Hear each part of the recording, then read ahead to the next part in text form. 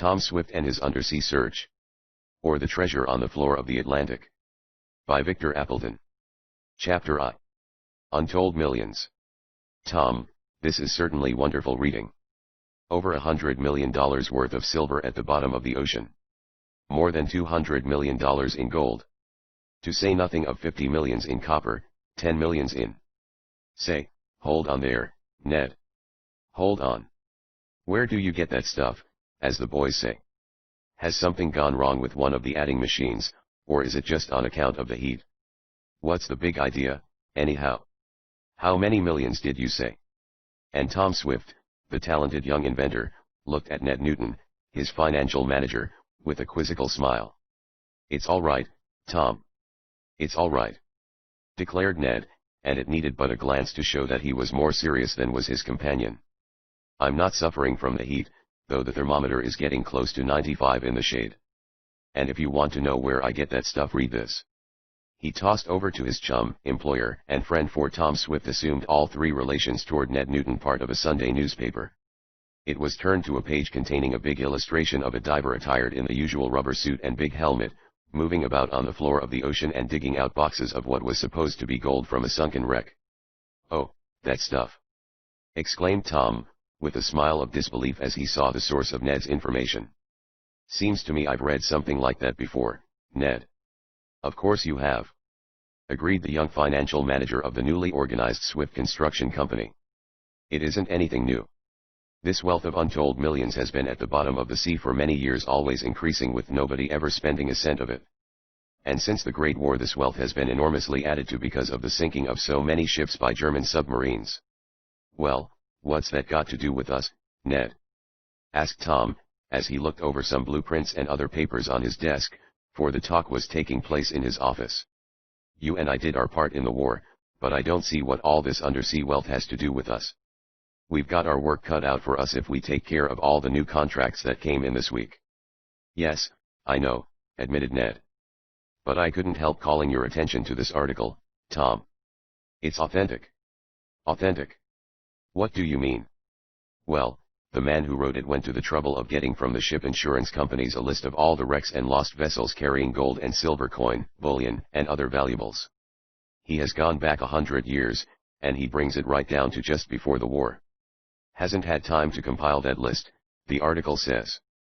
But without counting the vessels the Germans sank, there is, in various places on the bottom of the ocean today, wrecks of ships that carried, when they went down, gold, silver, copper and other metals to the value of at least $10 billion. Tom Swift did not seem to be at all surprised by the explosive emphasis with which Ned Newton conveyed this information. He gazed calmly at his friend and manager, and then handed the paper back. I haven't time to look at it now, said Tom. But is there anything new in the story? I mean, has any of the wealth been recovered lately, or is it in a way to be? Yes, exclaimed Ned. It is. A company has been formed in Japan for the purpose of using a new kind of diving bell, invented by an American, it seems. The inventor claims that in his machine he can go down deeper than ever man went before, and bring up a lot of this lost ocean wealth. Well, every so often an inventor, or someone who calls himself that, crops up with a new proposal for cleaning up the untold millions on the floor of the Atlantic or the Pacific, replied Tom. Mind you, I'm not saying it isn't there. Everybody knows that hundreds of ships carrying gold and silver have gone down in storms or been sunk in war. And some of the gold and silver has been recovered by divers, I admit that. In fact, if you recall, my father and I perfected a new style diving dress a few years ago that was successfully used in getting down to a wreck off the Cuban coast. A treasure ship went down there, and I believe they recovered a large part of the gold bullion, or perhaps it was silver. But this diving bell stunt isn't new, and it hasn't been successful.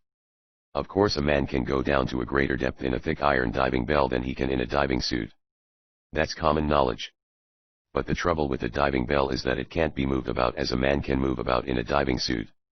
The man in the bell can't get inside the wreck, and it's there where the gold or silver is usually to be found. Can't they blow the wreck apart with dynamite, and scatter the gold on the bottom of the ocean? Asked Ned. Yes, they could do that, but usually they scatter it so far, and the ocean currents so cover it with sand, that it is impossible ever to get it again. I admit that if a wreck is blown apart, a man in a diving bell can perhaps get a small part of it. But the limitations of a diving bell are so well recognized that several inventors have tried adjusting movable arms to the bell, to be operated by the man inside. Did they work? Asked Ned. After a fashion, yes. But I never heard of any case where the gold and silver recovered paid for the expenses of making the bell and sending men down in it. For it takes the same sort of outfit to aid the man in the diving bell as it does the diver in his usual rubber or steel suit. Air has to be pumped to him, and he has to be lowered and raised. Well, isn't there any way of getting at this gold on the floor of the ocean? Asked Ned, his enthusiasm a little cooled by the practical cold water Tom had thrown. Oh, yes, of course there is, in a way, was the answer of the young inventor. Don't you remember how my father and I, with Mr. Damon and Captain Weston, went in our submarine, the Advance, and discovered the wreck of the Boldero? I do recall that, admitted Ned. Well, resumed Tom, there was a case of showing how much trouble we had. An ordinary diving outfit never would have answered. We had to locate the wreck, and a hard time we had doing it. Then, when we found it, we had to ram the old ship and blow it apart before we could get inside. Even after that we just happened to discover the gold, as it were. I'm only mentioning this to show you it isn't so easy to get at the wealth under the sea as writers in Sunday newspaper supplements think it is. I believe you, Tom. And yet it seems a shame to have all those millions going to waste, doesn't it? And Ned spoke as a banker and financial man, who is not happy unless money is earning interest all the while. Well, $1 billion is a lot, Tom admitted. And when you think of all that have been sunk, say even in the last 100 years, it amazes one. But still, all the gold and silver was hidden in the earth before it was dug out, and now it's only gone back where it came from, in a way. We got along before men dug it out and coined it into money, and I guess we'll get along when it's underwater. No use worrying over the ocean treasures, as far as I'm concerned. You're a hopeless proposition. Laughed Ned. You'd never make a banker, or a Napoleon of finance. That's why my father and I got you to look after our financial affairs, and Tom smiled. You're just the one with your interest-bearing mind to keep us off the shoals of business trouble. Yes, I suppose I can do that, while you and your father go on inventing giant cannons, great searchlights, submarines, and airships, conceded Ned. But this, to me, did look like an easy way of making money. How's that, Ned? Asked Tom, a new note coming into his voice. Were you thinking of going to Japan and taking a hand in the undersea search? No. But stock in this company is being sold, and shareholders stand to win big returns if the wrecks are come upon. That's just it? Exclaimed Tom. If they find the wrecks. And let me tell you, Ned, that there's a mighty big if in it all. Do you realize how hard it is to find anything on the ocean, to say nothing of something under it? I hadn't thought of it. Well, you'd better think of it. You know, on the ocean sailors have to locate a certain imaginary position by calculation, using the sun and stars as guides. Of course, they have navigation down pretty fine, and a good pilot can get to a place on the surface of the ocean and meet another craft there almost as well as you and I can make an appointment to meet at Main and Broad Streets at a certain hour. But lots of times there are errors in calculations, or a storm comes up hiding the sun and stars, and, instead of a captain getting to where he wants to, he's anywhere from 1 to 100 miles out. Now the location of Broad and Main Streets doesn't change even in a storm. And I'm not saying that a location on an ocean changes. I'm only saying that the least disturbance or error in calculation makes it almost impossible to find the exact spot.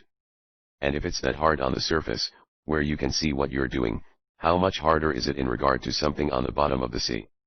So don't take any stock in these ocean treasure recovering companies. They may not be fakes, but they're mighty uncertain. Oh, I don't know that I was really going to buy any stock in this Japanese concern, Tom. I only thought it would be interesting to think about. And perhaps you might sell them a submarine or some of your diving apparatus. Nothing doing, Ned. We've got other plans, my father and I. There's that new tractor for use in the big wheat-growing belt, to say nothing of. Tom's remarks were interrupted by voices outside his office door. One voice, in particular, rose above the others. It said, "No can go in." The master he busily. "No can go in." "Nonsense, Koku!" exclaimed a man, and at the sound of his voice Tom and Ned smiled. "Nonsense. Of course I can go in. Why, bless my watch fob, I must go in. I've got the greatest proposition to lay before Tom Swift that he ever heard of. There's at least $1 million in it. Let me pass, Koku. Mr. Damon, murmured Tom Swift. I wonder what he has on his mind now.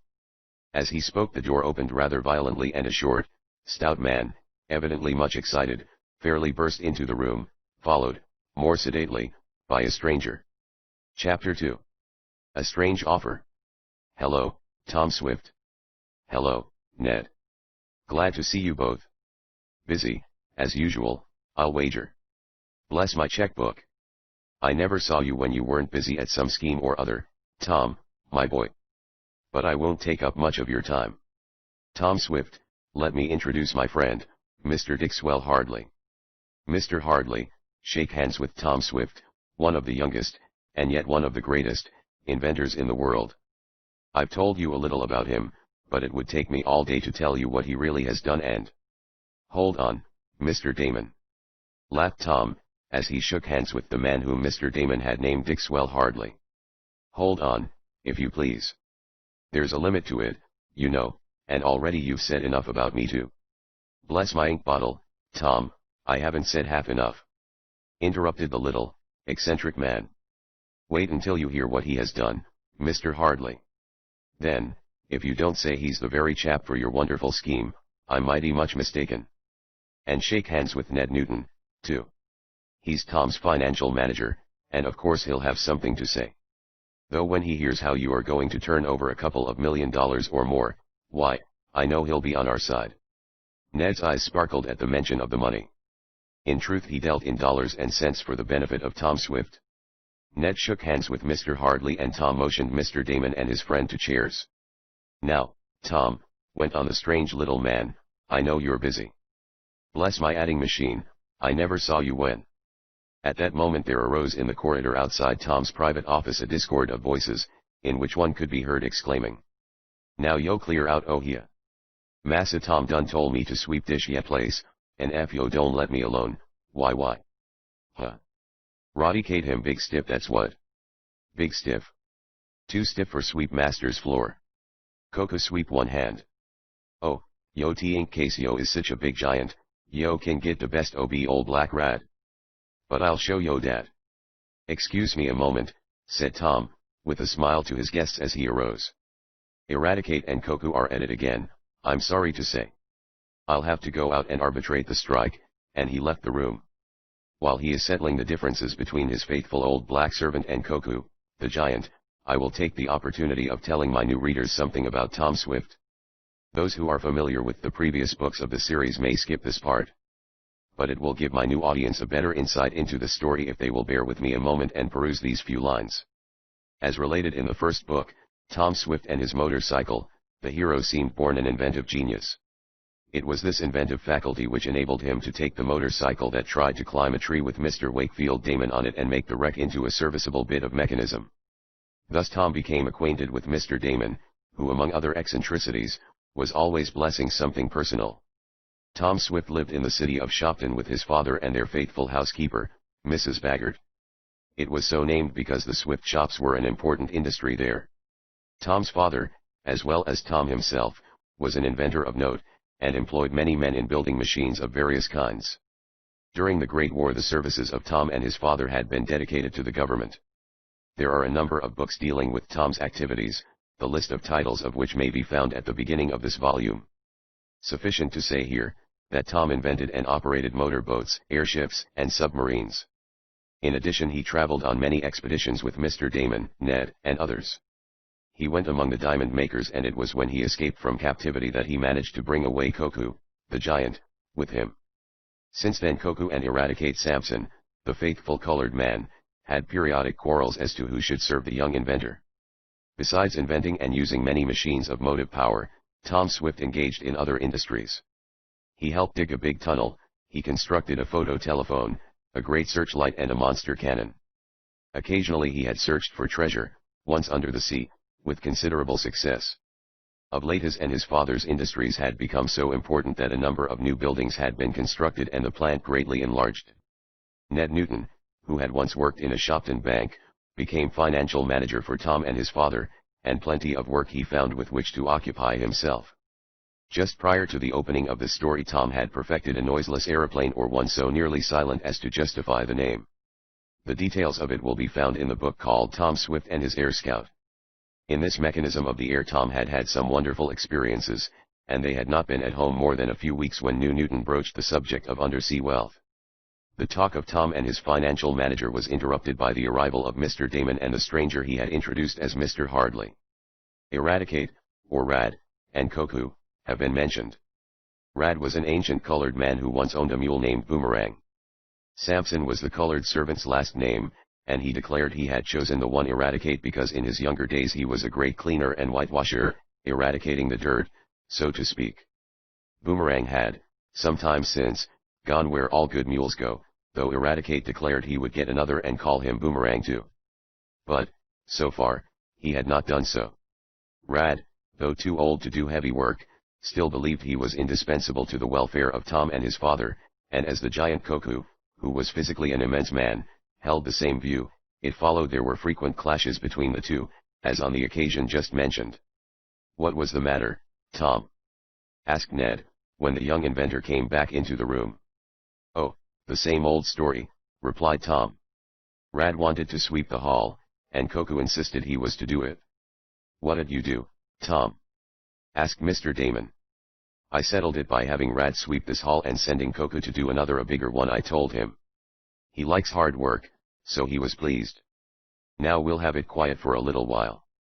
"Did I understand you to say, Mr. Damon, that Mr. Hardley, I believe the name is, had a proposition to make to me?" "That's exactly it, my dear Mr. Swift," broke in the man in question. "I have a wonderful offer to make you, and I'm sure you will admit that it will be well worth your while to consider and accept it. There will be at least $1 million in it." "Bless my checkbook, I thought you said several millions," exclaimed Mr. Damon. "So I did," was the rather nettled answer. "I was about to say, Mr. Damon, that there will be at least $1 million in it for Mr. Swift, and another $1 million for myself. There may be more, but I want to be conservative." "Talking in millions, and calling himself conservative," mused Ned Newton. "Somehow or other I don't just cotton to this fellow. When our mutual friend, Mr. Damon, told me about you, my dear Mr. Swift," went on Mr. Hardley, "I at once came to the conclusion that you were the very man I wanted to do business with. I'm sure it will be to our mutual advantage." Tom Swift said nothing. He was willing to let the other talk, while he waited to see how far he would go. And, as Tom said afterward, he, as had Ned, took an instinctive dislike to Mr. Hardley. He could not say definitely what it was, but that was his feeling. That he might be mistaken, he admitted frankly. Time alone could tell. "Have you a half hour to give me while it explain matters?" asked Mr. Hardley. "I may go farther and say I need considerable time to go into all the details. May I speak now?" To tell the truth, Tom Swift had many important matters to consider, and, in addition, Ned Newton was prepared to go over some financial ends of the business with Tom. But the young inventor felt that, in justice to his friend Mr. Damon, who had brought Mr. Hardley, he could do no less than give the stranger a hearing. But only the introduction by Mr. Damon brought this about. "I shall be glad to hear what you have to say, Mr. Hardley," said Tom, as courteously as he could. "I will not go so far as to say that my time is unlimited, but I will listen to you now if you care to go into details." "That's good," exclaimed the visitor. "I'm sure that when you have listened you will agree with me." "He's a little bit too sure," mused Ned. "Bless my pocketbook, Tom, but there are millions in it," exclaimed Mr. Damon. "Literally millions, Tom." Mr. Hardley settled himself comfortably in his chair and looked from Tom to Ned. "May I speak freely here?" he asked, with obvious intent. "You may," the young inventor answered. "Mr. Newton is my financial manager, and I do nothing of importance without consulting him. You may regard him as a member of the firm, in fact, as he does own some stock. My father is practically retired, and I do not trouble him with unimportant details. So Mr. Newton and I are prepared to listen to you." "Very well, Mr. Swift, I'm going to ask you a question. Have you all the money you want?" Tom laughed. "I suppose any man would answer that question in the negative," he replied. "Frankly, I could use more money, though I am not poor. So I have heard." "Well, Would $1 million clear profit appeal to you? It certainly would, was the answer. Then I am prepared to offer you that sum, went on Mr. Hardley. But there are certain conditions, and I may say that this vast wealth is not easy to come at. However, with your inventive genius, I am sure you will be able to solve the mystery of the sea. Now then, as to details. There lies, on the floor of the ocean. Hark! Exclaimed Tom, raising a hand to enjoin silence. I think I hear someone coming.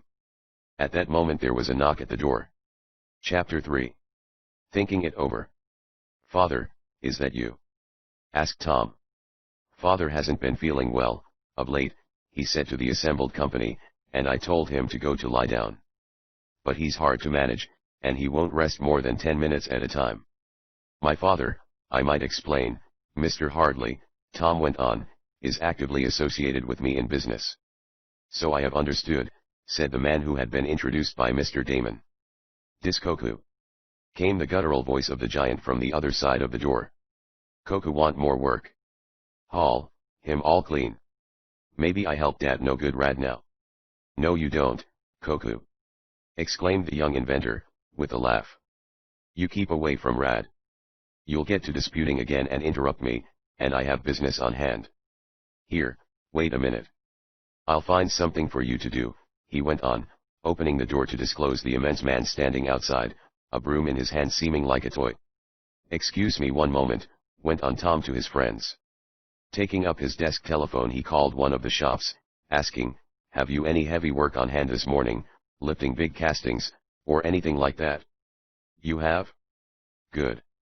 I'll send Koku right over. Turning to the giant who apparently had not paid much attention to the talk over the wire, Tom said. Koku, go over to shop number 10, ask for the foreman, and he'll keep you busy. There are some 500-pound castings that need assembling, and you can help him. Good. Exclaimed the giant, with a cheerful grin. Koku like big work no like sweep. Good for women and Rad, but not for Koku. He spoke the truth there, remarked Ned Newton, as the giant stalked down the hall. I never saw such a strong man. I'm afraid to shake hands with him, for fear I'll be minus a couple of fingers in the operation. Well, he's disposed of, remarked Tom, as he closed the door. And now, Mr. Hardley, I'm at your service, as far as listening to your proposition is concerned. Thank you. I shall endeavor to be brief, remarked the visitor. Am I correct in assuming that you have had some experience in submarine work? I believe Mr. Damon mentioned something of that sort. Submarine work? Bless my hydrometer, I should say so. Exclaimed the eccentric man. And not only in submarine, but in aeroplane. But you don't need any aeroplanes, my dear Mr. Hardley. It's the submarine end of it that you are interested in, as far as Tom Swift is concerned. Now go ahead and tell him what you told me, and how many millions there are in it. Very well, assented the visitor. Have you ever had any experience in recovering treasure from sunken wrecks? He asked Tom. Yes, was the answer. And it is curious that you should ask me that, for my friend here, Ned Newton, and I were just talking about that very matter. Here's what brought it up, and Tom showed the page from the Sunday paper. Yes. Musingly remarked Mr. Hardley. That's all very well.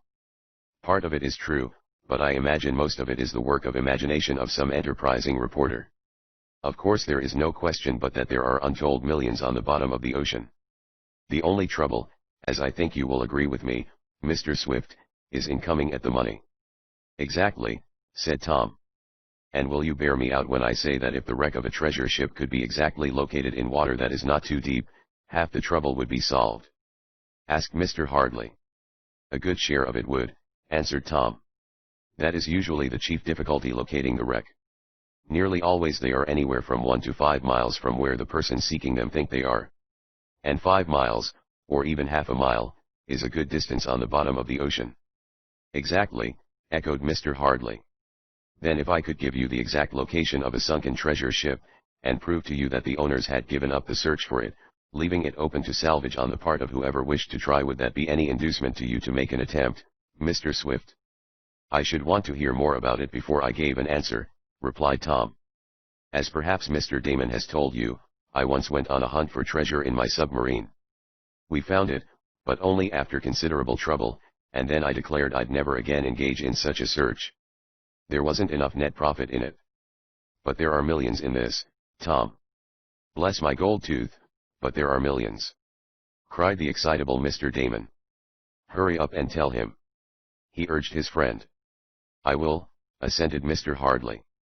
I can readily believe, he went on, that the cost of hunting for undersea treasure is great. I have taken that into consideration. Now, in brief, my plan is this. I will join forces with you, and bear half the expense if I am allowed to share half the proceeds. That's fair, isn't it? He asked Tom. So far, yes, replied the young inventor. Now then, to business, exclaimed the visitor. Will you join with me in searching for some of the wealth-laden wrecks that are rotting at the bottom of the sea, Mr. Swift? Do you mean make an indiscriminate search for any one of a number of wrecks? Tom wanted to know. I should want the understanding broad enough to include all wrecks we might discover, was the answer, but I have in mind one in particular now. It is the wreck of the steamer Pandora, which was sunk off the coast of one of the West Indian islands about a year ago. Ned Newton quickly caught up the page of the Sunday supplement and scanned a list of wrecks given there. No mention of the Pandora here, he said. No, agreed Mr. Hardley, the story of this wreck is not generally known, and the story of the treasure she carried is hardly known at all. As a matter of fact, this money, mostly in gold, was to finance a South American revolution, and such matters are generally kept quiet. That is why nothing much appeared in the papers about the Pandora. But I happen to know that she carried over $2 million in gold, and I know. Think of that, Tom. Think of that, cried Mr. Damon. $2 million in gold. Why bless my. But the eccentric man could think of nothing adequate to bless under the circumstances, and he subsided with a murmur. Excuse me for interrupting you, he said to his new friend. But I just couldn't help it. That's all right, Mr. Hardley remarked, with a smile that showed 2 rows of very even, white teeth. I don't blame you for getting excited. Does that interest you? He asked Tom. $2 million in gold, besides a quantity of silver, just how much I don't know. It certainly sounds interesting, replied Tom, with a smile. But are you sure of your facts? Absolutely, was the answer. I was a passenger on the Pandora when she was wrecked in a storm. I saw the gold put on board. It was not taken off, and is on her now as she lies at the bottom of the sea. And the location? Queried Tom. I know that, too, said Mr. Hardley eagerly. I was with the captain just before we had to abandon ship, and I heard the exact nautical location given him by an officer who made the calculation. I have it written down to the second latitude and longitude. That will be a help in locating the wreck, won't it? Why, yes, Tom had to agree, it will be, but if you know it, then the captain and others must know it. And what is to prevent them from making a search for the Pandora if they have not already done so? The best reason in the world, was the answer. The boat containing the captain and the officer who gave him the ship's position was sunk, and all on board lost. The boat I was in was the only one picked up, and I believe I am the only one who knows exactly where the Pandora lies. Now, here is my offer, Mr. Swift, went on the seeker after the ocean's hidden wealth. I will bear half the expense of fitting out a submarine, or for any other kind of expedition to go in search of the wreck of the Pandora. I will furnish you with the exact nautical location, as I have it. And when the wealth is found and brought to the surface, I will give you half, in other words at least $1 million. Does that appeal to you? I must say it is a fair, though perhaps strange, offer, conceded Tom. And $1 million is not made every day nor every year. But what about the title to this money? After we have recovered it, provided we are successful, will not some person or some government lay claim to it? None can successfully, declared Mr. Hardley. As I told you, the money was to finance a revolution. It was raised for an unlawful purpose, so to speak, and no one has a valid claim to it under the circumstances, so lawyers whom I have consulted have told me. But if that is not enough, I have papers to prove that those who might be called the owners have given up the search for it. More than a year has elapsed, and though I don't know just how long it takes to outlaw an under-ocean claim, I feel sure that we would have a legal and moral right to take this gold if we could find it. I should want to be satisfied on that point before I undertook the search, said Tom. Then you will undertake it? Eagerly exclaimed Mr. Hardley.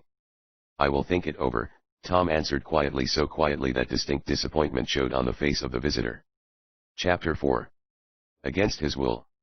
For a moment it seemed that Mr. Damon, as well as Mr. Hardley, felt disappointment at Tom's answer, for the eccentric man exclaimed, "Bless my leather belt, Tom, but you aren't very keen on making $1 million. "Oh, yes, I like to make money," the young inventor answered. "I guess you know that, as well as anyone, for you've been with me on several trips. And I don't mind hard work, nor danger." "I'll say you don't," added Ned, as he thought of some of Tom's perilous voyages, among the diamond makers and in the caves of ice. "Well, if you are anxious to make money, as I admit I am," said Mr. Hardley, "why can't you give me an answer now?" "Because," answered Tom, "there are many things to be considered. Hunting for a treasure on the floor of the Atlantic isn't like going to some location on land, however wild or inaccessible it might be. Do you realize, Mr. Hardley, what a large difference in miles a small error in nautical calculations makes?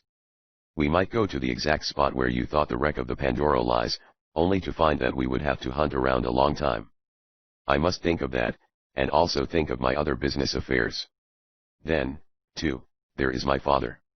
He is getting old, and while he is still active in the affairs of the company, particularly when it comes to taking up new lines of work, I do not like to think of leaving him, as I should have to, in case I went on this trip." "Take him along," exclaimed Mr. Damon. "He's gone with us before, Tom." "He's too old now," said the young inventor a bit sadly. "Father will never make another extended trip. But I will let you have my answer as soon as I can, Mr. Hardley, and I will give the matter considerable thought." "I'm sure I hope you will, and also that you will consent to go," was the answer. "$1 million is not easily to be come at in these days after the Great War."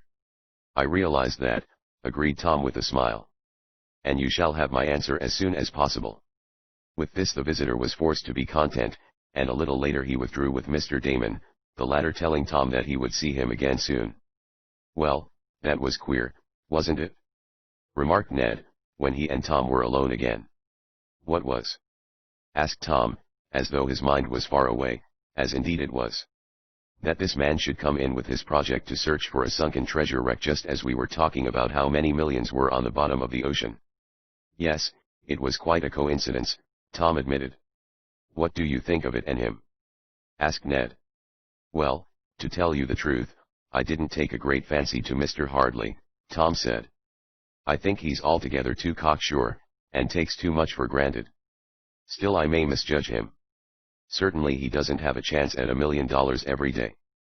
Do you think you could get the treasure out of this wreck, Tom, if you could locate her?" "Why, it's possible, yes. We proved that with the Boldero." "Would you use the same submarine?" "No, I think I'd have to rebuild it, or make an altogether new one. Possibly I might get one of Uncle Sam's and add some improvements of my own." "Yes, you could do that," agreed Ned. "You've done so much for the government that it couldn't refuse you something reasonable, now that the war is over. Then do you think you'll go?" "Really, Ned, I can't make up my mind yet. Now let's forget the Pandora and all the millions and get down to business. This Criterion company seems to me to want altogether too much. We'll have to trim their request down a bit. They owe the money and ought to pay it." "Yes, I'll get after them," said Ned, and then he and his chum, as well as employer, plunged into a mass of business details. It was the next afternoon, when Tom, following a strenuous morning of work, leaned back in his chair at his desk, that Mr. Damon was announced. "Tell him to come in," ordered Tom, always glad to see his friend. "Wait a minute, though," he called to the messenger. "Is anyone with him?" "No, sir, he is alone." "Good. Then show him right in." "I was afraid," said Tom to Ned, who was also in the office, "that he had Hardley with him. I'm not quite ready to see him yet." "Then you haven't made up your mind about going for the treasure?" "Not exactly. I shall, perhaps, this week." "Bless my matchbox, Tom, but I'm glad to see you," cried Mr. Damon, as he hastened forward with outstretched hand. "I was afraid you might be out. Now look here. What about my friend Hardley? He's very anxious to know your decision about going for that treasure, and I said I'd come over and sound you. I don't mind saying, Tom, that if you go I'm going to, if you'll take me, of course. Well, Mr. Damon, you know you'll always be welcome, as far as I am concerned, said the young inventor, but, as a matter of fact, I don't believe I'm going. What? Not going to pick up $1 million off the floor of the ocean, Tom? Bless my bank balance. But that's foolish, it seems to me. Perhaps it is, but I can't help it. What's your principal objection? Asked the eccentric man. It isn't that you don't want the money, is it? Not exactly. Then it must be that you object to Mr. Hardly personally. Went on Mr. Damon. I began to suspect that, Tom, and I want to say that you are wrong. Mr. Hardly is a friend of mine, a good friend. I have not known him long, but he strikes me as being all right. He had some good letters of introduction, and I believe he has money. Where'd he get it? Asked Tom. I don't know, exactly. Seems to me I heard him mention silver mines, or it may have been gold. Anyhow, it had something to do with getting wealth out of the ground. Now, Tom, I don't mind saying that I stand to make a little money in case this thing goes through. How's that, Mr. Damon? Asked the young scientist in surprise. Why, I agreed to bear part of the expense, was the answer. I thought this was a pretty good scheme, and when Mr. Hardly came to me and told me of the possibilities, I agreed to help him finance the expenses. That is, I have taken shares in the company he formed to raise his half of the expense money. Of course I thought of you at once when he spoke of having to search out a sunken wreck, and I proposed your name. He'd heard of you, he said, but didn't know you. So I brought you together, and now bless my apple pie, Tom. I hope you aren't going to turn down a chance to make $1 million and, incidentally, help an old friend. Well, remarked Tom, slowly, I must admit, Mr. Damon, that I didn't think you'd go into a thing like this. Not that it is more risky than other schemes, but I thought you didn't care for speculation. Well, this sort of appealed to me, Tom. You know, sunken wreck under the ocean, down in a diving bell perhaps, and all that. There's romance to it. Yes, there is romance, agreed Tom. And hard work, too. If I undertook this, it would mean an extra lot of work getting ready. I suppose I could use my own submarine. I could get her in commission, and make improvements more quickly than on any other. Then you'll go? Quickly cried the eccentric man. Well, since you tell me you are interested financially, I believe I will, assented Tom, but he spoke reluctantly. As a matter of fact, I am going against my better judgment. Not that I fear we shall be in danger, he hastened to add, but I think it will prove a failure. However, as Mr. Hardly will bear half the expense, and as by using my own submarine that will not be much, I'll go. Then I'll tell him, exclaimed Mr. Damon. Hooray! This is great. I haven't had an exciting trip for a long while. Don't tell my wife about it, he begged Tom and Ned. At least not until just before we start. Then she can't object in time. I'll have a wonderful experience, I know. This will be good news to Dixwell Hardly. And as Mr. Damon hastened away to acquaint his new friend with Tom's decision, the young inventor remarked to Ned. I'll go, but, somehow, I have a feeling that something will happen. Something bad? Asked the financial manager. No, I wouldn't go so far as to say that. But I believe we'll have trouble. I'll start on the search for the sunken millions, but rather against my better judgment. However, maybe Mr. Damon's luck and good nature will pull us through. Chapter V. Busy days. Once Tom Swift had made up his mind to do a thing, he did it even though it was against his better judgment. His word, passed, was his bond. In conformity then with his decision to take Mr. Damon and the latter's friend, Mr. Hardly, on an undersea search for treasure, Tom at once proceeded to make his preparations. Ned, too, had his work to do, since the decision to make what might be a long trip would necessitate a change in Tom's plans. But, as in everything he did, he threw himself into this wholeheartedly and with enthusiasm. Not once did Tom Swift admit to himself that he was going into the scheme because he thought well of it. It was all for Mr. Damon, after Tom had learned that his friend had invested considerable money in a company Mr. Hardly had formed to pay half the expenses of the trip.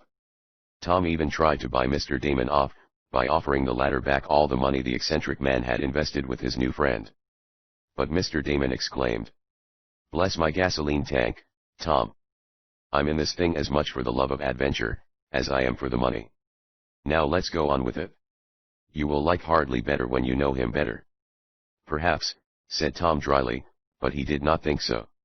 The young inventor insisted, before making any preparations for the trip, that all the cards be laid on the table.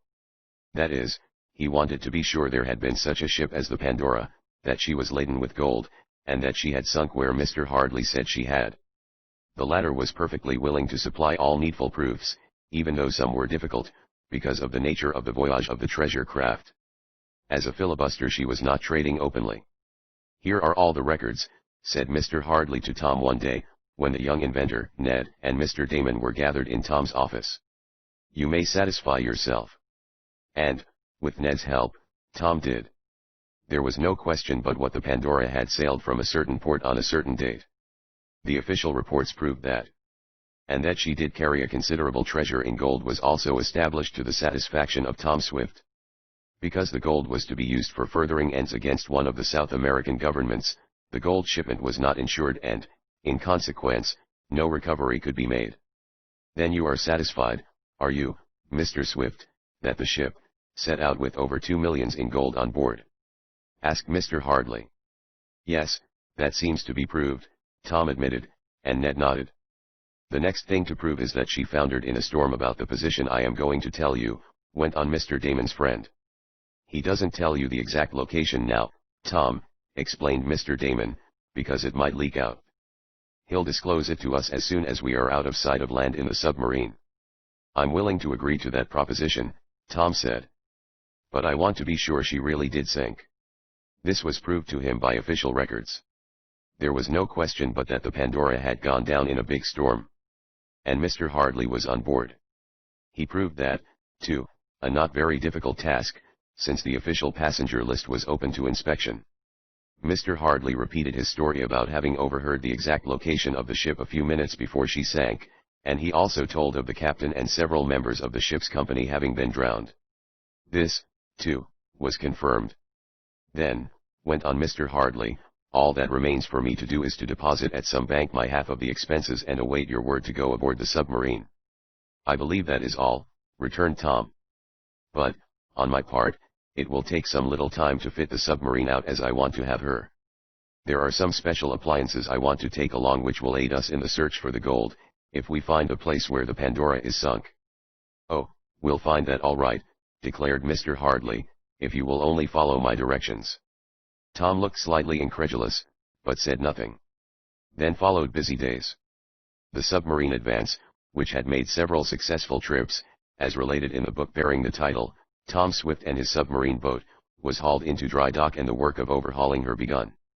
Tom put his best men to work, and, after a consultation with his father, decided on some radical changes in the craft. Tom, my boy, said the aged Mr. Swift, I wish you weren't going on this trip. Why, Dad? Asked the young inventor. Because I fear something will happen. We don't really need this money, and suppose. Oh, I'm not worrying, Dad, was the answer. I've taken worse risks than this, many a time. I'm really doing it as a favor to Mr. Damon. He's got too much money invested to let him lose it. And we can use $1 million ourselves. It will enable me to put in operation a plan to pension our workmen. I've long had that in mind, but I've never had enough capital to carry it out. Well, of course, Tom, that's a worthy object, and I won't make any further objections. But take my advice, and strengthen the submarine. Why, Dad? Asked Tom in some surprise. Because you'll find the water there of a greater depth than you think, was the answer. I know you have the official hydrographic charts, but there's a mistake, I'm sure. I once made a study of that part of the ocean, and there are currents there at certain seasons of the year that no one suspects, and deep caverns that aren't charted. If the Pandora lies in one of these, you'll need a great strength of walls to your submarine to withstand the pressure of deep water. The craft Tom Swift proposed to use in searching for the treasure ship Pandora was of the regular cigar shape, but inside it had many special features.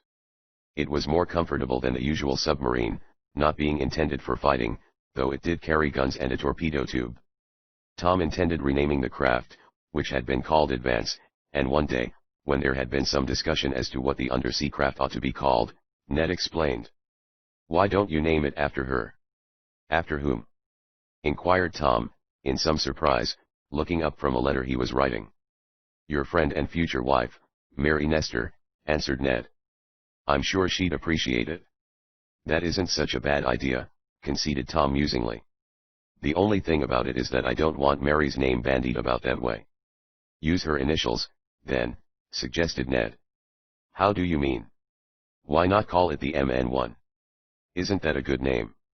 The MN1. Mused Tom. Not so bad. If the NC-4 flew over the ocean, the MN-1 ought to be able to navigate under it. I think I'll do that, Ned. So the Advance, rebuilt and refitted in many ways, was christened the MN-1, and a wonderful craft she proved to be. Mary Nestor was quite pleased when Tom told her what he had done. She appreciated the delicate compliment he had paid her. Busy and more busy were the days that passed. As the MN-1 had to be refitted some miles from Tom's home, where it was feasible to launch her for the trip, he had to make the journey between the dry dock and his shop either by automobile or aeroplane. Often he chose the latter, since he had a number of small, speedy craft in his hangars. Sometimes Ned or Mr. Damon went with him, but Mr. Hardley could never be induced to ride in an airship. I'll travel on the ocean or under it, he said, but I'm not going to take a chance in the air. I'm too afraid of falling. Tom, what's this? Asked Ned one day, when he and Tom had come to see how the work of remodeling the submarine was getting along. It looks like something you used when you dug your big tunnel. That's a new kind of diving bell, Tom answered. You know it isn't easy to get treasure out of a sunken ship. It isn't like picking it off the bottom of the ocean. We've got to get it out from inside, perhaps from inside a strong box or a safe. This bell may come in useful. Can't you use the special diving suits that you always used to carry? The financial manager wanted to know. We might, if the water isn't too deep, replied Tom. But you know there is a limit to how far down a man in even my kind of diving dress can go. With this diving bell a much greater depth can be reached. And this diving bell is not like any you have ever seen or read about. My father gave me the idea for it. I'll demonstrate it to you someday. A diving bell is shaped like its name. A common glass tumbler thrust down into a pail of water, with the open side down, will show exactly the principle on which a diving bell works. It illustrates the fact that two things cannot occupy the same place at the same time. Pushing the tumbler, open end down, into the pail of water, leaves a space in the upper end of the tumbler which the water cannot fill, because it is already occupied with air. Imagine a big tumbler, made of thick steel, lowered into the water. Air pumped into the upper part not only keeps the water from entering, but also enables a man inside to breathe and to move about inside the bell, which may be lowered to the floor of the ocean. But, as Tom told Ned, his diving bell was a big improvement over those commonly used. The two young men inspected the progress made in refitting the submarine, and Tom expressed himself as satisfied. How soon do you think you can start? Asked Ned. In about 2 weeks, was the answer. I'll want to get to the West Indies before the fall storms start. Not only will it be impossible to make a search then, but the very location of the sunken wreck may be changed. How so? Asked Ned. Because of undersea currents. They are strong enough, not only to sweep a wreck away from the place where it may have settled, but they may cover it with sand, and then it is hopeless to try to dig it out. So we've got to go soon, if we go at all. Well, I'm with you. Exclaimed Ned. Hello. Here's someone looking for you, I guess, he added, as a boy came hurrying down to the dock from the temporary office Tom had set up there. You're wanted on the telephone, Mr. Swift, said the messenger. It's important, too. All right. I'll come at once, was the answer. Hope it isn't bad news, mused Ned, as his chum hurried on in advance. Maybe Hardley has found out he hasn't a right to search for that sunken gold after all. That would be too bad for Mr. Damon. Chapter 6. Mary's Odd Story. Hello. Hello. Yes, this is Tom Swift. What's that? You've had an accident? Great Scott, Mary. I hope you aren't hurt. Ned overheard these words as he stood outside the temporary office, from inside which Tom Swift was telephoning. There's been an accident, thought the financial manager. I wonder if I can help. He was about to hurry in to offer his services when he heard Tom laugh, and then he knew it was all right. He heard his chum say, I'll be right over and get you. Just where are you? Then followed a period of listening on the part of Tom, to be broken by the words. All right, I'll be right with you. Lucky I have my air scout with me. You aren't afraid to ride in that, are you? No, that's good. I'll be right over. Ned is here with me, and I'll have him telephone to your father and mother. With that Tom hung up the receiver and joined his chum. Mary had a slight automobile accident about 5 miles from here, Tom told his chum. Some green driver ran into her and dished one of her wheels. No one hurt, but she hasn't a spare wheel and can't navigate. She called me up at the house, not wishing to alarm her father, and Mrs. Bagger told her you and I had come down to the dock, so she reached me here. I'll go in the small aeroplane and get her. Luckily I left it here the last time I made a trip. Will you call up Mary's home and let them know she's all right and that I'll soon be home with her? They might hear an exaggerated account of the accident. Ned promised to do this, and at once put in a call for the home of his chum's fiancée, while Tom had one of his men run out the air scout. This was an aeroplane recently perfected by the young inventor which slipped through space with scarcely a sound. So silent was it that the craft had been dubbed Silent Sam, and it stood Tom in good stead, as those of you know who have read the volume just before the present book. This sky glider Tom would now use in going to the rescue of Mary Nestor was not, however, the same large craft that figured in the previous story. That airship had been given to the United States government for war purposes. But Tom had built himself a smaller one for his own use. It had the advantage of enabling him to carry on a conversation with his passenger when he took one aloft. About a week before Tom and Ned had flown from Shopton to the dry dock where the submarine was being reconstructed in this small airship. Engine trouble had developed after they had landed, and they had gone back by automobile, leaving the air scout to be repaired. This had been done, and now Tom intended to use it in going to Mary's rescue. Now, when the air scout had been run out of the hangar, Tom climbed into it. Sorry I can't take you along, he called to Ned, who had finished telephoning to Mary's home, but, under the circumstances. 2's company and 3's a crowd. Laughed Ned. I know. No, I didn't mean that, Tom said. You know Mary likes you, but this will carry only 2. I know. Answered his chum. On your way. And with an almost noiseless throb of her engine and a whir of her propeller, the aeroplane rolled swiftly over the level starting ground and took the air like a swan leaving its lake. Tom did not rise to a great height, as he would need only a few minutes to reach the place where Mary was stalled by the accident to her machine. Soon he was hovering over a level field, one of several that lined the country highways in that section.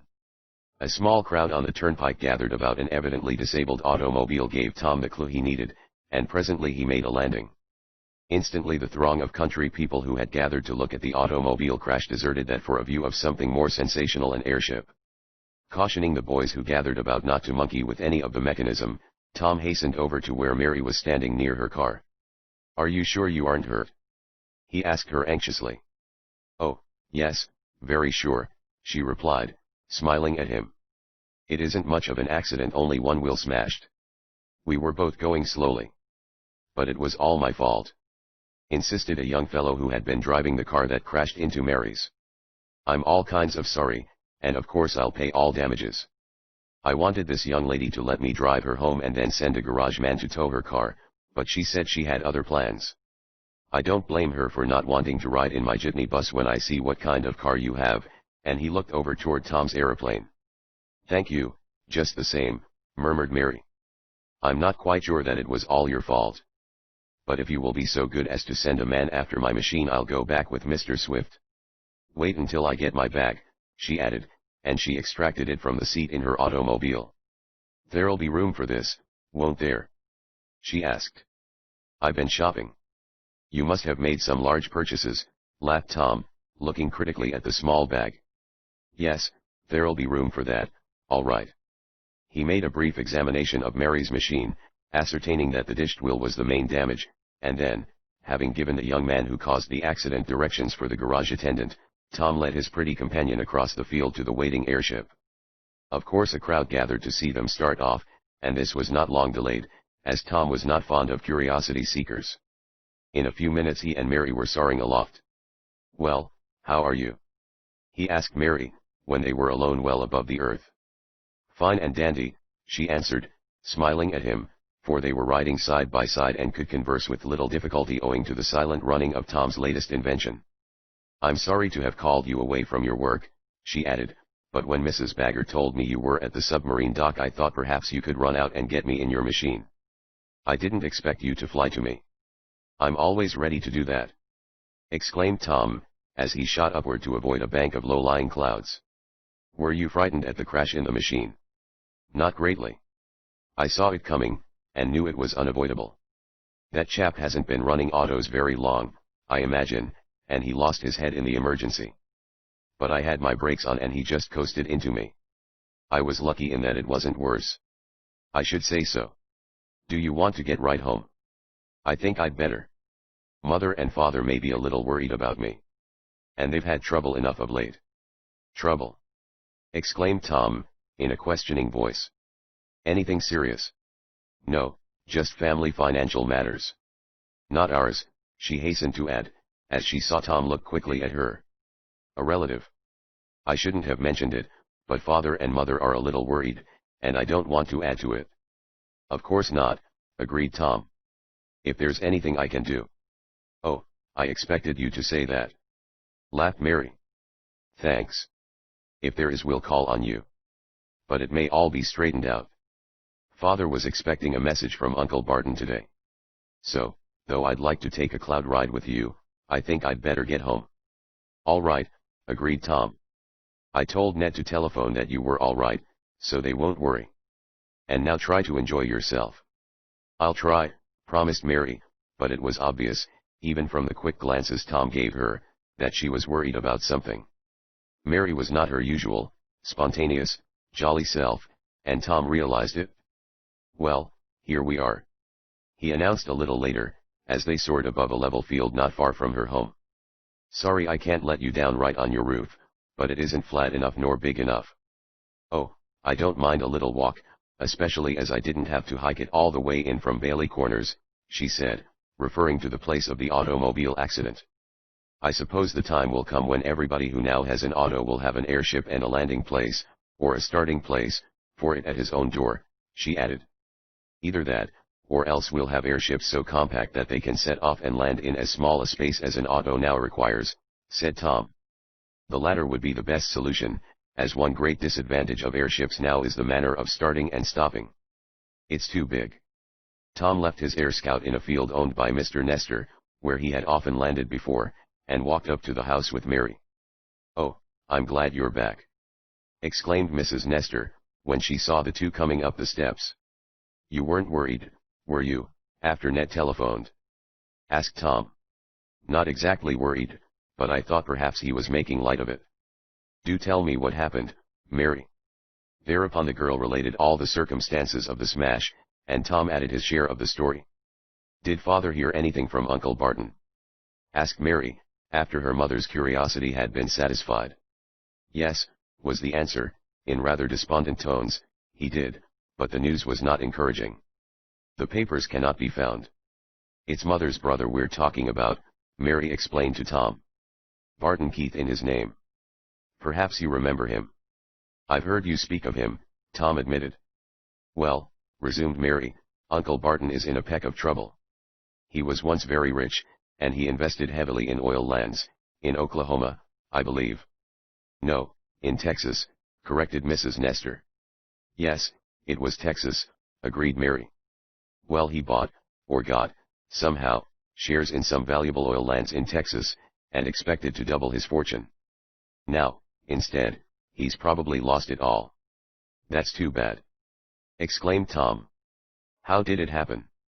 "In rather an odd way," went on Mary. "He really owns the lands, or at least half of them, but he cannot prove his title because the papers he needs were taken from him, and, he thinks, by a man he trusted. He's been trying to get the documents back, and every day we've been expecting to hear that he has them, but mother says there has been no result." "No," said Mrs. Nestor. "My brother thought sure he had a trace of the man he believes has the papers, or who had them, but he lost track of him. If we could only find him." At that moment a maid came into the room to announce that Tom Swift was wanted at the telephone. Chapter 7. The Trial Trip. "This is my busy day. announced the young inventor as he went into the Nestor's sitting room, where the telephone was installed. Perhaps it is someone else who wants you to come to their rescue, suggested Mary. But it was not, as Tom related a little later when he had finished his talk over the wire. Just a business matter, he announced to Mary and her mother, when he rejoined them. A gentleman with whom I expect to make a submarine trip is at the house, and wants to consult with me about details. He is getting anxious to start. Mr. Damon is there, too. Blessing everything he lays eyes on, I suppose, remarked Mrs. Nestor, with a smile. Yes, and some things he doesn't see, agreed Tom. He is going with us on this submarine trip. Oh, Tom, are you going to undertake another of those dangerous voyages? Asked Mary, in some alarm. Well, I don't know that they are particularly dangerous, replied Tom, with a smile. But we expect to make a search for a sunken treasure ship in a submarine. That's the vessel I'm working on now, he added. We're rebuilding the Advance, you know, making her more up-to-date, and adding some new features, including her name MN1. I suppose Mr. Damon's friend is getting anxious to make a start, particularly as he has already invested several $1,000s in the project, went on the young inventor. He formed a company to pay half the expenses of the search, and they will share in the treasure if we find it, Tom said. I wish Mr. Damon, who holds most of the shares the promoter let out of his own hands, had not gone into it, but, since he has, I'm going to do the best I can for him. Then aren't you friendly with the other man? Asked Mary. I don't especially care for him, the young inventor admitted. He isn't just my style, too fond of himself, and all that. Still, I may be misjudging him. However, I'm in the game now, and I'm going to stick. I'll have to be traveling on, he said. Mr. Damon and his friend are at my house, and they've been telephoning all over to find me. I guess this was one of the first places they tried, he said with a smile, referring to the fact that he spent considerable time at Mary's home. Well, I'm glad they found you, but I'm sorry you have to go, Mary said with a smile. A little later Tom Swift, with Ned, for whom he called, was on his way back home in his Air Scout, having said goodbye to Mary and her mother and expressing the hope that Mr. Keith would soon be over his business troubles. Oil wells are queer, anyhow, mused Tom. Then Tom got to thinking about Dick Swell hardly. I don't like the man, and the more I see of him the less I like him. But I'm in for it now, and I'll stick to the finish. I only wish I could locate the treasure ship, give him his share, and get back to my work. I'm going to try to turn out an airship that a man can use as handily as he does a flivver now. Musing on the possibilities in this field, Tom, having left Ned at the latter's home, soared down from aloft, and a little later, having told Coco to look after the Air Scout, much to the delight of the giant and the discomfiture of Rad, the young inventor was closeted with Mr. Damon and Dick Swell hardly. Bless my straw hat, Tom! Exclaimed the eccentric man, but we just couldn't wait any longer. How are you coming on, and when can we start on this treasure hunting trip? I declare it makes me feel young again to think about it. Well, it won't be long now, was the answer. The men are working hard to get the submarine in shape, and I should say that in another week, or 2 weeks at the most, we could set off. Good! Exclaimed Mr. Hardley. I have received additional information, he went on, to the effect that the amount of gold on board the Pandora was even greater than we at first thought. That sounds encouraging, replied Tom. It only remains to find the sunken ship now. But what interests me greatly is whether, after we have gotten this gold, supposing we are successful, we shall be allowed to keep it. Bless my bank book! Why not? Asked Mr. Damon. Isn't it wealth abandoned at the bottom of the sea, and isn't finding keeping? Not always, answered Tom. There are certain rules and laws about treasure, and it might happen that after we got this, if we do, it could be taken away from us. I think there will be no difficulty on this score, said Mr. Hardley. In the first place, 2 attempts were made to get this wealth, and were unsuccessful. Then it was practically abandoned, and I believe under the law the persons who now find it will be entitled to keep it. Besides, the persons who gathered it together did so for an unlawful purpose, that of starting a revolution in a friendly country, and they would not dare claim it for fear of giving their secret away. Well, perhaps you are right, assented Tom. We'll make a try for it, anyhow. You say the submarine is nearly ready? Asked Mr. Hardley. She will be ready for a trial trip at the end of this week, said Tom, and be fitted up for the voyage within another 7 days, I hope. Then for the great adventure. And he laughed, though, truth to tell, he had no real liking for his task. The more he saw of Mr. Hardley the less he liked him. I shall begin getting my affairs in shape, said the latter, as he gathered up some papers he had brought to attempt to prove to Tom that the wealth of the Pandora was greater than had been supposed. I have many large interests, he went on, rather pompously, and they need looking after, especially if I undertake anything so extra hazardous as a submarine trip. Yes, there always is some danger, admitted Tom. But then there is danger walking along the street. Oh, there's no danger with Tom Swift, exclaimed Mr. Damon. I've been under the sea and above the clouds with him, and, bless my rainbow, he always brought us safe home. And I'll try to do the same this time, said the young inventor. Busy days followed for Tom Swift and his friends. The force at work on the submarine turned night into day to rush her completion, and in due season she was set afloat in the dry dock basin and formally rechristened the MN1. Mary blushed as she gave the boat her new name, and there was a little cheer from the group of workmen gathered at the dock. There was no launching in the real sense of the word, since as the advance that ceremony had been gone through with for the undersea craft. She had been greatly changed interiorly and outwardly. Her skin, or plates, having been doubled and strengthened. For Tom proposed to go to a much greater depth than ever before. In addition to using the submarine herself in a search for the gold on the Pandora, Tom had installed on board some new kinds of diving apparatus and also a diving bell. If one would not serve, the other might, he reasoned. Well, Tom, remarked his aged father the night before they were to start on the trial trip, I understand you have practically rebuilt the Advance. Yes, and I think she's a much better craft, too, father. Glad to hear that, Tom. Of course you kept the gyroscope rudder feature. No, I didn't, replied Tom. If I had left that installed it would have meant carrying a smaller diving bell, and I think that last will be more useful than the gyroscope. I put in a set of double-acting depth rudders instead. Mr. Swift shook his head. I'm sorry for that, Tom, he remarked. There's nothing like the gyroscope rudder in a tight pinch, say when there's a storm. And for holding the boat steady, if you have to make a sudden turn underwater, to avoid an obstruction you come upon unexpectedly, a gyroscope can't be improved on. It holds you steady and prevents your turning turtle. I've put side fin keels to correct that, Tom explained. But still his father was not satisfied. I'd rather you had kept the gyroscope, he said, and the time was to come when Tom Swift wished that himself. But it was too late to make the change now, and so, with more than usual confidence in his own designing abilities, the next day the young inventor and his friends went aboard the MN1 for the trial trip. You don't easily get seasick, do you? Tom asked Mr. Hardley, as they descended the hatchway into the interior of the craft. No, I'm considered a good sailor. Well, you'll need to be, went on Tom, with a smile. Not that we are likely to strike any rough water now, though the reports say a stiff breeze is blowing in the bay. But when we once start for the West Indies you are likely to experience a new sensation.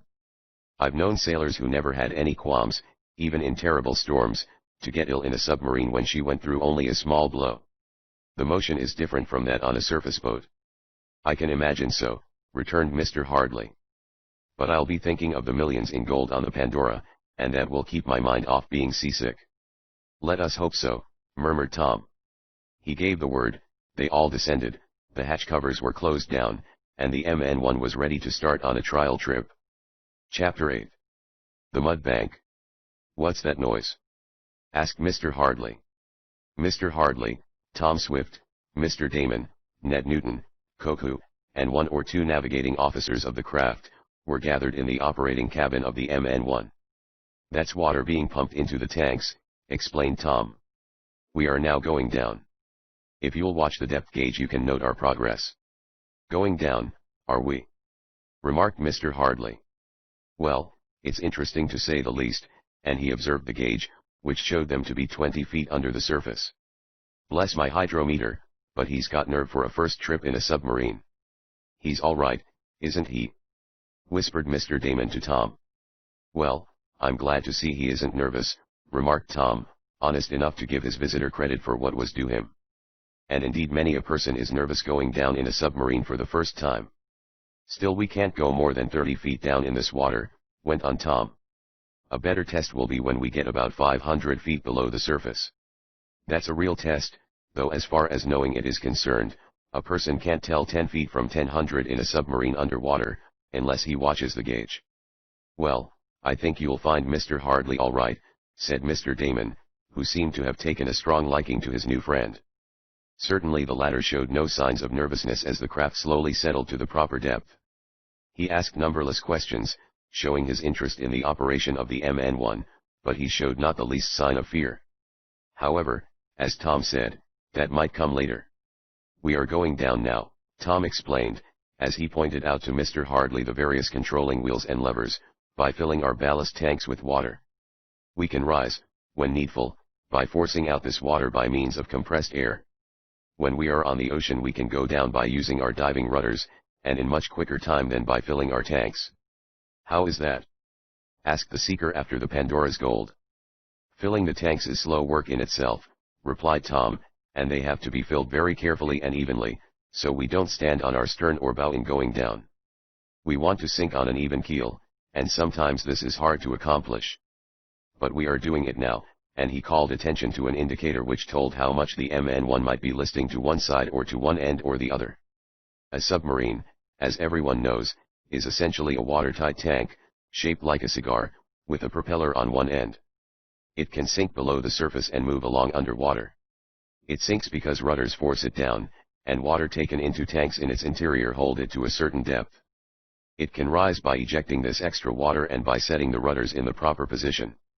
A submarine moves underwater by means of electric motors, the current of which is supplied by storage batteries. On the surface when the hatches can be opened, oil or gasoline engines are used. These engines cannot be used underwater because they depend on a supply of air or oxygen, and when the submarine is tightly sealed all the air possible is needed for her crew to breathe. While cruising on the surface a submarine recharges her storage batteries to give her motive power when she is submerged. There are many types of submarines, some comparatively simple and small, and others large and complex.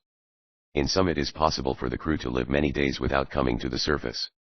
Tom Swift's reconstructed craft compared favorably with the best and largest ever made, though she was not of exceptional size.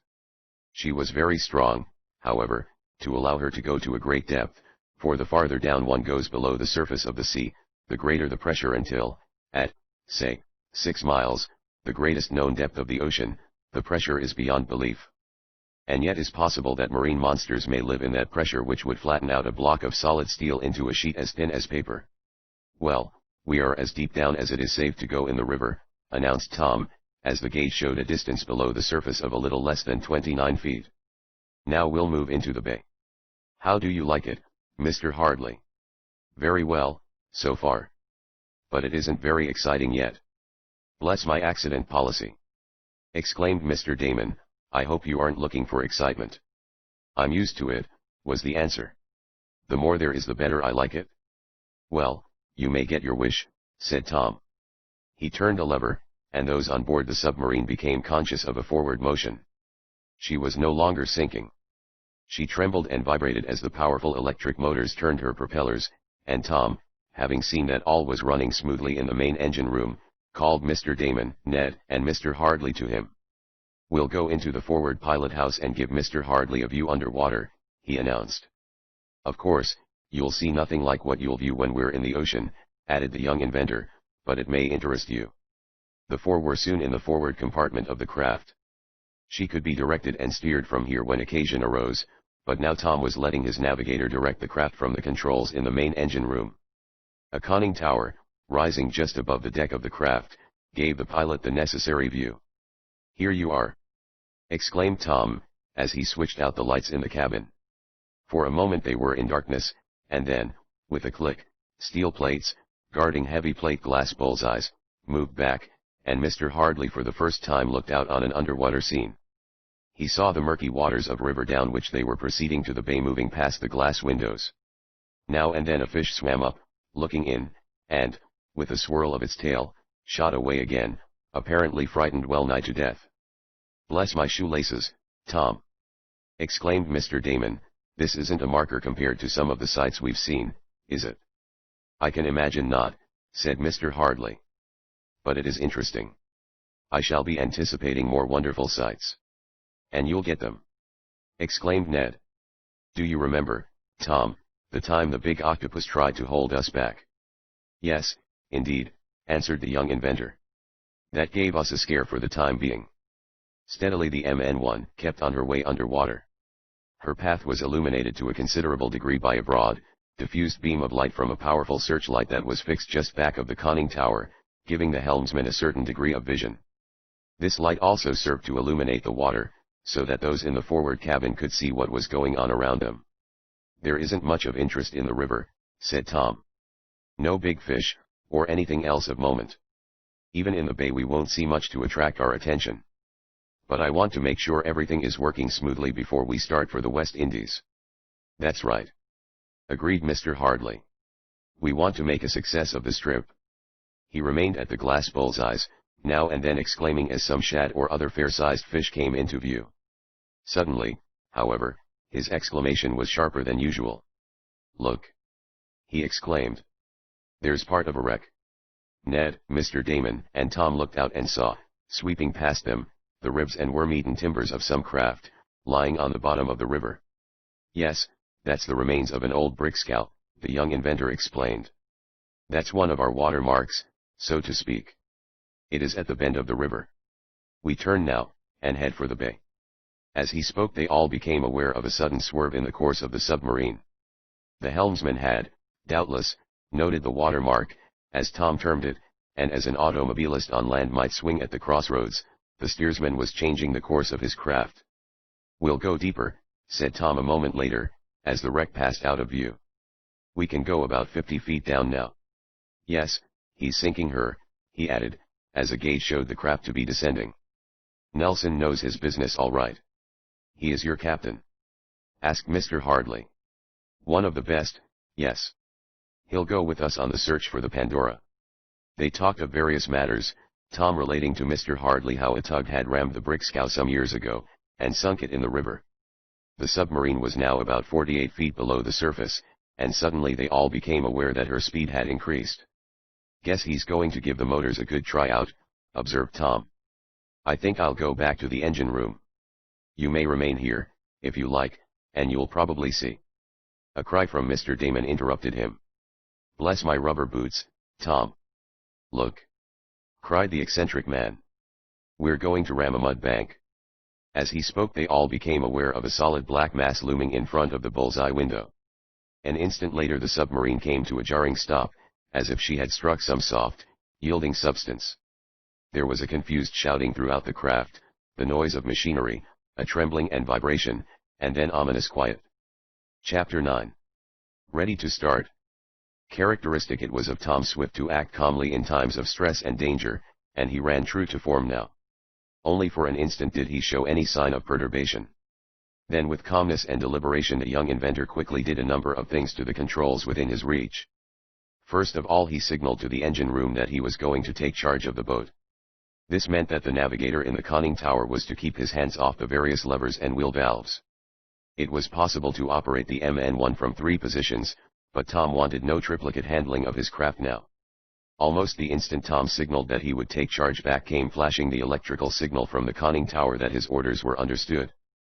The next thing that those aboard the craft became aware of was a tremor that seemed to run through the whole undersea ship. The quiet had changed to a subdued humming, and the ominous lack of motion was succeeded by violent vibration. "Backing her up, Tom?" asked Ned, in a low voice. "Trying to," was the answer. "But I'm afraid her nose has gone in pretty deep. I've reversed the propellers." For perhaps a minute this vibration continued, showing that the powerful electric motors were turning over the twin propellers at the blunt stern of the craft. But she did not change her position. With a touch of his hand, and still almost as cool as the proverbial cucumber, though why they should be cool it is hard to say, Tom stopped the motors. Once again the craft was quiet, but now, instead of the occupants being able to see clearly from the thick, glass windows in the forward cabin, the water showed muddy and murky in the glare of the underwater searchlight. "Bless my postage stamps, Tom! What has happened?" exclaimed Mr. Damon. "Has a giant squid attacked us, as one did some time ago, and is he roiling up the water?" "No, it isn't a squid, Mr. Damon," replied the young inventor easily, though the water does look as if a squid had spilled a lot of his ink in it. This is just the effect of mud stirred up by our propellers. There may be more of it. Ned looked toward Mr. Hardley to see how he was taking it. The seeker after gold apparently had good control of his nerves, or else he was ignorant of what was going on. For he asked, casually enough, "Have we stopped?" "We have," answered Tom. "I thought I'd give you a view of the scenery." Perhaps he spoke sarcastically, but, if he did, Mr. Damon's friend did not seem to be aware of it. Coolly enough he replied, "Well, if this is a fair sample of underwater scenery, I prefer something up above, though I appreciate that this may be needful." "We'll soon be traveling along," announced Tom. "Koku," he added to the giant, who had been calmly sitting during the excitement, "go to the engine room and help with the big levers." "Yes, master," was the answer. Koku had implicit faith in Tom. Waiting a moment for his faithful servant to reach the post assigned to him, Tom again signaled to his helpers and then quickly turned a wheel which produced startling results. For all within the submarine suddenly slid forward across the cabin floor. "Bless my hammock hooks, Tom! Are you standing her on her head?" cried Mr. Damon. "That's exactly what I'm doing," was the answer. "I've started to empty one of the after ballast tanks, and that, naturally, raises the stern while the nose is held down." The submarine was indeed in a peculiar position. She was on a slant in the water, her nose held fast in the soft mud bank, and it was Tom's idea that by making the stern buoyant it might help to pull her free. To this end he also gave what assistance the propellers were capable of adding by starting the motors again, so that the craft once more trembled and vibrated. But it all seemed to no purpose. Aside from the slanting position, there was no change in the MN1. Ned, looking out into the murky water, which had cleared slightly, saw that the craft was still held fast. And then, for the first time, Mr. Hardley seemed to become aware that something serious was the matter. Up to now he seemed to think that all that had occurred was done for the purpose of testing the newly outfitted undersea boat. "Is there anything wrong?" he asked sharply of Tom. "Why are we in this position, and why don't we go on out to the open ocean and make a test at considerable depth?" "We'll have to go down deeper than this if we find the Pandora." "I suppose so," agreed Tom. "But we have had an accident, and—" "An accident?" interrupted the gold seeker, and then Ned saw him turn pale. "Do you mean to say this is not part of the test?" "We have run into a mud bank," said Tom. "The steersman must have become confused, or else, since we last used the submarine, there has been a shift of the mud banks in this river and one exists where there was none before. At any rate, we ran our nose deep into it, and here we are stuck." "Can't we get loose, go up to the surface?" demanded Mr. Hardley. "I'm trying to bring that about," announced Tom calmly. "So far her engines haven't been able to pull her loose." "But great Scott, man, we can't stay here!" cried the now excited adventurer. "We'll be drowned like rats in a trap. Let me out. Isn't there some way? I'll be shot through a torpedo tube, if necessary. I must get out. I can't stay here to be drowned. I have too much at stake." "Now wait a minute," calmly advised Tom Swift. "You haven't any more at stake than the rest of us.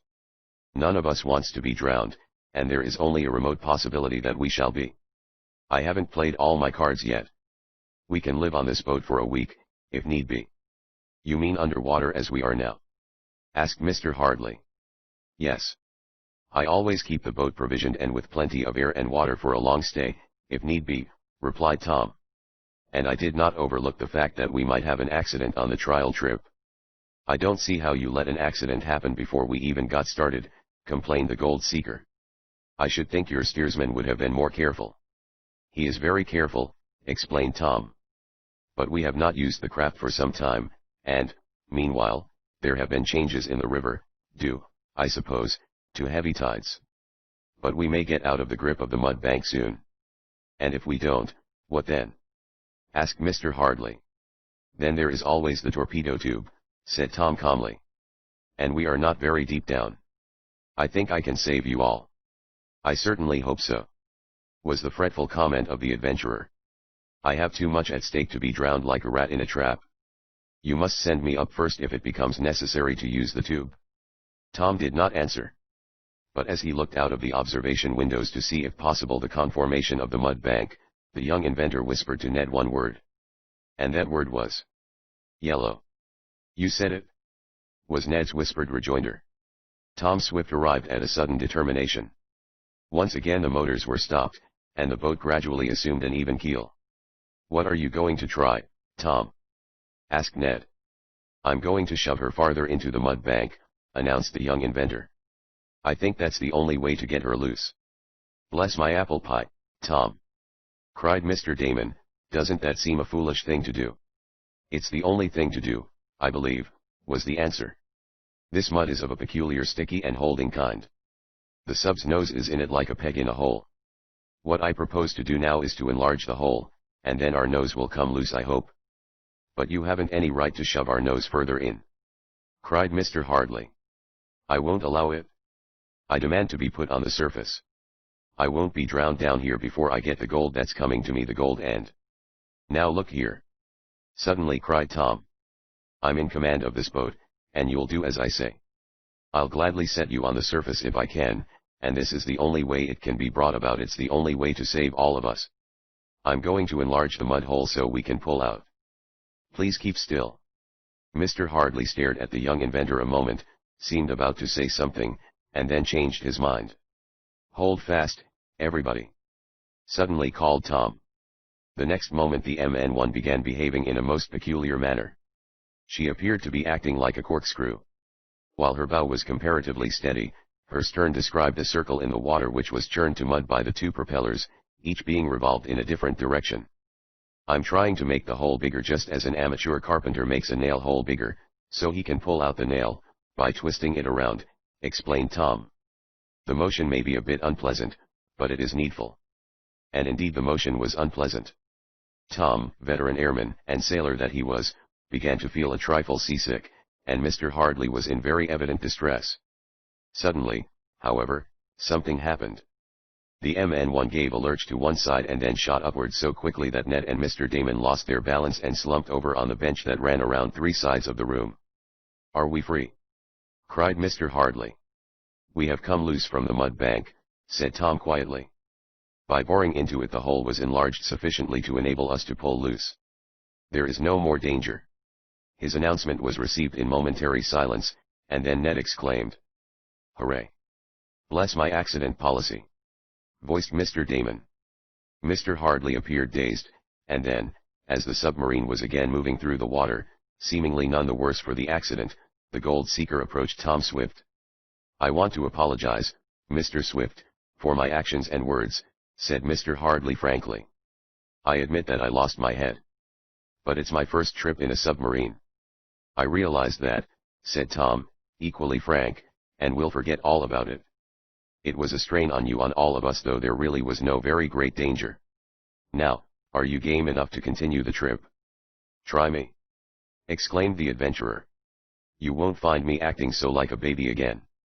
Nor did he, even when the craft reached the open ocean and went down to a considerable depth, where, had any accident occurred, there would have been grave danger to all. But Mr. Hardley seemed to enjoy it. Maybe I've misjudged him, Tom said to Ned, when they were getting ready to go back. It's possible, agreed the financial manager. This trial, which so nearly ended disastrously, was only one of several. No damage resulted from the collision with the river mud bank, and that trip and the ones following gave Tom some new ideas in interior construction which he followed out. About a month later all was ready for the trip to the West Indies to look for the ill-fated Pandora. Tom's affairs were put in shape, the submarine was laden with stores and provisions, the new diving bell and other wonderful apparatus were put aboard, and the crew and officers picked. Ned, Mr. Damon, Koku, and Tom were, of course, together, and though Mr. Hardley was a stranger, he seemed to become more friendly as the days passed. Well, we start in the morning, said Tom to Ned one evening. I'm going over to tell Mary goodbye. Give her my regards, requested Ned, and Tom said he would. Chapter X. Startling Revelations. Oh, Tom. And so you are really ready to start on that perilous trip? Exclaimed Mary Nestor, a little later that same evening, when Tom called at Mary's house in his speedy electric runabout, a car in which he had once made a sensational ride. Perilous? I don't know why you call it that. Exclaimed the young inventor. Didn't you tell me you were stuck in a mud bank away down under the river and had hard work to get loose? asked the young lady, as she made a place for Tom on the sofa beside her. "Oh, that. Why, that wasn't anything," he declared. "It would have been if you hadn't come up." "Ah, but we did come up, Mary. Suppose you get in a similar position when you find the wreck of the Pandora. You won't get up so easily, will you?" "No. But there aren't any mud banks in that part of the Atlantic, so I can't be stuck in one," answered Tom. For some time Tom Swift and Mary talked of mutual friends and happenings in which they were both interested. Mr. and Mrs. Nestor stepped into the room for a minute, to wish the young inventor good luck on his voyage, and when they had gone out, promising to see Tom before he left for the night, the latter remarked to Mary, "Did your uncle ever find the oil well papers and get his affairs straightened out?" "No," was the answer, "he never did. And we feel very sorry for him. Just think, he had a fortune in his grasp, and now it is slipping away." "Just what happened?" asked Tom, hoping there might be some way in which he could aid Mary's uncle. Of course, Tom wanted to help Mary, and this was one of the ways. "Well, I don't exactly understand it all," she replied. "Father says I'll never have a head for business. But as nearly as I can tell, my uncle, Barton Keith, went into partnership with a man to prospect for oil in Texas. My uncle has been in that business before, and he was very successful. He supplied the working knowledge about oil wells, I believe, and the other man put up the money. My uncle was to have a half share in whatever oil wells he located, and his partner supplied the cash for putting down the pipe, or whatever is done." "I believe putting down a pipe is the proper term," said Tom. "Well, anyhow," went on Mary, "my uncle spent many weary months prospecting in Texas. In fact, he made himself ill, being out in all sorts of weather, looking after the drilling. At last they struck oil, as I believe they call it. They drilled down until they brought in what my uncle called a gusher, and there was a chance of him and his partner getting rich." "Why didn't he?" asked Tom. "A gusher, I believe, is one of the best sort of oil wells." "Why didn't your uncle clean up a fortune, to use a slang term?" "Because he lost the papers showing that he had a right to half the oil well," answered Mary. "At least my uncle thinks he lost them, but he was so ill, directly after the well proved a success, that he says he isn't sure what happened. At any rate, his partner claims everything and my uncle can do nothing. He has been hoping he might find the papers somewhere, or that something would happen to prove the rights of his claim." "And nothing has?" inquired Tom. "Not yet. My father and mother have been trying to help him, and Dad engaged a lawyer, but he says nothing can be done unless my uncle recovers the partnership and other papers. As it stands now, it is my uncle's word against the word of his partner, and both are equally good in a court of law. But if Uncle Barton could find the documents, everything would come out all right. He could claim his half of the oil well then." "Is it still producing?" Tom questioned. "Yes, better than ever. But that's all the good it does my uncle. He is ill, discouraged, and despondent. All his fortune was eaten up in prospecting, and he depended on the gusher to make him rich again. And now, because of a rascally partner, he may be doomed to die a poor man. Of course we will always help him, but you know what it is to be dependent on relatives." "I can imagine," conceded Tom. "It is tough luck. I wish I could help, and perhaps I can after I get back from the Strip." "The only way you or anyone could help, would be to get back my uncle's missing papers," said Mary. "And as he himself isn't sure what became of them, it seems hopeless." "It does," Tom agreed. "But wait until I get back." "I wish you weren't going," sighed Mary. "So do I more than a little," was Tom's remark. "I'm sorry I ever let Mr. Damon persuade me to go into the steel with Dixwell Hardly." Mary sat bolt upright on the couch. "What name did you say?" she cried. "Dixwell Hardly," repeated Tom. "That's the name of the man who claims to know where the wreck of the Pandora lies. He says she has 2 millions or more in gold on board, and I'm to get half." "Well," exclaimed Mary, with spirit, "if you don't get any bigger share out of the wreck than my uncle got out of the oil well, you won't be doing so very nicely, Tom." "What do you mean?" asked the young inventor. "What has the oil well to do with recovering gold from the wreck?" "A good deal, I should say," answered the girl, seeing that the same man is mixed up in both. "What same man?" "Dixwell Hardly." "Is he the man who cheated your uncle?" cried Tom. "I won't say that he cheated him," said Mary. But Dick Swell Hardly is the man who furnished the money when my uncle went into partnership with him to locate oil wells in Texas. The oil wells were located, Mr. Hardly got his share, and my uncle got nothing. And just because he can't prove there was a legal partnership. I hope you won't have the same experience with Mr. Hardly, Tom. Whew, whistled the young inventor. This is news to me. I can say one thing, though. Mr. Hardly doesn't take $1 out of that wreck unless I get one to match it. I think I hold the best cards on this deal. But, Mary, are you sure it's the same man? Pretty sure. Wait, I'll call my father and make certain, she answered, and as she went from the room to summon Mr. Nestor, Tom felt a vague sense of uneasiness.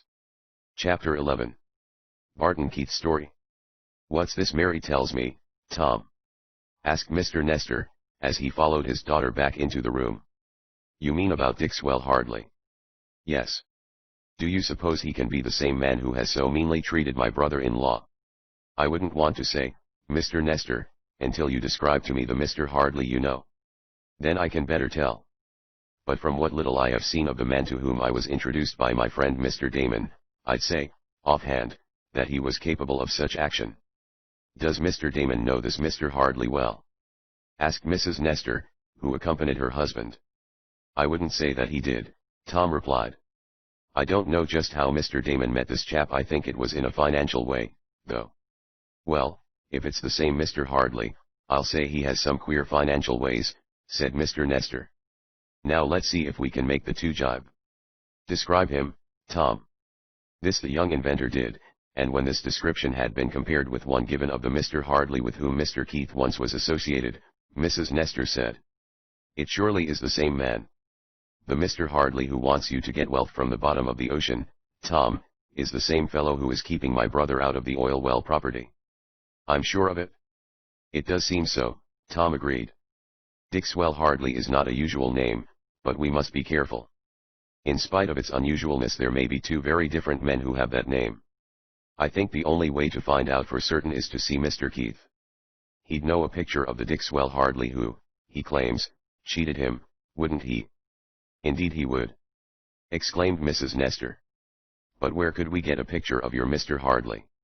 I call him that, though I don't suppose you own him, Tom, and she smiled at her future son-in-law. No, I don't own him, and I don't want to, was Tom's answer. But I happen to have a picture of him. I made him furnish me with proofs that he was on the Pandora at the time she foundered in a gale, and among the documents he gave was his passport. It has his picture on. I have it here. Tom drew the paper from his pocket. In one corner was pasted a photograph of the man who had been introduced to Tom by Mr. Damon. It looks like the same man my brother described, said Mrs. Nestor, but of course I couldn't be sure. There is only one way to be, Tom stated, and that is to show this picture to Mr. Keith. Where is he? Ill at his home in Bedford, answered Mrs. Nestor. Then we'll go there and see him, declared Tom. But it's 100 miles from here, exclaimed Mary. And you are leaving on your submarine trip the first thing in the morning, Tom? No, I'm not leaving until I settle this matter, declared the young inventor. I'm not going on an undersea voyage with a man who may be a cheater. I want this matter settled. I'll postpone this trip until I find out. A day's delay won't matter. But it will take longer than that, said Mr. Nestor. Bedford is a small place, and there's only one train a day there. You'll lose at least 3 days, Tom, if you go there. Not necessarily, was the quick answer. I can go by airship, and make the trip in a little over an hour. I can be back the same day, perhaps not in time to start our submarine trip, as Mr. Keith may be too ill to see me. But I won't lose much time in my air scout. Mary, will you go with me to see your uncle? We'll start the first thing in the morning and I'll show him this picture. Will you go? I will, exclaimed the girl. Good, cried Tom. Then I'll make preparations. I don't want to form any rash judgment, so we'll make certain, but it wouldn't surprise me a bit to have it turn out that the Dick Swell Hardly who wants me to help him recover the Pandora treasure is the same one who is trying to cheat Mr. Keith. Early the next morning, when Tom arose in his own home, he met Mr. Damon and Mr. Hardly, both of whom were guests at the Swift house, pending the beginning of the undersea trip. Well, Tom, began the eccentric man, We have good weather for the start. Bless my rubber boots. Not that it much matters, though, what sort of weather we have when we're in the submarine. But I always like to start in the sunshine. So do I, agreed Mr. Hardley. I suppose we'll get off early this morning, he added. We'll go to the dock in the auto, as usual, shall we not? He asked. We aren't going to start this morning, said Tom, as he sat down to breakfast. Not going to start this morning, exclaimed Mr. Hardley. Why what? Bless my alarm clock, voiced Mr. Damon. Has anything happened, Tom? No accident to the MN1, is there? You aren't backing out now, at the last minute, are you? Oh, no, was the easy answer. We'll go, as arranged, but not today. I had some unexpected news last night which necessitates making a trip this morning. I expect to be back tonight, if all goes well, and we'll start tomorrow morning instead of this. It's a matter of important business. Well, I don't know that we can find fault with Mr. Swift for attending to business, said Mr. Hardley, with a short laugh. Business is what keeps the world moving. And we are a little ahead of our schedule, as a matter of fact. May I ask where you are going, Mr. Swift?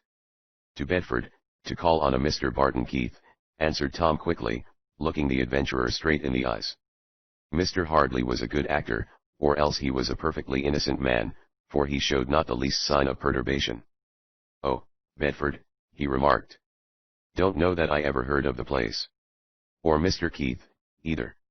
Asked Tom, a bit sharply. No, certainly not. Why should I? He asked, boldly. I didn't know, Tom replied. I'm sorry to postpone our trip, but it's necessary, he added. I'll be back as soon as I can. Everything is in readiness, so there will be no delay. Tom made a hurried meal, and then, giving Ned a hint of what was in the wind, but cautioning him to say nothing about it, Tom had the small air scout brought out, and in that he flew over to Mary's home. He found her waiting for him, and, after being duly cautioned by her mother to be careful, though whether that was of any value or not is possibly debatable, the small, speedy craft again took the air. You haven't heard anything from your uncle since last night, have you? Asked Tom, as they flew along. Yes, answered Mary, Mother had a letter. He is worse, if anything, and the doctor says the only thing that will save him is the knowledge that the oil well matter has turned out right and that my uncle will get his share of the wealth. That's too bad, sympathized Tom. I hope we can make it turn out that way. If the two Dixwell Hardley chaps are the same, it may be that I can do something for your uncle. If not, we'll have to wait and see. It was not difficult for Tom and Mary to talk while in the aeroplane, as it was almost noiseless. In due time, Bedford was reached without mishap, and Tom and Mary were soon at the home of her uncle. An explanation to the housekeeper and an inspection on the part of the nurse brought forth permission for Tom to see the patient. Though he had never known Mr. Keith, he could see that the man's health was indeed fast waning. Wasting little time in preliminaries, the object of the visit was told, and Tom showed the passport photograph of Dixwell Hardley. Is that the man who cheated you on the oil well deal? Asked the young inventor. I won't admit he has yet cheated me, but he is trying to, exclaimed Mr. Keith, with something of a return of his former spirit. If I ever get off my back, I'm going to fight him tooth and nail. But that's the same scoundrel. He got me to locate the wells, and when they panned out bigger than either of us dreamed, he turned me out cold. He denied he had ever offered to share with me, and said I was only working for monthly wages. Why, sometimes I didn't get even that. How did he get the best of you? Asked Tom. By making away with or hiding the papers by which I could prove our partnership and my right to half a share in all the wells, answered Mary's uncle. Yes, that's the same man all right. I'd know his face anywhere, and he has the same name. He isn't going under a false name, that's sure, agreed Tom. He must be a bold chapter. He is bold and unscrupulous. That's what makes him so successful in his own way, declared Mr. Keith. And so you are working with him? Well, I'm sorry for you. I'm not exactly working with him, replied Tom. As a matter of fact, I'm sorry I ever agreed to look for this wreck. He told the details of the pending treasure trove expedition, and mentioned it as his belief that Mr. Damon had been mistaken in his estimate of Mr. Hardley.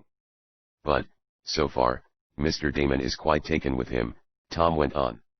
Now, Mr. Keith, if it isn't too much for you, I should like to hear all the particulars. Thereupon Mary's uncle told his story. It was a long one. After many hardships in life, which Mr. Keith related in some detail to Tom, the oil well prospector at last fell in with Dixwell Hardly. Then followed the combination of interests. "We are actually partners," declared Mr. Keith. "I agreed to do the work, and he agreed to furnish the money. I must say this for him, that he kept to that end of the bargain. He supplied the money to locate and drill the wells, but I got very little of it personally. And I fulfilled my end of it. I discovered the wells. Then, when the break came, and I wanted to be rid of the man for I caught him in some crooked transactions, he surprised me by telling me to get out. I asked for my share of the oil well stock, and was told I was not entitled to any. I put up a fight, naturally, and took the matter to court. But when it came to trial, Dixwell Hardly did not appear, and, though I won a technical victory over him, I never got any money." "Where was he during the trial?" asked Tom. "At sea, I believe." "At sea?" "Yes, he was mixed up in some South American revolution, I heard." "A South American revolution?" exclaimed Tom, and a great light came to him. "Yes," went on Mary's uncle. "He was always that kind, mixing up in anything he thought would produce money. He didn't make out very well in the revolution business, so I understood. The Revolutionary Party was beaten, or they lost their shipment of arms, or something like that. At any rate, Dixwell Hardly had a narrow escape with his life when a ship went down, and from then on I've been trying to get him to restore my rights to me." "Did he have the papers that would prove you were entitled to a half share in the oil wells?" asked Tom. "He certainly did," said the sick man, who was obviously being weakened by this long and exhausting talk. "At first I was not sure of what happened, but now I am positive he stole the papers and took them to sea with him. What happened to them after that I don't know. But if I had Dixwell Hardly here now I'd—" Mr. Keith fell back in a faint on the bed, and, in great alarm, Tom summoned a nurse. Chapter 12. In deep waters. Mary Nestor, as well as Tom Swift, felt great alarm over the condition of Mr. Keith. But the nurse, after reviving him, said, "He is in no special immediate danger. Talking about his trouble overstrained him, but in the end it may do him good." "Then will he get well?" asked Mary. "He may," was the noncommittal answer. "His recovery would be hastened, however, if his mind could be relieved. He keeps worrying about the loss of his papers that proved his share in the Texas oil wells. Until they can be given back to him he is bound to suffer mentally, and of course that affects him physically." "Oh, if we only could do something," murmured Mary. "Perhaps we can," said Tom in a low voice. "I've learned something these last few hours. I don't want to promise too much, but I think I begin to see how matters lie.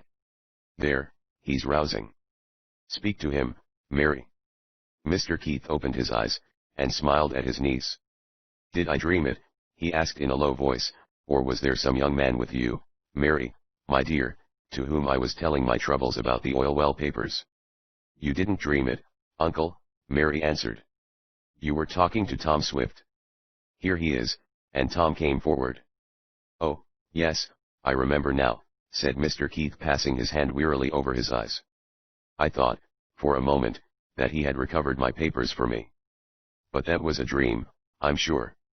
"It may not be, Mr. Keith," exclaimed Tom. "May not be? What do you mean?" "I mean," replied the young inventor, "that I am much interested in what you have told me. Now that I have proved that the Dixwell Hardly who is to sail with me is the same one who has treated you so shabbily, I think I understand the truth. I don't want to make a promise that I may not be able to carry out, but I am going to watch this man while he's on the submarine with me." "Then you are going on with the voyage, Tom?" asked Mary. "I shall have to," he said. "I have entered into an agreement with this man and I'm not going to break my contract, no matter what he does. But I think I know what his game is. Mr. Keith, I'm going to ask you to keep quiet about this matter until I come back from the treasure search. I may then have some news for you." "I hope you do, young man, I hope you do," exclaimed the oil contractor, with more energy than he had previously shown. "It means a lot, at my age, to lose a small fortune. If I were well and strong I'd tackle this Dixwell Hardly myself, and make him give up the papers I'm sure he has hidden away. He has them, I'm positive. Well, he may not have them, but perhaps he knows where they are, said Tom. And I'm going to make it my business to watch him and see if I can find out his secret. I won't let him know I've heard from you. I'll apply the old saying of giving him plenty of rope, and I'll watch what happens. Now, Mr. Keith, take care of yourself. Mary and I must be getting back. Try not to worry, and I'll do my best for you, Tom concluded. Mary added a few words of comfort and encouragement to her uncle, and then she and Tom took leave of him, flying back to Shopton in the Speedy Air Scout. What are you going to do, Tom? Asked Mary, as he left her at her home, having told Mr. and Mrs. Nestor his part in the visit to Barton Keith. I'm going to start on the submarine voyage tomorrow, was the answer of the young inventor. Do you really believe there is a treasure ship? Well, I've satisfied myself that a ship named the Pandora sunk about where Hardley says it did, and she had some treasure on board. Whether it's just the kind he has told me it was I don't know. But I'm going to find out. Then you'll be saying goodbye for a long time, observed Mary, rather wistfully. Oh, it may not be for so very long, and Tom tried to speak cheerfully. I'll bring you back some souvenirs from the bottom of the sea, he added with a laugh. Bring me back yourself, said Mary in a low voice, and then she hurried away. By appointment Tom met Mr. Damon and Mr. Hardley at the submarine dock the next morning. Everything had been made ready for the start, postponed from the day before. Mr. Hardley's estimated share of the expenses had been deposited in a bank, to be paid over later. Well, are we really going this time, or are you going to delay again? Asked the gold seeker, and his voice lacked a pleasant tone. Oh, we're going this time, exclaimed Tom. And I hope everything turns out the way I want it to, he added meaningly. We'll find the treasure on the ship all right, if we can find the ship, said Mr. Hardley. That part is your job, Mr. Swift. And I'll find her if she's where you say she went down, answered Tom. Now then, as soon as Ned comes we'll start. Ned Newton had been interested with some last-moment messages, but he arrived a little later, and hurried on board the MN1 which lay at her dock, just afloat. All aboard, called Tom, when he saw his financial manager coming down the pier. We're ready to start now. Bless my fountain pen, exclaimed Mr. Damon, but we ought to do something. Tom, sing a song, make a speech or something, oughtn't we? We'll sing a song of victory when we come back, replied Tom, with a laugh. Everything all right at home, Ned? He asked, for his chum had just come on from Shopton. Yes, your father sent his regards, but he told me to make a last appeal to you to install a gyroscope rudder. It's too late for that now, said Tom. He attaches, I think, too much importance to that device. I shan't need it with the improvements I have made to the craft. Get aboard. Ned climbed down the hatchway, which, however, was not closed, as it was decided to navigate the craft on the surface until it was necessary to submerge her because of too rough water, or when the vicinity of the wreck was reached. Though we will go down to the bottom when we get to the Atlantic for the purpose of testing her in deep water, decided Tom. Most of the time we'll steam on the surface, for we'll save our batteries that way, and it's more comfortable breathing natural air. So, with part of her deck above the surface, the MN1 began her voyage, sent on her way by the cheers of the small force of Tom's workmen at the submarine plant. The general public was not admitted, for the object of the quest was kept secret from all save those immediately interested. Rad, him be plenty mad he not come, said Coco to Tom, as the giant moved about the cabin, putting things to rights. Well, don't start crowing over him until we get back, warned the young inventor. He may have the laugh on us. Rad no laugh, declared Coco. Rad him too mad dat I come on trip. A submarine voyage is no place for old, faithful Eradicate, murmured Tom. He's better off looking after my father. The first part of the trip was without incident of moment. No mishap attended the voyage of the MN1 down the river out into the bay, and so on to the great Atlantic. Fairly good time was made, as there was no particular object in speeding, and on the second day after leaving the dock Tom gave orders for the hatch to be closed, the deck cleared, and everything made tight and fast. What's up? Asked Ned, hearing the instructions passed around. We're approaching deep water, was the answer. I'm going to submerge.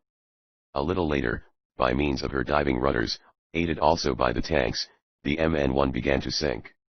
Down, down, down she went.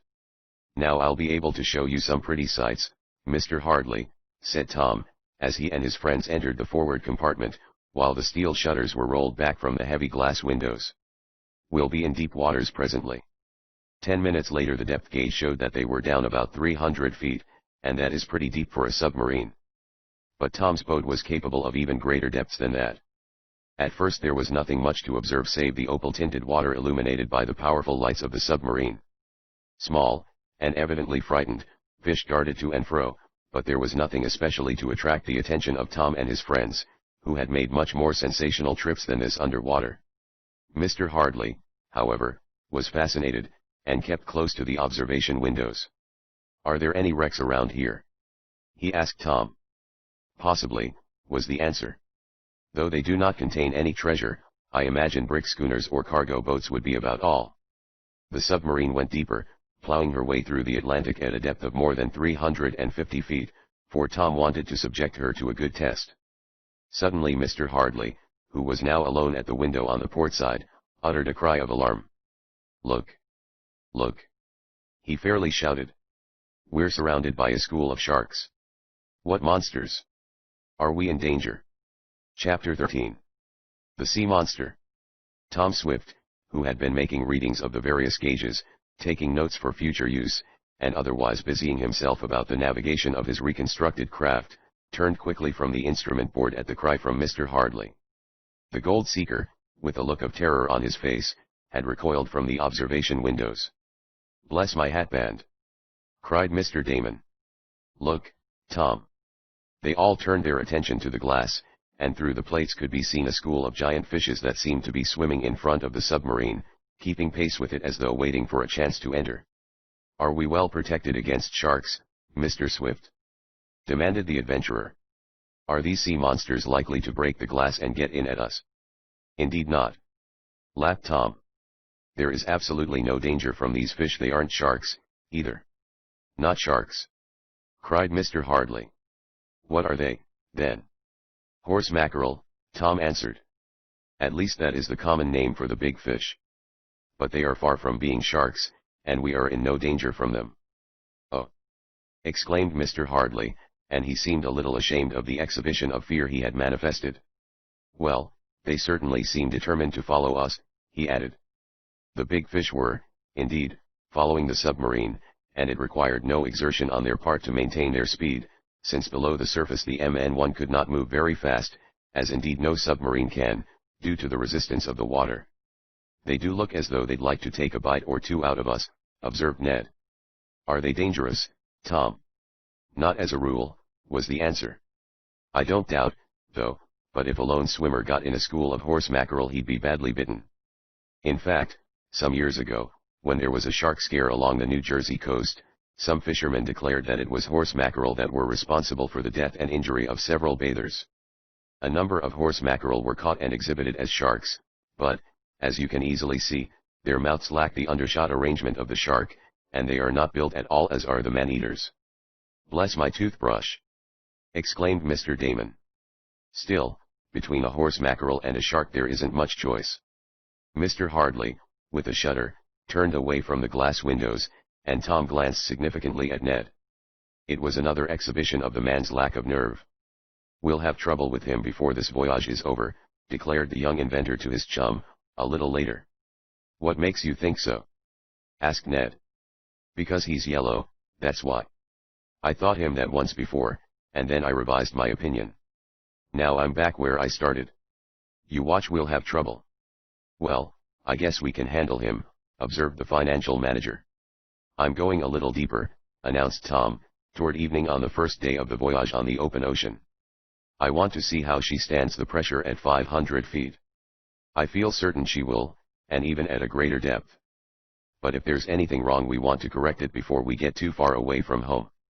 We're going down again, deeper than before." A little later the submarine began the descent into the lower ocean depths. From 350 feet she went to 400, and when the hand on the gauge showed 450 there was a tense moment. If anything went wrong now there would be serious trouble. But Tom Swift and his men had done their work well. The MN1 stood the strain, and when the gauge showed 490 feet Mr. Damon gave a faint cheer. "Bless my apple dumpling, Tom," he replied, "this is wonderful." "Oh, we've been deeper than this," replied the young inventor, "but under different conditions. I'm glad to see how well she is standing it, though." Suddenly, as the needle pointer on the depth gauge showed 502 feet, there came a slight jar and vibration that was felt throughout the craft. "What's that?" suddenly and nervously cried Mr. Hardley. "Have we struck something?" "Yes, the bottom of the ocean," answered Tom quietly. "We are now on the floor of the Atlantic, though several hundred miles, and perhaps 1,000, from the treasure ship. We bumped the bottom, that's all," and as he spoke he brought the submarine to a stop by a signal to the engine room. And there, as calmly and easily as some of the masses of seaweed growing on the ocean floor around her, rested the MN1. It was a test of her powers, and well had she stood the test, though harder ones were in store for her. And inside the submarine Tom and his party were under scarcely greater discomfort than they would have been on the surface.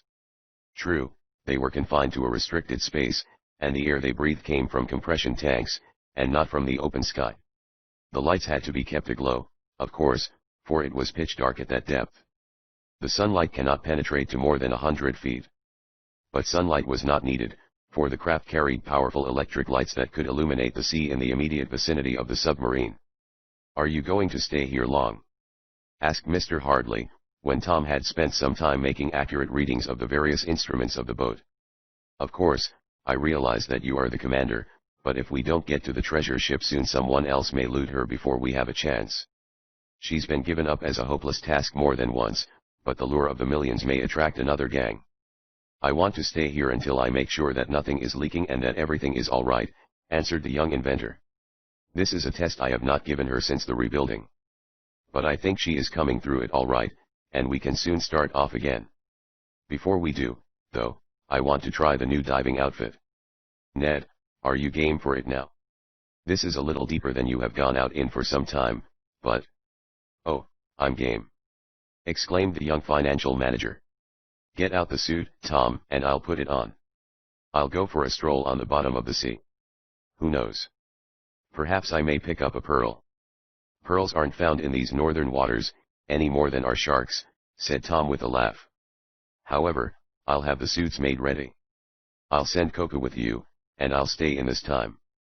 Mr. Damon, do you want to go out?" "Not this time, Tom," answered the eccentric man. "My heart action isn't what it used to be. The doctor said I mustn't strain it. At a depth not quite so great I may take a chance. How about you, Mr. Hardley?" asked Tom. "Do you want to put on one of my portable diving suits and walk around on the bottom of the sea?" I don't believe I've had enough experience," was the hesitating answer. "I'll watch the others first." Tom felt that it would be this way, but he said nothing. He ordered the diving suits made ready, a special size having been built for the giant, and soon preparations were underway for the two to step outside the craft. Those who have read of Tom Swift's submarine boat know how his special diving outfit was operated. Instead of the diver being supplied with the air through a hose connected with a pump on the surface, there was attached to the suit a tank of compressed air, which was supplied as needed through special reducing valves. The diving dress, too, was exceptionally strong, to withstand the awful pressure of water at more than 500 feet below the surface. The usual rubber was supplemented by thin, reinforced sheets of steel, and this feature, together with an auxiliary air pressure, kept the wearer safe. Thus Ned and Coco could leave the submarine, walk about on the floor of the ocean as they pleased, and return, unhampered by an air hose or lifeline. In dangerous waters, infested by sea monsters, weapons could be carried that were effective underwater. The diving suit was also provided with a powerful electric light operated by a new form of storage current, compact and lasting. "Well, I think we're all ready," announced Ned, as he and Coco were helped into their suits and they waited for the glass-windowed helmets to be put on. Once these were fastened in place, talk would have to be carried on with the outside world by means of small telephones or by signals. "Give me axe," exclaimed Coco, as some of the sailors were about to put his helmet in place. "What do you want of an axe?" Tom asked. "Maybe so one them cowfish come along," explained the giant. "Coco whack him with axe." "He means horse mackerel," laughed Ned. "Give him the axe, Tom." "I don't like the looks of those fish," either. I'll take a weapon myself. 2 keen axes were handed to the divers, their helmets were screwed on, and they immediately began breathing the compressed air carried in a tank on their shoulders. Slowly and laboriously they walked to the diving chamber. Their progress would be easier in the water, which would buoy them up in a measure. Now they were heavily weighted. To leave the submarine the divers had to enter a steel chamber in the side of the craft. This craft contained double doors. Once the divers were inside, the door leading to the interior of the submarine was hermetically closed. Water from outside was then admitted until the pressure was equalized. Then the outer door was opened and Ned and Coco could step forth. They entered the chamber, the door was closed tightly, and then Tom Swift turned the valve that admitted the sea water. With a hiss the Atlantic began rushing in, and in a short time the outer door would be opened. "If you'll come around to the observation windows you can see them," said Tom, when a look at the indicators told him Ned and Coco had stepped forth. To the front cabin he and the others betook themselves, and when the interior lights were turned out and the exterior ones turned on they waited for a sight of the 2 divers. "Bless my pickle bottle!" cried Mr. Damon, "there they are, Tom." As he spoke there came into view, moving slowly, Ned and Coco. Their portable lights were glowing, and then, in order to see them better, Tom turned out the exterior searchlights. This made the 2 forms, in their rather grotesque dress, stand out in bold relief amid the swirling green waters of the Atlantic. Ned and the giant moved slowly, for it was impossible to progress with any speed under that terrific pressure. They looked toward the submarine and waved their hands in greeting. They had no special object on the ocean floor, except to try the new diving dress, and it seemed to operate successfully. Ned made a pretense of looking for treasure amid the sand and seaweed, and once he caught and held up by its tail a queer turtle. Coco stalked about behind Ned, looking to right and left, possibly for a sight of some monster cowfish. "They're coming back in, I think," remarked Tom, when he saw Ned turn and start back for the side of the craft, where, amidships, was located the diving chamber. "They're satisfied with the test." Suddenly Coco was seen to glide to the side of Ned, and point at something which none of the observers in the MN1 could see. The giant was evidently perturbed, and Ned, too, showed some agitation. "Bless my rubber shoes! What's the matter?" cried Mr. Damon. "I don't know," answered Tom. "Perhaps they have sighted a wreck, or something like that." "Look! It's a sea monster!" cried Mr. Hardley. "I can see the form of some great fish, or something. Look! It's coming right at them." As he spoke all in the observation chamber saw a great, black form, as if of some monster, move close to the 2 divers. Chapter 14. In Strange Peril. "What is it, Tom? What is it?" cried Mr. Damon, not stopping in this moment of excitement to bless anything. "What is going to attack Ned and Coco?" "I don't know," answered the young inventor. "It's some big fish evidently. I must get to the diving chamber." He gave a quick glance through the observation windows. Ned and the giant were moving as fast as they could toward the side of the craft where they could enter. The black, shadowy form was nearer now, but its nature could not be made out. Calling to his force of assistants, Tom stood ready to let his chum and Coco out of the diving chamber as soon as the water should have been pumped from it. A little later, as they all stood waiting in tense eagerness, there came a signal that the 2 divers had entered the side chamber. Quickly Tom turned the lever that closed the outer door. "They're safe!" he exclaimed, as he started the pumps to working. But even as he spoke they felt ajar, and the submarine rolled partly over as if she had collided with some object. Yet this could not be, as she was stationary on the floor of the ocean. "Bless my cake of soap, Tom!" cried Mr. Damon, "what in the world is that?" "If it's an accident," exclaimed Mr. Hardley, "I think it ought to be prevented. There have been too many happenings on this trip already. I thought you said your submarine was safe for underwater trips." He fairly snapped at Tom. The young inventor gave one look at the irate man who was coming out in his true colors. But it was no time to rebuke him. Too much yet remained to be done. Ned and Coco were still in the chamber and protected from some unknown sea monster by only a comparatively thin door. They must be inside to be perfectly safe. Tom speeded up the pumps that were forcing the water from the chamber so the inner door could be opened. Eagerly he and his men watched the gauges to note when the last gallon should have been forced out by the compressed air.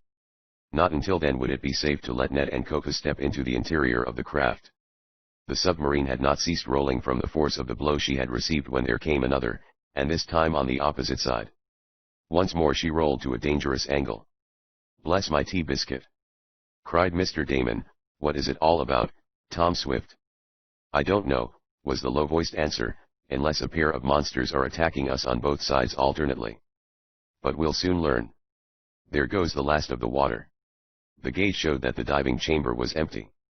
Quickly the inner doors were opened, and, with their suits still dripping from their immersion in the salty sea, Ned and Coco stepped forth. In another moment their helmets were loosed from the bayonet catches, and they could speak. "What was it, Ned?" cried Tom. "Big fish," answered Coco. "Two monster whales," gasped Ned. "We barely got away from them. They're ramming the sub, Tom." As he spoke there came a blow on the port side, greater than either of the two preceding ones. Those in the MN1 staggered about, and had to hold onto objects to preserve their footing. "Both at the same time," cried Ned. "The two whales are coming at us both at once." This was evidently the case. Tom Swift quickly hurried to the engine room. "What are you going to do?" asked Mr. Hardley. "You ought to do something. I'm not going to be killed down here by a whale." "You've got to do something, Swift. I've had enough of this." Tom did not deign an answer, but hurried on. Mr. Damon followed him, having seen that some of the sailors were helping Ned and Coco out of the diving suits. "Are we in any danger, Tom?" asked the eccentric man. "Yes, but I think it is easily remedied," was the answer. "We'll go up to the surface. I don't believe the whales will follow us. Or, if they do, they can't do much damage when we are in motion. It's because we are stationary and they are moving that the blows seem so violent. Unless they collide head-on with us, in the opposite direction to ours, we ought to be able to get clear of them. If they persist in following us." He paused as he pulled over the lever that would send the MN1 to the surface. "Well, what then?" asked Mr. Damon. "Then we'll have to use some weapon, and I have several," finished the young inventor. A few moments later the craft was in motion. Not before, however, she was struck another blow, but only a glancing one. "We're puzzling them," cried Tom. Having done all that was possible for the time being, Tom hurried to the observation chamber, followed by the others. There Tom switched on the powerful lights. For a moment nothing was to be seen but the swirling, green water. Then, suddenly, a great shape came into view of the glass windows, followed by another. "Whales!" cried Tom Swift. "And the largest I've ever seen." It was true. Two immense specimens of the cetacean species were in front of the submarine, one on either bow, evidently much puzzled over the glaring lights. They were bowheads, and immense creatures, and it would not take many blows from them to disable even a stouter craft than was the submarine. But the motion of the undersea ship, the bright lights, and possibly the feel of her steel skin was evidently not to the liking of the sea monsters. One, indeed, came so close to the glass that he seemed about to try to break it, but, to the relief of all, he veered off, evidently not liking the look of what he saw. Just once again, before the craft reached the surface, was there another blow, this time at the stern. But it was a parting tap, and none others followed. "They've gone!" exclaimed Mr. Damon, as the whales vanished from the sight of those in the forward cabin. "Have you any adequate protection against these monsters of the deep?" asked Mr. Hardley in a fault-finding voice.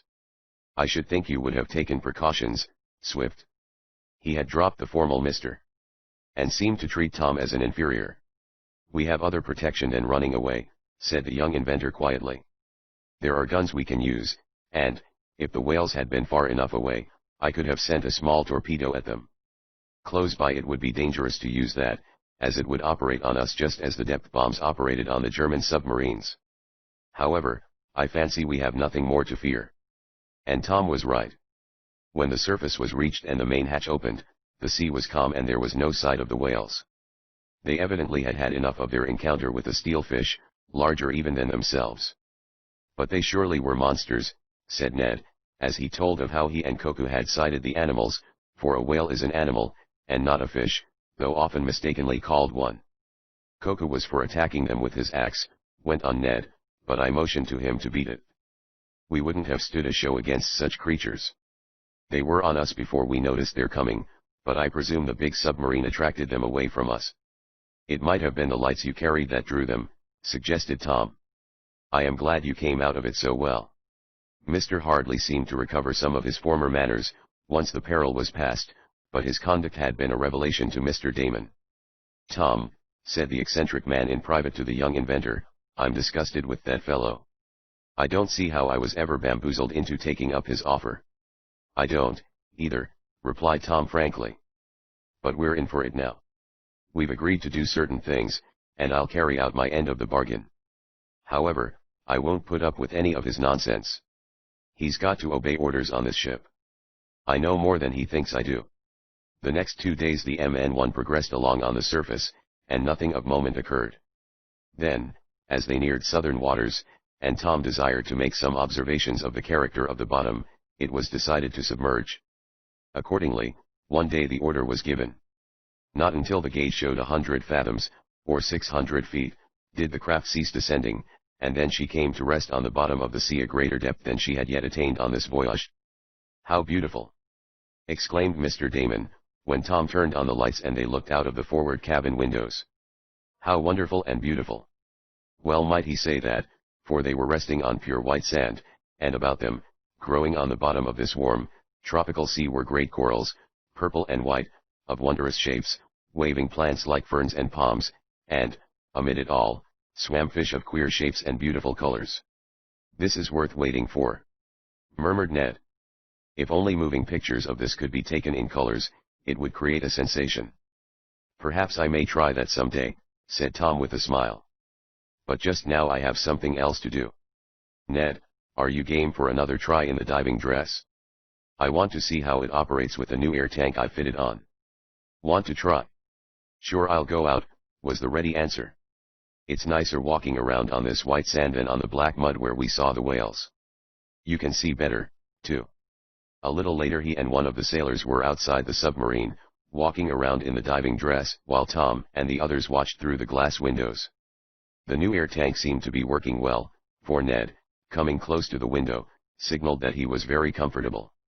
He walked around with the sailor, breaking off bits of odd-shaped coral to bring back to Tom. Suddenly, as those inside the craft looked out, they saw the sailor turn from Ned's side, and with a warning hand, point to something evidently approaching.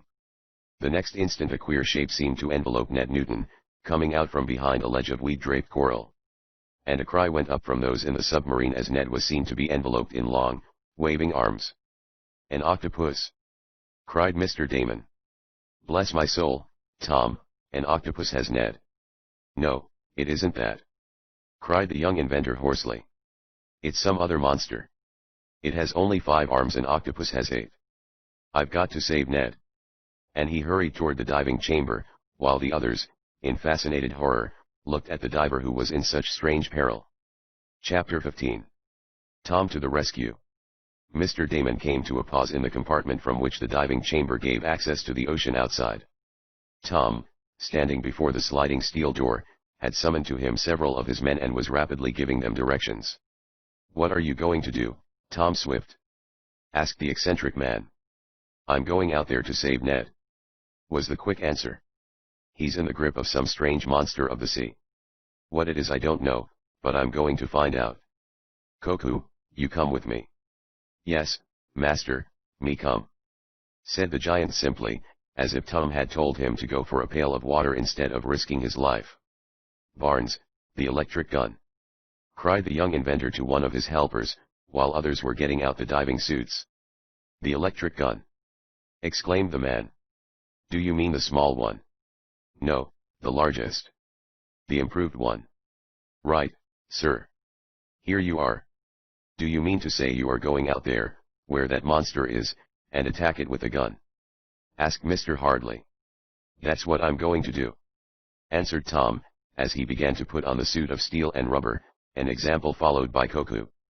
But you may be attacked by the monster. You may be killed. You are risking your life, cried the gold seeker. I know it. Tom spoke simply. Ned would do the same for me. But hold on, cried Mr. Hardley. If you are killed there will be no one to navigate this boat to the place of the wreck. You can't desert this way. Tom gave the man one look of contempt. You need have no fears, he said. This submarine is under international maritime laws. If I die, Captain Nelson, the next in command, takes charge and the original orders will be carried out. If it is possible to get the gold for you, it will be done. Now let me alone. I've got work to do. Bless my apple cart, Tom, that's the way to talk, exclaimed Mr. Damon, and he, too, for the first time, seemed ready to break with Hardly. If I were a bit younger, I'd go out with you myself and help save Ned. Koku and I can do it if he's still alive, murmured the young inventor. Lively now, boys. Is that gun ready? Yes, and doubly charged, was the answer. Good. I may need it. Koku, take a gun also. Me take axe, master, replied the giant. Well, perhaps that will be better, Tom agreed. If two of us get to shooting under the water, we may hit one another. Quick, now. The helmets. And, Nash, you work the big searchlight. Aye, sir, answered the sailor. The helmets were now put on, and any further orders Tom had to give must come through the telephone, and it was by that same medium that he must listen to the talk of his friends. It was possible for the divers to talk and listen to one another while in the water by means of these peculiarly constructed telephones. All ready, Koku? asked Tom. All ready, master, answered the giant, as he grasped his keen axe. The inner door of the diving chamber was now opened, and, the water having been pumped out of the chamber since Ned and the sailor had emerged, it was ready for Tom and Koku. They entered, the door was closed, and presently they felt the pressure of water all about them, the sea being admitted through valves in the outer door. While this was going on, Mr. Damon, the gold seeker, and some of the crew and officers went into the forward chamber to observe the undersea fight against the monster that had attacked Ned. Suddenly the waters glowed with a greatly increased light, and in this illumination it was seen that the monster, whatever it was, had almost completely enveloped Tom's chum with its 5 arms. What makes it possible to see better? asked Mr. Damon. I've turned on the big searchlight, was the answer.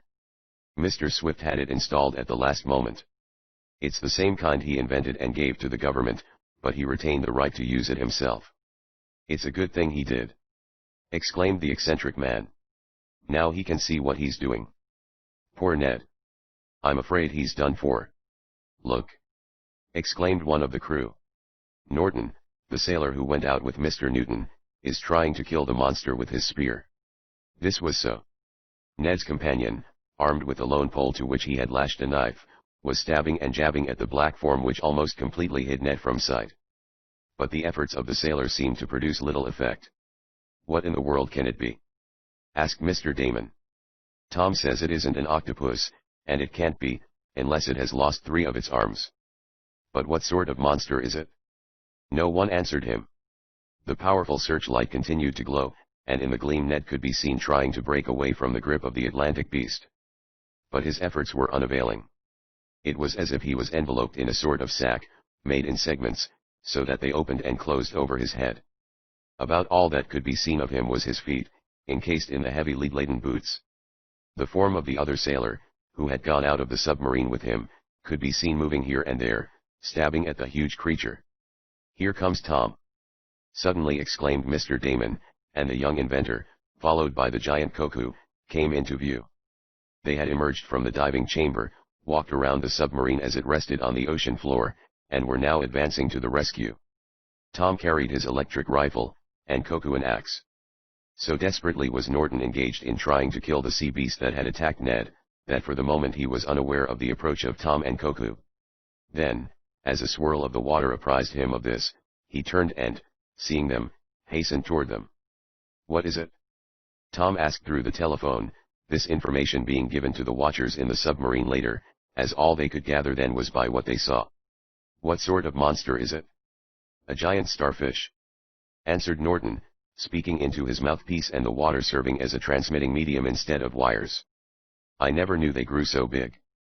This one has its 5 arms all around Mr. Newton. A starfish, murmured Tom. This accounted for it, and, as he looked at the monster from closer quarters, he saw that Norton had spoken the truth. Small starfish, or even large ones, 2 feet or more in diameter, may be seen at the seashore almost any time. Nearly always the specimens cast up on the beach are in extended form, either limp, or dead and dried. In almost every instance they are spread out just as their name indicates, in the conventional form of a star.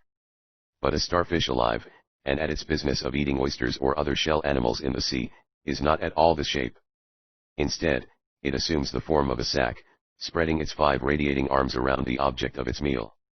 It then proceeds to suck the oyster out of its shell, and so powerful a suction organ has the starfish that he can pull an oyster through its shell, by forcing the bivalve to open.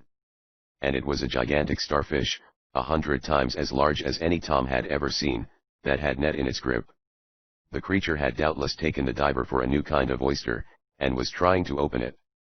An octopus has suckers on the inner sides of its 8 arms.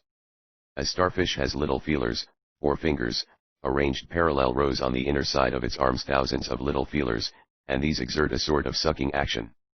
The gigantic starfish had attacked Ned from above, settling down on him so that the head of the diver was at the middle of the creature's body, the 5 arms, dropping over Ned in a sort of living canopy. And the arms held tightly. "Come on, Koku, and you, too, Norton," called Tom through his headpiece telephone. "We'll all attack it at once. I'll fire, and then you begin to hack it. The electric charge ought to stun it, if it doesn't kill the beast." Tom's new electric gun, unlike one kind he had first invented, did not fire an electrically charged bullet. Instead it sent a powerful charge of electricity, like a flash of lightning, in a straight line toward the object aimed at. And the current was powerful enough to kill an elephant. Bracing his feet on the white sand, which gleamed and sparkled in the glare of the searchlight, Tom aimed at the gigantic starfish which had enveloped Ned. Standing on either side of him, ready to rush in and attack with axe and lance, were Koku and Norton. For an instant Tom hesitated. He was wondering whether the powerful electric charge might not penetrate the body of the starfish and kill his chum. But the rubber suit ought to insulate and protect him, mused the young inventor. Here goes.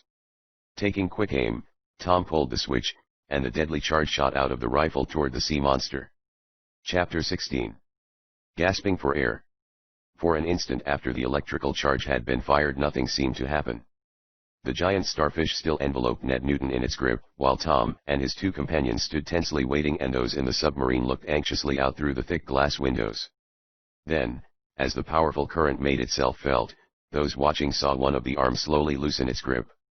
Another floated upward, as a strand of rope idly drifts in the current. Tom saw this, and called through his telephone. "He's feeling it. Go to him, boys. Koku, you with the axe." They needed no second urging. Springing toward the monster, Koku with upraised axe and Norton with the lance, they attacked the starfish. Hacking and stabbing, they completed the work begun by Tom's electric gun. With one powerful stroke, even hampered as he was by the heavy medium in which he operated, Koku lopped off one of the legs. Norton thrust his lance deep into the body of the monster, but this was hardly needed, for the starfish was now dead, and gradually the remaining arms relaxed their hold. Pushing with their weapons, the giant and the sailor now freed Ned from the bulk of the creature, which floated away. It was almost immediately attacked by a school of fish that seemed to have been waiting for just this chance. Ned Newton was freed, but for a moment he staggered about on the floor of the sea, hardly able to stand. "Are you all right, Ned? Did he pierce your suit?" asked Tom, anxiously through the telephone. "Yes, I'm all right," came back the reassuring answer. "I'm a bit cramped from the way he held me, but that's all. Guess he found a suit of rubber and steel too much for his digestion." Slowly, for Ned was indeed a bit stiff and cramped, they made their way back to the submarine, passing through a vast horde of small fishes which had been attracted by the dismemberment of the monster that had been killed. "There'll be sharks along soon," said Tom to Ned through the telephone. "They're not going to miss such a gathering of food as these small fry present. And sharks will present a different emergency from starfish." Tom spoke truly, for a little later, when they were all once more safely within the submarine, looking through the windows, they saw a school of hungry sharks feeding on the millions of small fish that gathered to eat the creature that had attacked Ned. "What did you think was happening to you out there?" asked Tom, when the diving suits had been put away. "I didn't know what to think," was the answer. "I was prospecting around, and I leaned over to pick up a particularly beautiful bit of coral. All at once I felt something over me, as a cloud sometimes hides the sun. I looked up, saw a big black shape settling down, and then I felt my arms pinned to my sides. At first I thought it was an octopus, but in a moment I realized what it was. Though I never thought before that starfish grew so large. Nor I, added Tom. Well, you've had an experience, to say the least. They remained a little longer in the vicinity, Tom and his officers making observations they thought would be useful to them later, and then the submarine went up to the surface. They cruised in the open the rest of that day, recharging the storage batteries and getting ready for the search which, Tom calculated, would take them some time. As he had explained, it would not be easy to locate the Pandora in the fathomless depths of the sea. Ned and Mr. Damon did some fishing while they were on the surface, and, as their luck was good, there was a welcome change from the usual food of the MN1. Though, as Tom had installed a refrigerating plant, fresh meat could be kept for some time, and this, in addition to the tinned and preserved foods, gave them an ample larder. "When are we going to begin the real search for the gold?" asked Mr. Hardley that evening. "I should say in another day or two," Tom answered, after he had consulted the charts and made calculations of their progress since leaving their dock. "We shall then be in the vicinity of the place where you say the Pandora went down, and, if you are sure of your location, we ought to be able to come approximately near to the location of the gold wreck." "Of course I am sure of my figures," declared Mr. Hardley. "I had them directly from the first mate, who gave them to the captain." "Well, it remains to be seen," replied Tom Swift. "We'll know in a few days." "And I hope there will be no more taking chances," went on the gold seeker. "I don't see any sense in you people going out in diving suits to fight starfish. We need those suits to recover the gold with, and it's foolish to take needless risks." His tone and manner were dictatorial, but Tom said nothing. Only when he and Mr. Damon were alone a little later the eccentric man said, "Tom, will you ever forgive me for introducing you to such a pest?" "Oh, well, you didn't know what he was," said Tom good-naturedly. "You're as badly taken in as I am. Once we get the gold and give him his share, he can get off my boat. I'll have nothing more to do with him." Not wishing to navigate in the darkness, for fear of not being able to keep an accurate record of the course and the distance made, Tom submerged the craft when night came and let her come to rest on the bottom of the sea. He calculated that 2 days later they would be in the vicinity of the Pandora. The night passed without incident, situated, as they were, on the sand about 300 feet below the surface, and after breakfast Tom announced that they would go up and head directly for the place where the Pandora had foundered. The ballast tanks were emptied, the rising rudder set, and the MN1 began to ascend. She was still several fathoms from the surface when all on board became aware of a violent pitching and tossing motion. "Bless my postage stamp, Tom!" exclaimed Mr. Damon. "What's the matter now? Has anything gone wrong?" demanded Mr. Hardley. "Nothing, except that we are coming up into a storm," answered the young inventor. "The wind is blowing hard up above and the waves are hot. The swell makes itself felt even down here." Tom's explanation of the cause of the pitching and rolling of the submarine proved correct.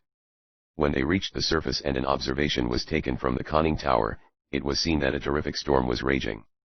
It was out of the question to open the hatches, or the MN1 would have been swamped. The waves were high, it was raining hard and the wind blowing a hurricane. "Well, here's where we demonstrate the advantage of traveling in a submarine," announced Tom, when it was seen that journeying on the surface was out of the question. "The disturbance does not go far below the top. We'll submerge and be in quiet waters." He gave the orders, and soon the craft was sinking again. The deeper she went the more untroubled the sea became, until, when halfway to the bottom, there was no vestige of the storm. "Are we going to lie here on the bottom all day, or make some progress toward our destination?" asked the gold seeker, when Tom came into the main cabin after a visit to the engine room. "It seems to me," went on Mr. Hardley, "that we've wasted enough time. I'd like to get to the wreck, and begin taking out the gold." "That is my plan," said Tom quietly. "We will proceed presently just as soon as navigating calculations can be made and checked up. If we travel underwater we want to go in the right direction." His manner toward the gold seeker was cool and distant. It was easy to see that relations were strained. But Tom would fulfill his part of the contract. A little later, after having floated quietly for half an hour or so, the craft was put in motion, traveling underwater by means of her electric motors. All that day she surged on through the salty sea, no more disturbed by the storm above than was some mollusk on the sandy bottom. It was toward evening, as they could tell by the clocks and not by any change in daylight or darkness, that, As the submarine traveled on, there came a sudden violent concussion. "What's that?" cried Mr. Damon. "We've struck something," replied Tom, who was with the others in the cabin, the navigation of the craft having been entrusted to one of the officers. "Keep cool, there's no danger." "Perhaps we have struck the wreck," exclaimed Mr. Hardley. "We aren't near her," answered the young inventor. "But it may be some other half-submerged derelict. I'll go to see," and Tom's words were choked off by a sudden swirl of the craft. She seemed about to turn completely over, and then, twisted to an uncomfortable angle, so that those within her slid to the side walls of the cabin. The MN1 came to an abrupt stop. At the same time she seemed to vibrate and tremble as if in terror of some unknown fate. "Something has gone wrong," exclaimed Tom, and he hurried to the engine room, walking, as best he could with the craft at that grotesque angle. The others followed him. "What's the matter, Earl?" asked Tom of his chief assistant. "One of the rudders has broken, sir," was the answer. "It's thrown us off our even keel. I'll start the gyroscope, and that ought to stabilize us." "The gyroscope?" cried Tom. "I didn't bring it. I didn't think we'd need it." For a moment Earl looked at his commander. Then he said, "Well, perhaps we can make a shift if we can repair the broken rudder. We must have struck a powerful cross-current, or maybe a whirlpool, that tore the main rudder loose. We've rammed a sandbank, or stuck her nose into the bottom in some shallow place, I'm afraid. We can't go ahead or back up." "Do you mean we're stuck, as we were in the mud bank?" asked Mr. Hardley. "Yes," answered Tom, and Earl nodded to confirm that version of it. "But we'll get out," declared Tom. "This is only a slight accident. It doesn't amount to anything, though I'm sorry now I didn't take my father's advice and bring the gyroscope rudder along. It would have acted automatically to have prevented this. Now, Mr. Earl, we'll see what's to be done." All night long they worked, but when morning came, as told by the clocks, they were still in jeopardy. And then a new peril confronted them. Earl, coming from the crew's quarters, spoke to Tom quietly in the main cabin. "We'll have to turn on one of the auxiliary air tanks," he said. "We've consumed more than the usual amount on account of the men working so hard, and we used one of the compressed air motors to aid the electrics. We'll have to open up the reserve tank." "Very well, do so," ordered Tom. But a grim look came to his face when Earl, returning a little later, reported with blanched cheeks. "The extra tank hasn't an atom of air in it, sir." "What do you mean?" asked Tom, in fear and alarm. "I mean that the valve has been opened in some way, broken perhaps by accident, and all the air we have is what's in the submarine now. Not an atom in reserve, sir." "Whew!" whistled Tom, and then he stood up and began breathing quickly. Already the atmosphere was beginning to be tainted, as it always becomes in a closed place when no fresh oxygen can enter. Without more fresh air the lives of all in the submarine were in imminent peril. And even as Tom listened to the report of his officer, he and the others began gasping for breath. Chapter 17. "Where is it?" "Down on your faces," called Tom to those with him in the cabin. "Lie down, everyone. The freshest air is near the floor, the bad air rises, being lighter with carbonic acid. Lie down." All obeyed, Tom following the advice he himself gave. It was a little easier to breathe, lying on the tilted cabin floor, but how long could this be kept up? That was a question each one asked himself. "Is every bit of our reserve air used?" asked Tom, speaking to Earl. "As far as I can learn, yes, sir. If I had known that the auxiliary tank was empty I wouldn't have ordered the compressed air motor used. But I didn't know." "No one is to blame," said Tom in a low voice. "It is one of the accidents that could not be foreseen. If there is any blame it attaches to me for not installing the gyroscope rudder. If we had had that when we were caught in the cross current, or the whirlpool swirl, our equilibrium would have been automatically maintained. As it is." He did not finish, but they all knew what he meant. "Bless my soda fountain, Tom," murmured Mr. Damon, "but isn't there any way of getting fresh air?" "None without rising to the top," Tom answered. "We'll have to try that. Come with me to the engine room, Mr. Earl. It may be possible we can pull her loose." They started to crawl on their hands and knees, to take advantage of the purer air at the floor level. The situation of the MN1 was exactly the same as it had been when she ran into the mud bank in the river, with the exception that now she was in graver danger, for the supply of air for breathing was almost exhausted. Reaching the engine room, where he found the crew lying down to take advantage of the better air near the floor, Tom made a hasty examination of the apparatus. There was still plenty of power left in the storage batteries, but, so far, the motors they operated had not been able to pull the craft loose from where her nose was stuck fast. "Are the tanks completely emptied?" asked Tom. "As nearly so as we could manage with the pumps not acting to their full capacity," answered Earl. "If we could turn the craft on a more level keel we might empty them further, and then her natural buoyancy would send her up." "Then that's the thing to try to do," exclaimed Tom, his head beginning to feel the heaviness due to the impure air. "We'll move every stationary object over to the port side, and we'll all stand there, or lie there, ourselves. That may heel her over, and help loosen the grip of the sand." "It's worth trying," said Earl. "Get ready, men," he called to the crew. Tom crawled back to the main cabin and told Mr. Damon and the others what was to be attempted.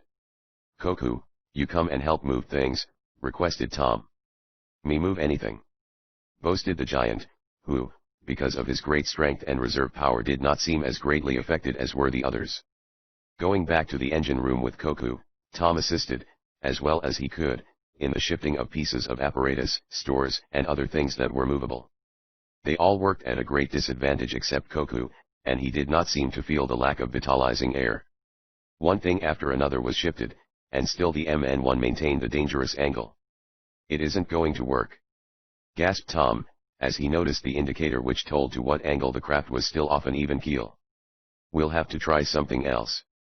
"Is there anything to try?" asked Earl, in a faint voice. He was on the point of fainting for lack of air. Tom looked desperately around. There was one piece of heavy machinery that might be moved to the other side of the engine room. It was bolted to the floor, but its added weight, with that of the crew and passengers, together with what had already been shifted, might turn the trick. "Let's try to move that," said Tom faintly, pointing to it. "It will take an hour to unbolt it," said one of the men. "Koku," gasped Tom, pointing to the heavy apparatus. See if you." Tom's breath failed him, and he sank down in a heap. But he had managed to make the giant understand what was wanted. "Koku-do," murmured the big man. Striding to the piece of machinery, the legs of which were bolted to the floor, Koku got his arms under it. Bending over, and arching his back, so as to take full advantage of his enormous muscles, the giant strained upward.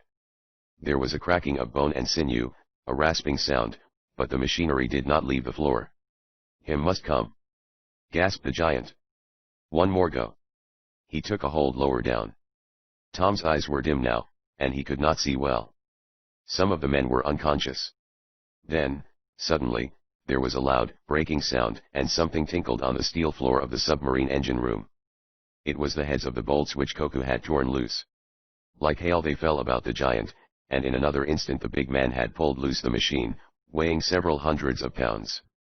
In another moment he shoved it across the floor, toward the elevated side of the craft. For a second or two nothing happened. Then slowly, very slowly, the MN1 began to heel over. "She's turning," someone gasped. An instant later, freed by this turning motion from the grip of the sand bank, the submarine shot to the surface. Up and up she went, breaking out on the open sea as a great fish darts upward from the hidden depths. It was the work of only a few seconds for the man nearest it to open the hatch, and then in rushed the life-giving air. Tom and his companions were saved, and by Koku's strength. "Me say him machine got to come up, said the giant, smiling in happy fashion, when, after they had all gulped down great mouthfuls of the precious oxygen, they were talking of their experience. "Yes, you certainly did it," said Tom, and due credit was given to Koku. "Never again will I travel without a gyroscope," declared Tom. "I'm almost ready to go back and have one installed now."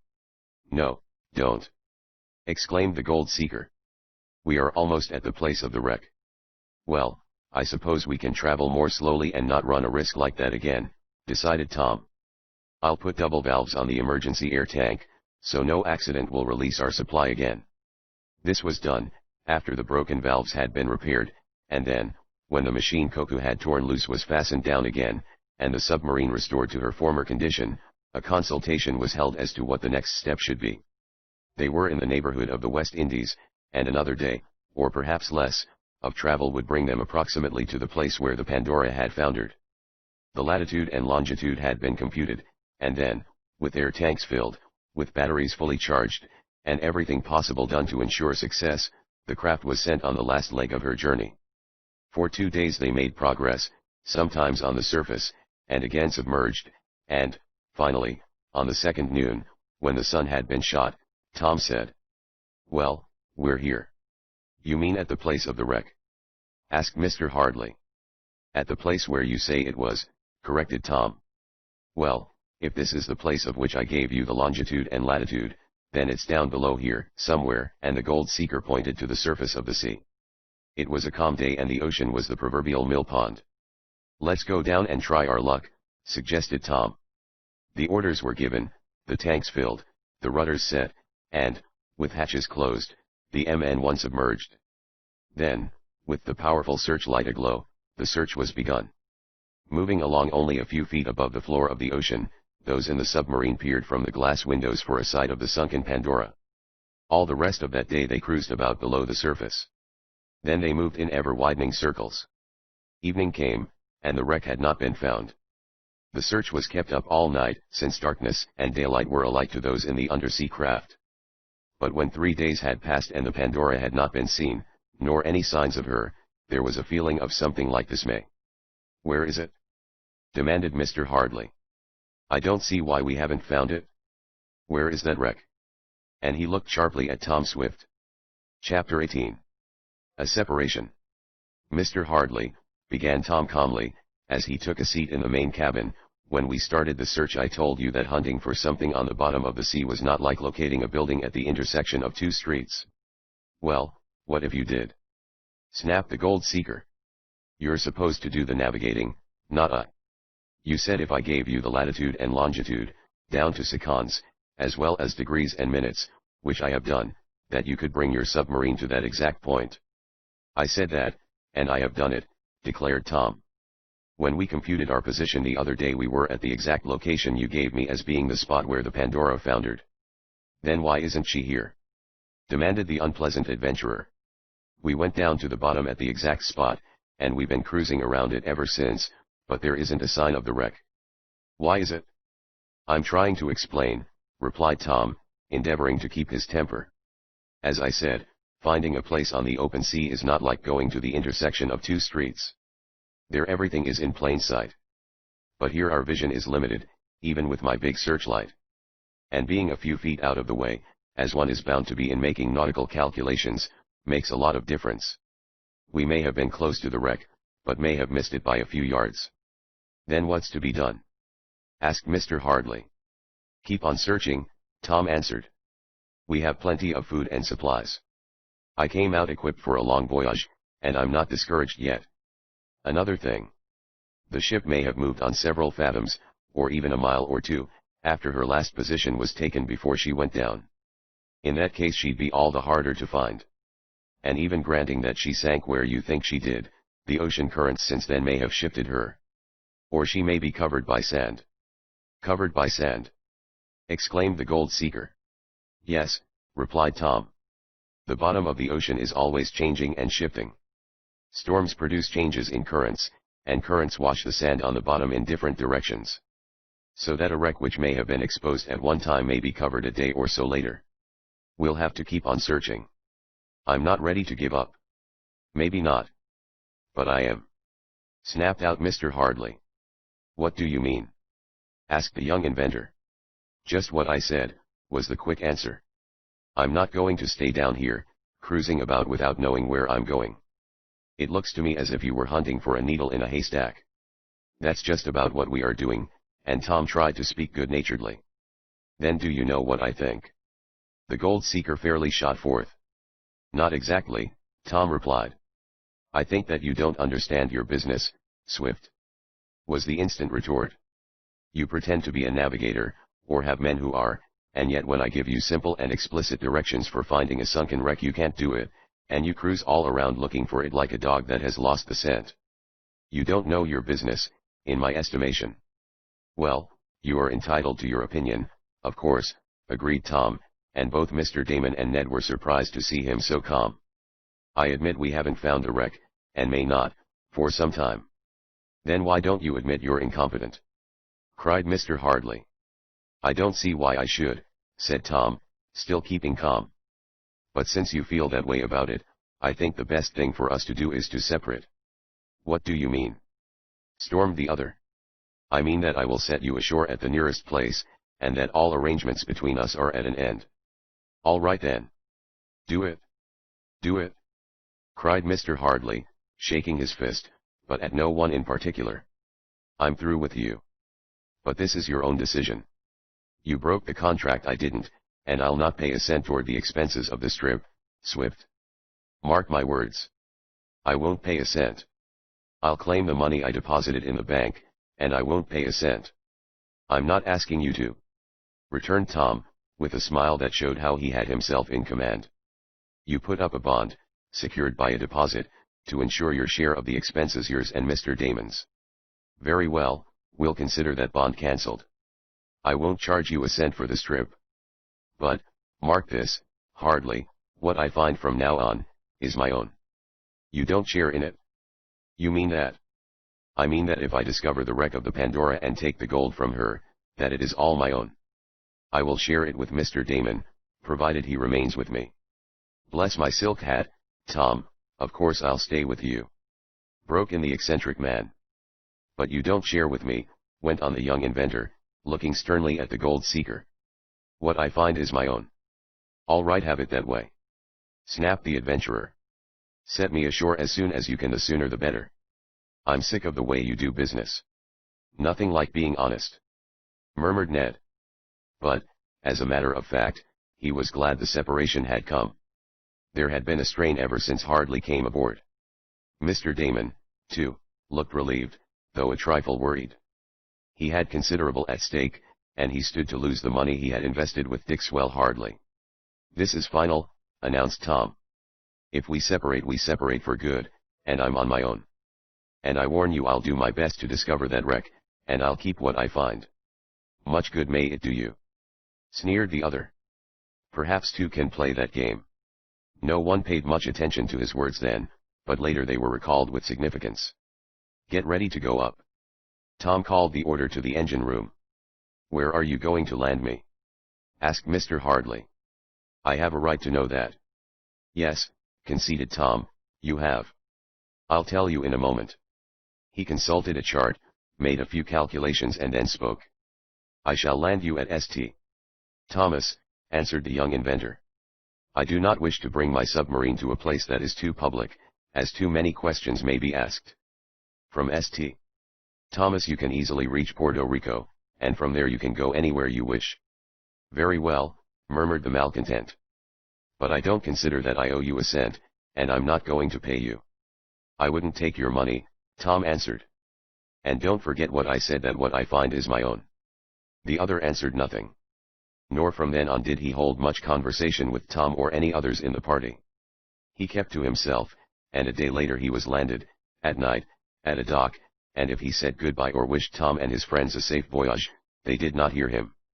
They were steaming along on the surface the next day, and at noon the submarine suddenly halted. What's on now, Tom? Asked Ned, as he saw his chum prepare to go up on deck with some of the craft's officers.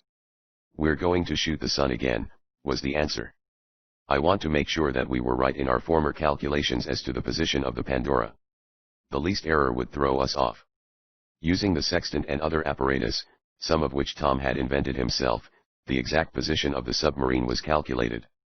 As the last figure was set down and compared with their previous location, one of the men who had been doing the computing gave an exclamation. What's the matter? Asked Tom. Look. Was the answer, and he pointed to the paper. There's where a mistake was made before. We were at least 2 miles off our course. You don't say so. Exclaimed Tom, and, taking the sheet, he went rapidly over the results. Chapter 19. The Serpent Weed.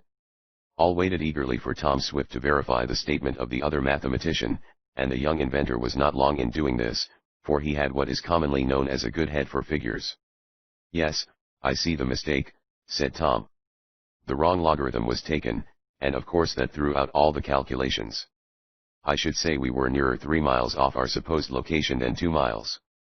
Does that mean, asked Mr. Damon, that we began a search for the wreck of the Pandora 3 miles from the place Hardly told us she was? That's about it, Tom said. No wonder we couldn't find her. What are you going to do? Ned wanted to know. Get to the right spot as soon as possible and begin the search there, Tom answered. You see, before we submerged as nearly as possible at the place where we thought the Pandora might be on the ocean bottom. From there we began making circles under the sea, enlarging the diameter each circuit. That didn't bring us anywhere, as you all know. Now we will start our series of circles with a different point as the center. It will bring us over an entirely different territory of the ocean floor. Just a moment, said Ned, as the conference was about to break up. Is it possible, Tom, that in our first circling that we covered any of the ground which we may cover now? I mean, will the new circles we propose making coincide at any place with the previous ones? They won't exactly coincide, answered the young inventor. You can't make circles coincide unless you use the same center and the same radius each time. But the two series of circles will intersect at certain places. I guess intersect is the word I wanted, admitted Ned. What's the idea? Tom wanted to know. I'm thinking of Hardly, answered his chum. He might assert that we purposely went to the wrong location with him to begin the search, and if we afterward find the wreck and the gold, he may claim a share. Not much he won't, cried Tom. Bless my checkbook, I should say not, exclaimed Mr. Damon. Hardly broke off relations with us of his own volition, said Tom. He breached the contract, as the lawyers say. It was his own doing. He has put me to considerable expense and trouble, not to say danger. He was aware of that, and yet he refused to pay his share. He accused me of incompetence. Very well. That presaged that I must have made an error, and it was on that assumption that he said I did not know my business. Instead of giving me a chance to correct the error, which he declared I had made, he quit cold. Now he is entitled to no further consideration. An error was made, there's no question of that. We are going to correct it, and we may find the gold. If we do, I shall feel I have a legal and moral right to take all of it I can get. Mr. Hardly, to use a comprehensive, but perhaps not very elegant expression, may go fish for his share. That's right, asserted Mr. Damon. I guess you're right, Tom, declared Ned. There's only one more thing to be considered. What's that? Asked the young inventor. Why, Hardly himself may find out in some way that we were barking up the wrong tree, so to speak. That is, learn we started at the wrong nautical point. He may get up another expedition to come and search for the gold and... Well, he has that right and privilege, said Tom coolly.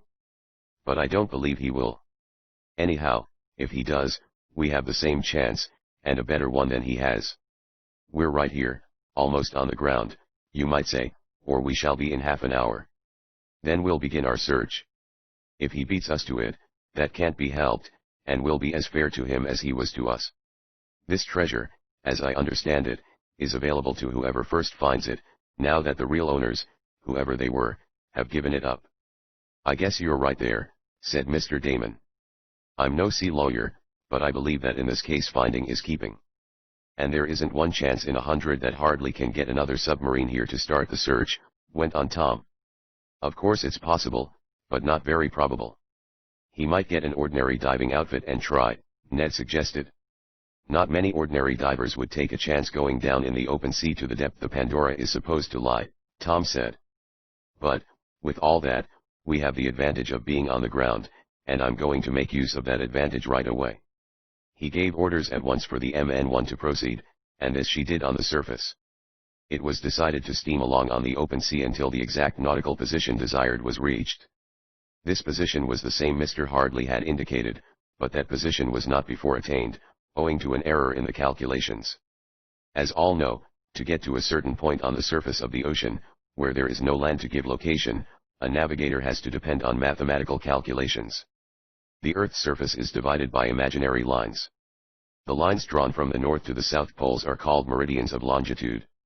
They are marked in degrees, and indicate distance east or west of the meridian of, say, Greenwich, England, which is taken as one of the centers.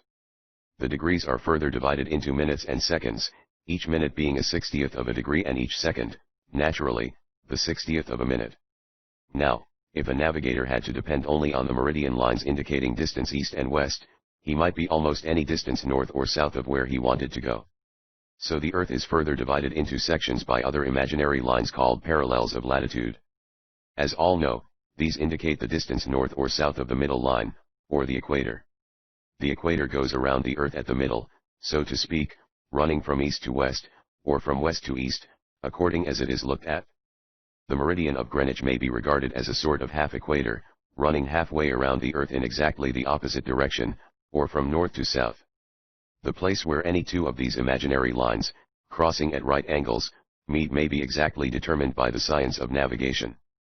It is a complicated and difficult science, but by calculating the distance of the sun above the horizon, sometimes by views of stars, by knowing the speed of the ship, and by having the exact astronomical time at hand, shown on an accurate chronometer, the exact position of a ship at any hour may be determined. By this means, if a navigator wants to get to a place where two certain lines cross, indicating an exact spot in the ocean, he is able to do so. He can tell, for instance, when he has reached the place where the 72nd degree of longitude, west from Greenwich, meets and crossed the 20th parallel of latitude. This spot is just off the northern coast of Haiti. Other positions are likewise determined. It was after about an hour of rather slow progress on the surface of the calm sea, no excess speed being used for fear of overrunning the mark, that Tom and his associates gathered on deck again to make another calculation. Long and carefully they worked out their position, and when, at last, the figures had been checked and checked again, to obviate the chance of another error, the young inventor exclaimed, "Well, we're here." "Really?" cried Ned. "No doubt of it," said his chum. "Bless my doormat!" cried Mr. Damon. "And do you mean to say, Tom Swift, that if we submerge now we'll be exactly where the Pandora lies, a wreck on the floor of the ocean?" "I mean to say that we're at exactly the spot where Hardly said she went down," corrected Tom, "and we weren't there before. That is not so that we actually knew it. Now we are, and we're going down. But that doesn't guarantee that we'll find the wreck. She may have shifted, or be covered with sand. All that I said before in reference to the difficulty in locating something under the surface of the sea still holds good. Once more, to make very certain there was no error, the figures were gone over, then, as one result checked the other, Tom put away the papers, the nautical almanac, and said, "Let's go." Slowly the tanks of the MN1 began to fill. It was decided to let her sink straight down, instead of descending by means of the vertical rudders. In that way it was hoped to land her as nearly as possible on the exact spot where the Pandora was supposed to be. "How deep will it be, Tom?" asked Ned, as he stood beside his chum in the forward observation cabin and watched the needle of the gauge move higher and higher. "About 600 feet, I judge, going by the character of the sea bottom around here. Certainly not more than 800, I should say." And Tom was right.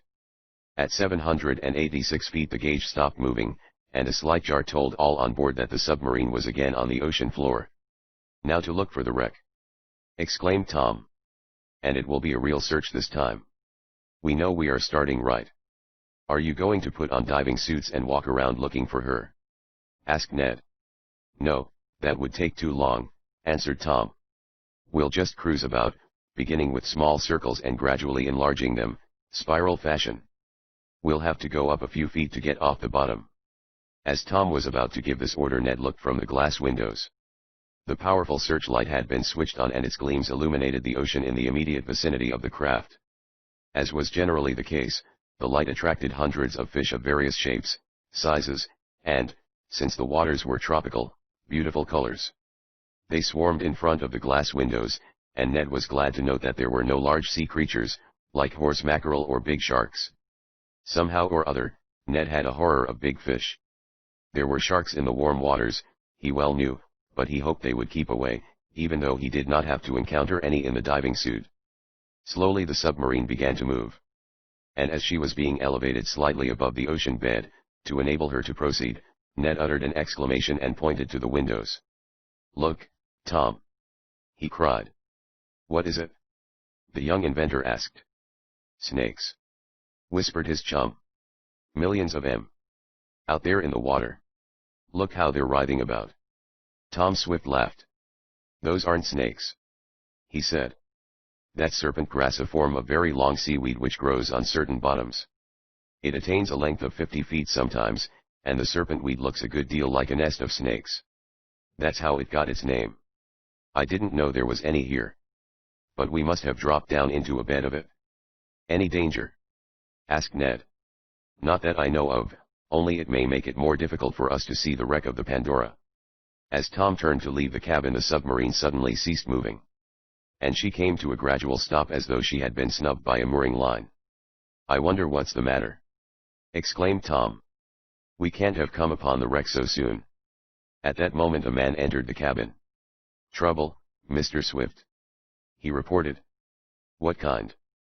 asked Tom. "Our propellers are tangled with a mass of serpent weed," was the answer. "They're both fouled, and we can't budge." "Bless my anchor chain!" ejaculated Mr. Damon. "Stuck again." Chapter XX. The Devilfish. It was true. The long sinuous strands of ocean grass, known under the name of serpentweed, had caught around the whirling propellers, and there had been wound and twisted very tightly. Just as sometimes the stern line gets so tightly twisted around a motor boat propeller as to require hours of work with an axe to free it, the seaweed was twisted around the blades of the MN1. Slowly the undersea craft came to a stop, and there she remained, floating freely enough, but a few feet above the bottom of the ocean. There was a look of alarm on the faces of Ned and Mr. Damon, but Tom Swift smiled. "This is annoying, and may cause us delay," he announced, "but there is no danger." "How are we to get free from the weed?" asked Mr. Damon. "We can't move if it's wound around our propellers, can we?" "Not very well," Tom answered. "But all that will have to be done will be for some of us to put on diving suits, go out and chop the strands of weed away. We can do it more easily than could an ordinary vessel, for they would have to go into dry dock for the purpose. I think I'll go out myself. I want to look around a little." "I'll go with you," said Ned. "As long as we haven't seen any sharks I don't mind." "Nor gigantic starfish, either," added Tom with a smile, and Ned nodded in agreement. "We might try reversing the propellers," suggested the man from the engine room, who had come in with the information about the serpent weed. The chief didn't like to try that. "We saw the weed from our observation windows and stopped as soon as we felt we had fouled it." "That was right," commended Tom. "Well, try reversing. It can't do any harm, and it may make it easier for us to free the propellers when we go out." He went to the engine room himself to see that everything was properly attended to. Slowly the motors were reversed, and only a slight current was given them, as, with the resistance of the tightly wound weed, too powerful a force might burn out the insulation. Slowly the starting lever was thrown over. There was a low humming and whining as the current jumped from the batteries, and a slight vibration of the craft. Tom looked at the movable pointer which showed the speed and direction of the propellers. The hand oscillated slightly and then stopped. "Shut off the current!" cried Tom. "It's of no use. The propellers are held as tight as a drum. We've got to go out and cut loose the serpent weed." The experiment of reversing the propellers had failed. But still Tom did not believe his craft was in danger. He gave orders for the engine room force to stand by and then arranged for himself, Ned, and Coco to go outside in diving dress and cut the weed off the shafts. There were twin propellers on the submarine, each revolving independently by separate motors, and each capable of being sent in forward or reverse direction. "Start the engines as soon as we give the signal," Tom told the machinist.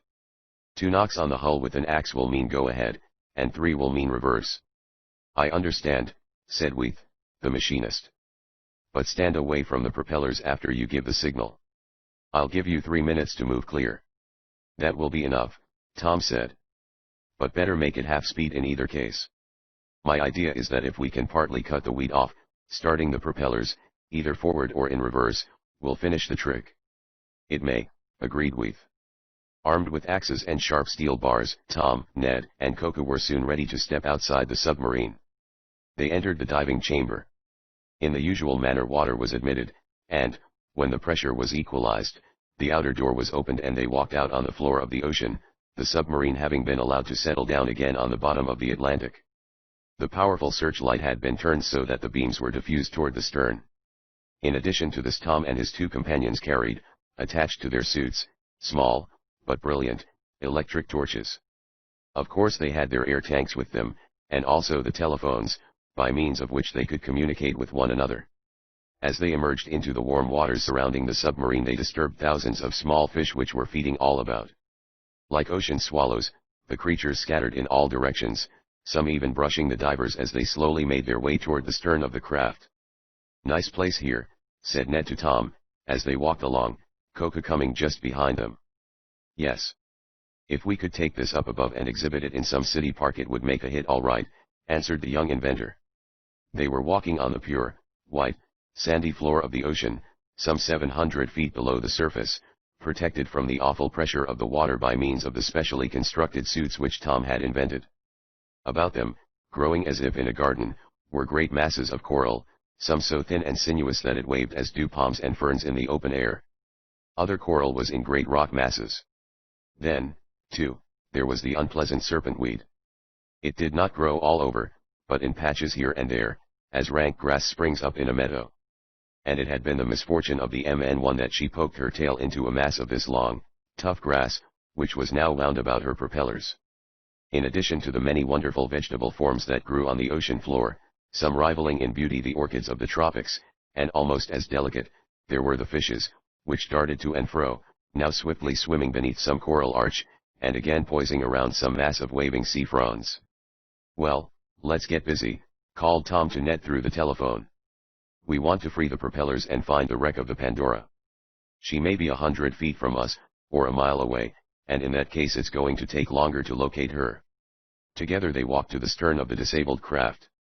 One look at the propeller shafts, the examination being made by the diffused glow from the searchlight, as well as from the electric torches carried, showed that the diagnosis of the trouble was correct. Wound around both propellers was a mass of the serpentweed, tightly bound because the machinery had whirled it around and around after the grass had once been caught. It was almost as bad as though manila cable had been thus accidentally fastened.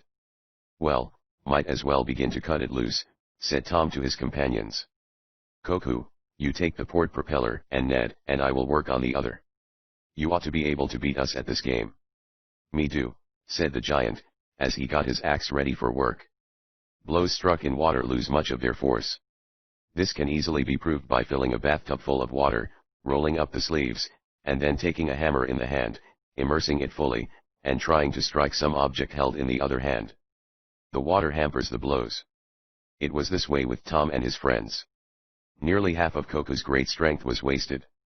But they knew they could take their time, though they did not want to waste many hours. The streamers of weed were like strands of tightly wound rope, and this, under certain circumstances, acquires almost the density of wood. Tom and Ned, working together, had managed to chop a little off their propeller shaft, and Coco had done somewhat better with his task, when Ned became aware of a shadow passing above him. Instinctively he looked up, and as he did so he could not repress a start of horror. Tom, too, as well as Coco, saw the menacing shadow. Ned grasped more tightly his sharp, steel bar and spoke through the telephone to his companions. "Devilfish," he said. "The devilfish are after us." Chapter XXI. A war reminder. To a large number of people the name devilfish brings to mind a conception of an octopus, squid, cuttlefish, or a member of that species. This is, however, a mistake. The true devilfish of the tropics is a member of the stingray family, and the common name it bears is given to it because of two prongs, or horns, which project just in front of its mouth. His Satanic Majesty is popularly supposed to have horns, together with a tail, hoofs, and other appendages, and the horns of the stingray fish are what give it the name it bears. The devilfish, some specimens of which grow to the weight of a ton and measure 15 feet from wingtip to wingtip, are armed with a long tail, terminating in a tough, horny substance, like many of the ray family members. This horn-tipped tail, lashing about in the water, becomes a terrible weapon of defense. Possibly it is used for offense, as the devilfish feeds on small sea animals, sweeping them into its mouth by movements of the horns mentioned. These horns, swirled about in the water, create a sort of suction current, and on that the food fishes are borne into the maw of the gigantic creature. A whale rushes through a school of small sea animals with open mouth, takes in a great quantity of water, and the fringe of whalebone acts as a strainer, letting out the water and retaining the food. In like manner the devilfish feeds, except that it has no whalebone. Its horns help it to get a meal. The wingtips of the devilfish have been spoken of. They are not really wings, though when one of these fish breaks water and shoots through the air, it appears to be flying. The wings are merely fins, enormously enlarged, and these give the fish its great size, rather than does the body itself. It is the whipping spike-armed tail of the devilfish that is to be feared, aside from the fact that the rush of a monster might swamp a small boat. It was 2 or 3 of these devilfish that were now floating in the water above Tom and his companions, who were grouped about the stern of the disabled submarine. "They won't attack us unless we disturb them," said Tom through his telephone, speaking to Ned and Koku. "Keep still and they'll swim away. I guess they're trying to find out what new kind of fish our boat is." All might have gone well had not Koku acted precipitately. One of the devilfish, the smallest of the trio, measuring about 10 feet across, swam down near the giant. It was an uncanny-looking creature, with its horns swirling about in the water and its bone-tipped tail lashing to and fro like a venomous serpent. "Look out!" cried Tom. But he was too late. Koku raised his axe and struck with all his force at the sea beast. He hit it a glancing blow, not enough to kill it, but to wound it, and immediately the sea was crimsoned with blood. The devilfish was able to observe underwater better than its human enemies, and it was in no doubt as to its assailant. In an instant it attacked the giant, seeking to pierce him with the deadly tail. These tails are not only armed with a tip of horn-like hardness, they are also poisonous, and their penetrating power is great. Fishermen have sometimes caught small stingrays, which are a sort of devilfish. Lashing about in the bottom of a boat, a stingray can send its tail tip through the sole of a heavy boot and inflict a painful wound which may cause serious results. The beast Koku had wounded was trying to sting the giant, and the latter, aware of his peril, was striking out with the axe. "Look out, Tom!" called Ned through his telephone, as he saw one of the 2 unwounded devilfish swirl down toward the young inventor. Tom looked up, saw the big, horrible shape above him, and jabbed it with the sharp, steel bar. He inflicted a wound which added further to the crimson tinge in the sea, and that fish now attacked Tom Swift. In another instant all 3 divers were fighting the terrible creatures, that, knowing by instinct they were in danger, were using the weapon with which nature had provided them. They lashed about with their sharp-pointed tails, and more than one blow fell on the suits of the divers.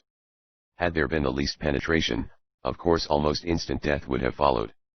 For the sea, at that depth and pressure, entering the suits would have ended life suddenly.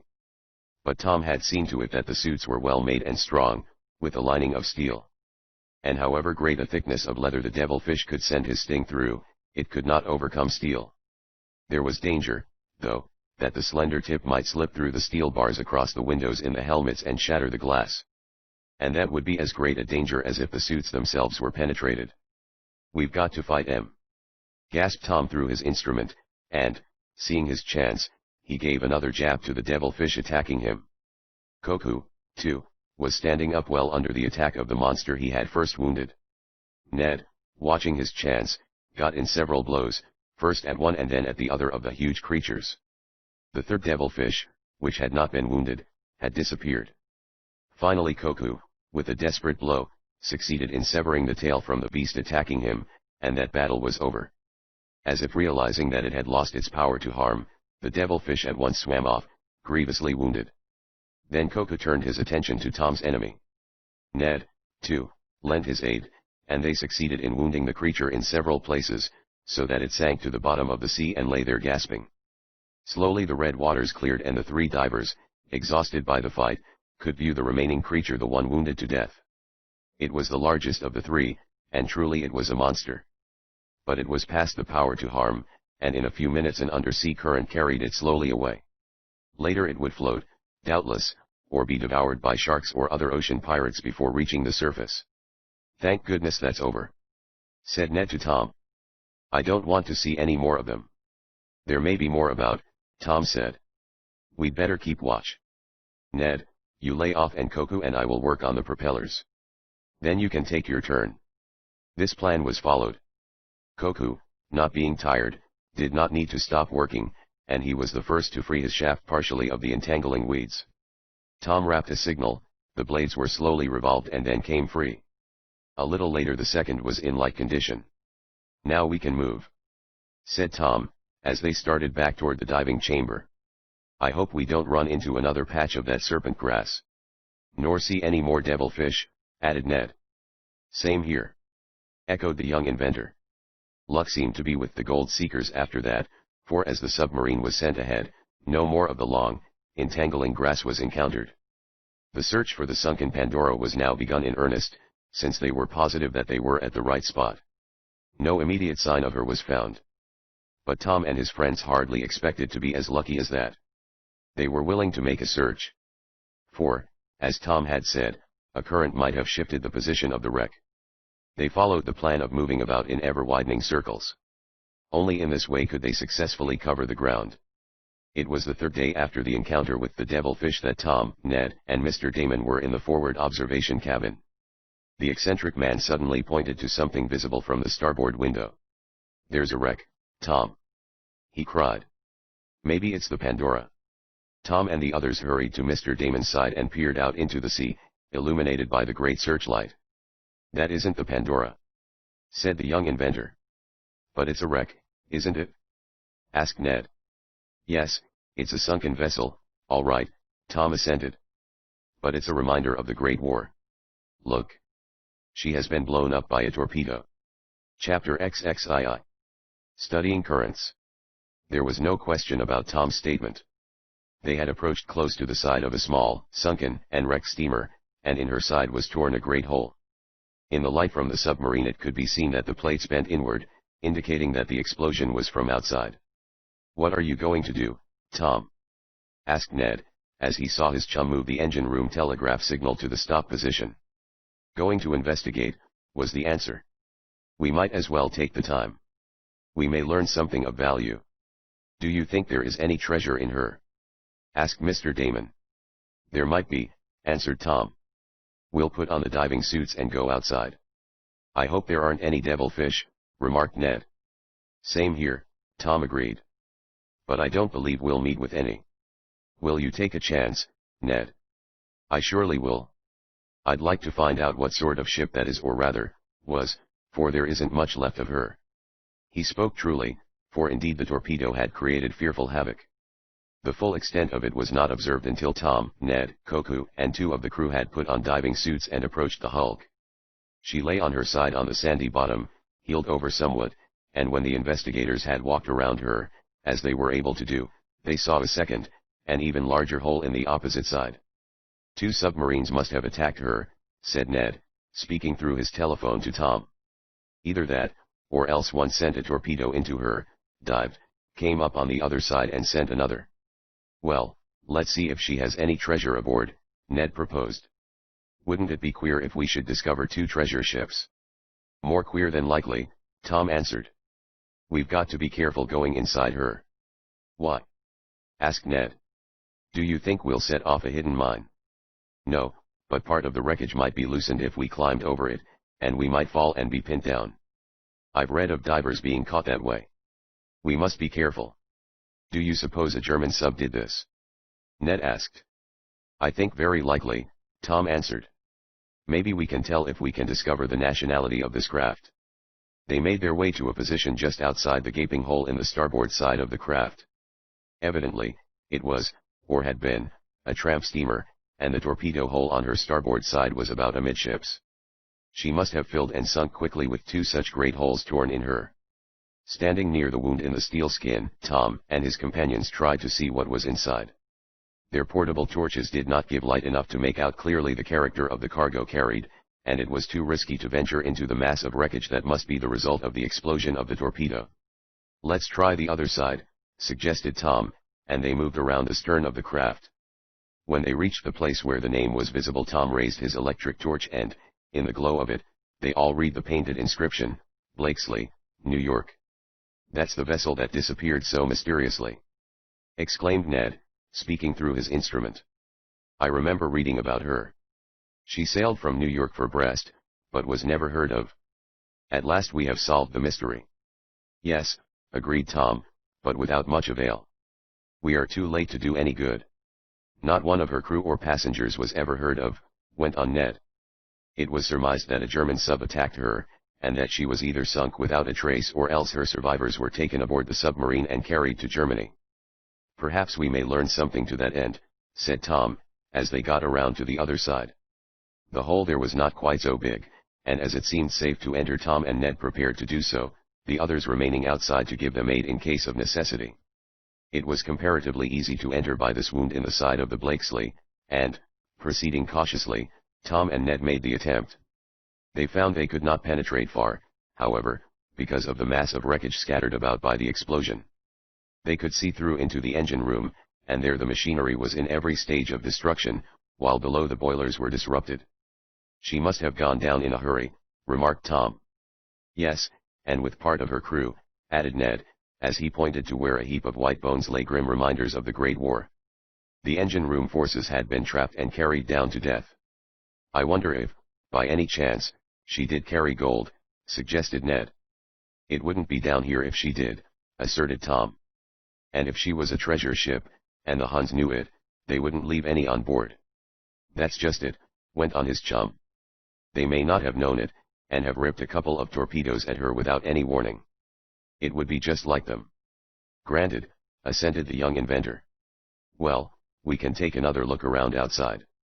Maybe there's a way of getting on deck, and so going below from there." "I wouldn't chance it from here." "Me, either," Ned answered.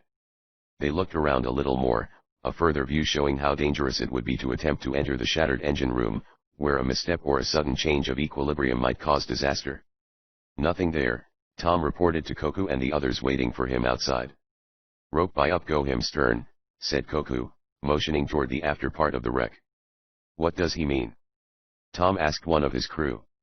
"Oh, he went walking around outside while you were inside, sir," was the answer, "and he seems to have found a rope ladder or a chain, or something hanging from the stern."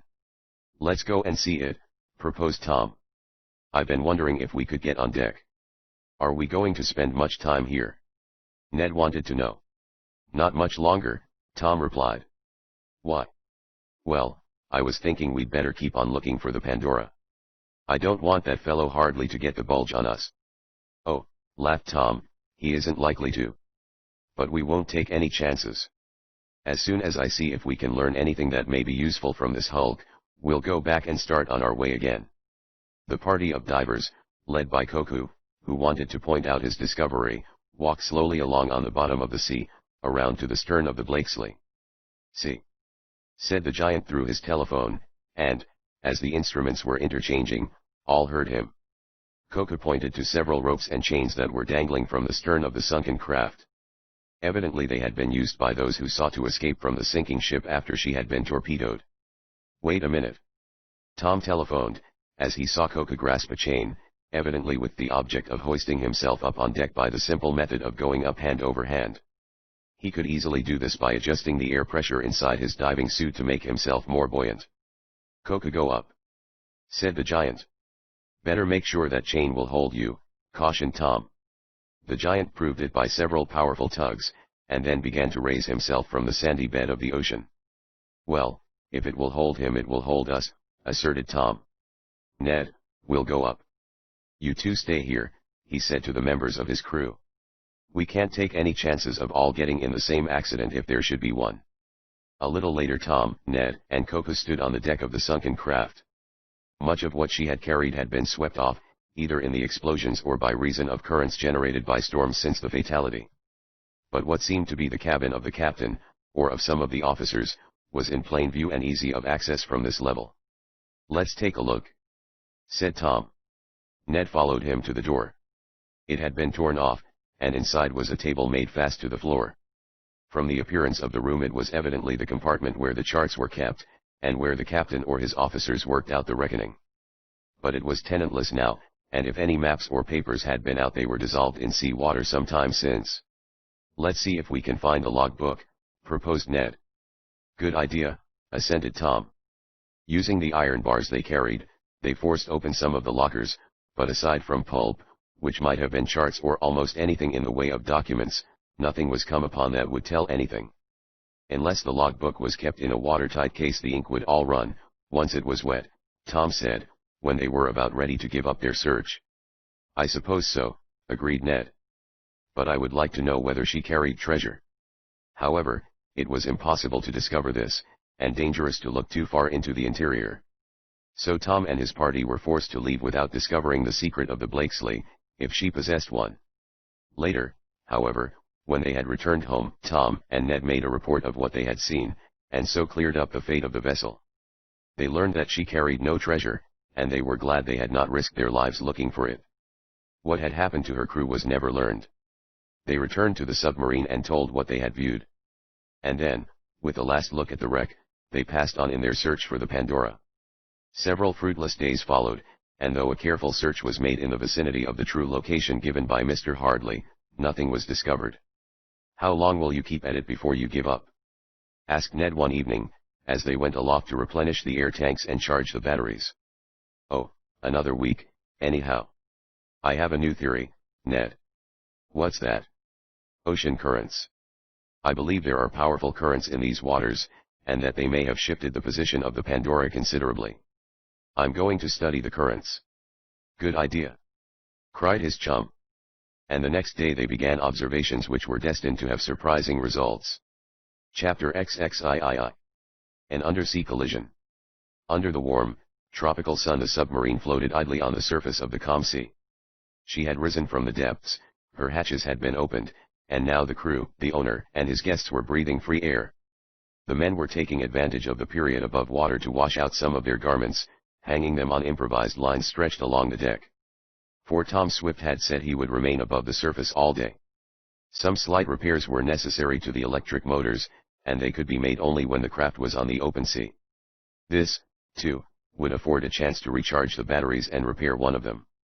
For the time being the search under the sea for the treasure ship Pandora had been abandoned. But it was not given up entirely. As Tom had announced to Ned, a new theory would be worked out. So far, cruising about in the place where the filibuster ship was supposed to have gone down had resulted in nothing. Mr. Damon, who had been below, shaving, came up on deck to see Tom and Ned tossing into the water large pieces of cork taken from spare life preservers. Tom tossed his in from one side of the deck, and Ned from the other. Then, as the eccentric man listened, he heard Tom say, "I think mine is going to beat yours, Ned." "Then you've got another guess coming," declared the young financial man. "Mine's going twice as fast as yours is now, though yours did start off better." "Bless my beefsteak!" exclaimed Mr. Damon. "What's this, Tom Swift? I thought we came on a treasure hunting expedition, and here I find you and Ned playing some childish game. I hope you aren't laying any wagers on it." Mr. Damon did not approve of gambling in any form. "No, we aren't doing that," laughed Tom, as he dropped another bit of cork into the ocean. "We are trying to arrive at some valuable scientific facts, Mr. Damon." "Scientific facts that childish play." "It isn't play," said Tom, turning to remark to Ned, "I think we've settled it. The current has a decided twist to the north." "Yes," agreed his chum. "You were right, Tom." "If you don't mind explaining," began Mr. Damon, "I should like to know." "We're trying to determine the drift of the ocean currents in this locality," Tom said. "So we'll know better where to look for the Pandora," added Ned. "Oh, so you haven't given up the hunt, then?" asked the eccentric man. "By no means," exclaimed Tom. "It's this way, Mr. Damon. We went down at as nearly the exact spot where the treasure ship was sunk as we could determine by means of calculations. She wasn't there, nor could we find her by going around in circles. Then it occurred to me, and to some of the others also, including Ned, that the ocean currents might have shifted the position of the craft after she had sunk. There are powerful currents in the ocean, as you know, the Gulf Stream being one and the Japan current another. Now there may be smaller ones in these waters that would produce a local effect. So Ned and I have been dropping bits of cork of different shapes into the water and watching which way they drifted. Our conclusion is that the currents here have a decided set toward the north." "And what does that indicate?" asked Mr. Damon. "That we should have begun our search some distance north of the point where we actually did begin," answered Tom. "How far north?" the eccentric man wanted to know. "That's just what we have yet to ascertain," the young inventor replied. "So far our conclusions have been arrived at merely from surface data. Now we've got to go below." "And play with bits of cork there?" asked Mr. Damon. "No, we'll have to use something heavier than cork," Tom said. "We'll probably use weights, and see how far they move along the bottom in a given time. But we have established one thing, and I begin to have hopes now that we may locate the Pandora." The remainder of the day was spent in various ways aboard the submarine, which continued to float idly on the waves. It was toward evening, when the red, setting sun gave promise of a fair day on the morrow, that the submarine's deck lookout approached Tom, and, waiting until he had the attention of the young inventor, reported. "There is a smudge of smoke dead astern, sir." "Is there?" exclaimed Tom. "Let me have the glasses." He took them from the lookout and made a long and careful study of the slight, black smudge which was low down on the horizon. "A steamer," decided Tom, "and coming on fast. We'll go below," he added. "Please make ready," he said to the officer in charge. "What's up, Tom?" asked Ned, as his chum gathered up the papers on which he had been figuring on an improvised table set under an awning on deck. "Some craft is coming, and I'd just as soon she wouldn't sight us," was the answer. "You mean she might interfere with our search for the treasure ship?" "Not exactly. But she might want to start a search on her own account, and there's no use of giving our presence away, or letting them guess at what might be right conclusions as to the location of the Pandora." "But, Tom, no one knows of the wreck. At least, no one is supposed to but our party and—" "Hardly." "Exactly," exclaimed Tom, as he saw his chum about to utter the name. "And you think he is coming?" "I shouldn't be a bit surprised. Anyhow, it's just as easy for us to submerge and let them do their own guessing. I was going down soon, anyhow, and another hour won't make any difference. Here, take a look, if you like." Ned peered through the glasses, but his eyes not being trained in sea interpretation, as were Tom's, he could make out nothing but a black smudge, now larger and darker. "It might be a cloud for all I can tell," he said, as he handed the binoculars back to Tom. "Well, it's a steamer all right, and she's under forced draft, too, if I'm any judge. We'll go below before she sights us." "Perhaps she has already," suggested Ned, as the crew began clearing the submarine's deck. "No, we lie too low in the water for that." "Well, now we can start our underwater observations of current trends." It did not take long, once she started, for the MN1 to go down. Just as the sun sank below the horizon, and while the smudge of smoke was becoming more distinct, the waves closed over the steel deck of the submarine. Half an hour later she was nearly a quarter of a mile below the surface, resting on the bottom of the sea again. On this trip Tom did not go to any such depths as he did on his former voyage in the Advance. Not that the reconstructed submarine was not capable of it, for she was even stronger than when first built. But the wreck they were seeking did not lie in so great a depth of water, and there was no need of running useless risks. "Well," remarked Ned, when they came to a stop, "I don't believe anyone will find us here." "Not an ordinary diver, at any rate," Tom agreed. "And after supper I'm going to have another go at the currents." The meal was served as usual, and a very good one it was, considering the fact that not as many supplies could be carried in the rather limited space of a submarine as may be transported in an ocean liner. Then, as it was still early, Tom and Ned, with the help of some of the officers, got ready for a new series of experiments. The big searchlight was set aglow, and, going out on the ocean bed in diving suits, Tom and his friends dropped on the sand various weighted objects. These were made in the shape of the hull of a steamer, and in proportion. Once they were on the sand, an iron rod was thrust into the ocean bed near each object. "Now," remarked Tom, as they all went into the submarine again, "we'll let them drift until morning. Then we'll make new calculations. I think we'll arrive at some results, too." "Just what are you aiming to do?" asked Mr. Damon. "See how far each one of those weighted objects drifts," Tom replied. "We have planted them in different spots on the ocean bed. Some will drift farther than others. Some are large and some are small. By striking an average we may be able to tell about how far from the supposed location of the Pandora we ought to look for her." The night passed without incident and as calmly and peacefully as though they were all in some deep cave beneath a great mountain. In the morning after breakfast Tom and his friends went outside the submarine again and noted the weighted objects. Some had drifted farther than others. Measurements were carefully taken, and then began a series of intricate calculations. The distance each object had drifted from the iron bar marker was considered in reference to its size and shape. Also the elapsed time was computed. The results were then compared, an average struck, and then the size and weight of the Pandora, as nearly as they could be ascertained, were figured. The resultant figures were compared, and Tom announced, "If we are anywhere near right in our conclusions we ought to begin to search for the treasure ship about 4 miles from here, in a general northerly direction. "Do you think she has drifted that far?" asked Ned. "Fully that," Tom answered. "That is only our starting point, the center of a new series of circles." A moment later Tom gave the order to rise to the surface. "Going up?" exclaimed Ned. "Yes, I want to make some observations to determine our exact nautical position. But suppose that other steam? We'll have to take a chance. We can submerge quickly if we have to, and I don't believe she's able to do that." An observation was taken through the conning tower, however, before the MN1 went all the way up, and there was not a sail nor a smudge of smoke on the horizon. "So far so good," murmured Tom. "Now we'll shoot the sun, and after we submerge we'll begin our search in earnest. I think we are on the right track now." The observation was made at noon, and then, as nearly as possible, the submarine was moved to a position approximately 4 miles north of the place where the Pandora was supposed to have foundered. "Down we go!" exclaimed Tom, and down they went.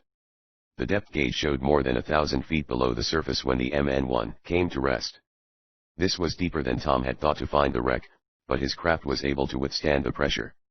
A brief wait, to make sure that everything was in readiness, was followed by the beginning of the new search. In gradually widening circles the craft moved about underwater. If the voyagers had expected to locate at once the treasure ship, they would have been disappointed. For the first day gave no signs. But Tom had not promised immediate results, and no one gave up hope. It was shortly after noon on the second day of the search at the new location that, as they were proceeding at rather greater speed than usual, something happened. Ned had just suggested that he and Tom might go out and try the current setting experiments again, when suddenly they were both thrown off their feet by a terrific jar and concussion. The MN1 seemed to reel back, as if from a great blow. "Bless my safety razor!" cried Mr. Damon. "What's the matter, Tom?" "I think we've had a collision," was the answer. "I must see how badly we are damaged." Chapter XXIV. The treasure ship. Sudden and forceful had been the underwater collision in which the MN1 had participated. Either the lookout, aided though he was by the focused rays of the great searchlight, had failed to notice some obstruction in time to signal to avoid it, or there was an error somewhere else. At any rate the submarine had rammed something. What it was remained to be discovered. "Bless my shotgun," cried Mr. Damon, "perhaps it was one of those big whales, Ned." "It didn't feel like a whale," answered the young financial man. "And it wasn't," declared Tom, who was hastening to the engine room. "It was too solid for that." Following the collision there had been considerable confusion aboard the vessel. But discipline prevailed, and now it was necessary to determine the extent of the damage. This, Tom and his officers and crew proceeded to do. There were automatic devices in the various control cabins, as well as in the main engine room, which told instantly if a leak had been sprung in any part of the craft. In that serious difficulty automatic pumps, controlled by an electrical device, at once began forcing out the water.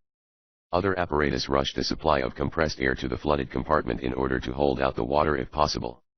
For further security the submarine was divided into different compartments, as are most ships in these days. The puncturing or flooding of one did not necessarily mean the foundering of the craft, or, in the case of a submarine, prevent her rising. But Tom had sensed that the collision was almost a head-on one, and in that case it was likely that the plates might have started in several sections at once. This he wanted to discover, and take means of safety accordingly. "How do you make it, Mr. Nelson?" cried the young inventor to the captain in the engine room. "Only a slight leak in compartment B2, he answered, as Tom's eyes rapidly scanned the telltale gauges. "The pumps and air are taking care of that." "Good!" cried Tom. "It doesn't seem possible that there isn't more than that, though. We struck a terrible blow." "Yes, but a glancing one, I think, sir." "Send for the lookout," ordered Tom. "I can't understand why he didn't see whatever we've hit in time to avoid it." The lookout came in, very much frightened, it must be admitted. Only by a narrow margin had all escaped death. "It was impossible to see it, Mr. Swift," he said. "We had a clear course, not a thing in sight. The bottom was white sand, and I could almost count the fishes. All at once there was a big swirl of water that threw our nose around, and before I could signal to slow down or reverse we were right into her." "Into what?" asked Tom. "Some sort of wreck, I took it to be. I shoved the wheel hard over as quickly as I could, and we struck only a glancing blow.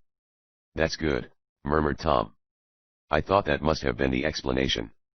But what's that about a sudden swirl of water?" "It seemed to me like a change in the current," the lookout answered. "It threw us right over against the wreck." "I can very easily imagine something like that happening," admitted Tom. "Well, as long as we're not badly damaged, I think we'll go outside and take a look. If we hit a wreck..." "Bless my looking glass!" cried Mr. Damon, "it may be the Pandora, Tom." "That's too good to be true!" cried Ned. "Anyhow, let's get out and take a look."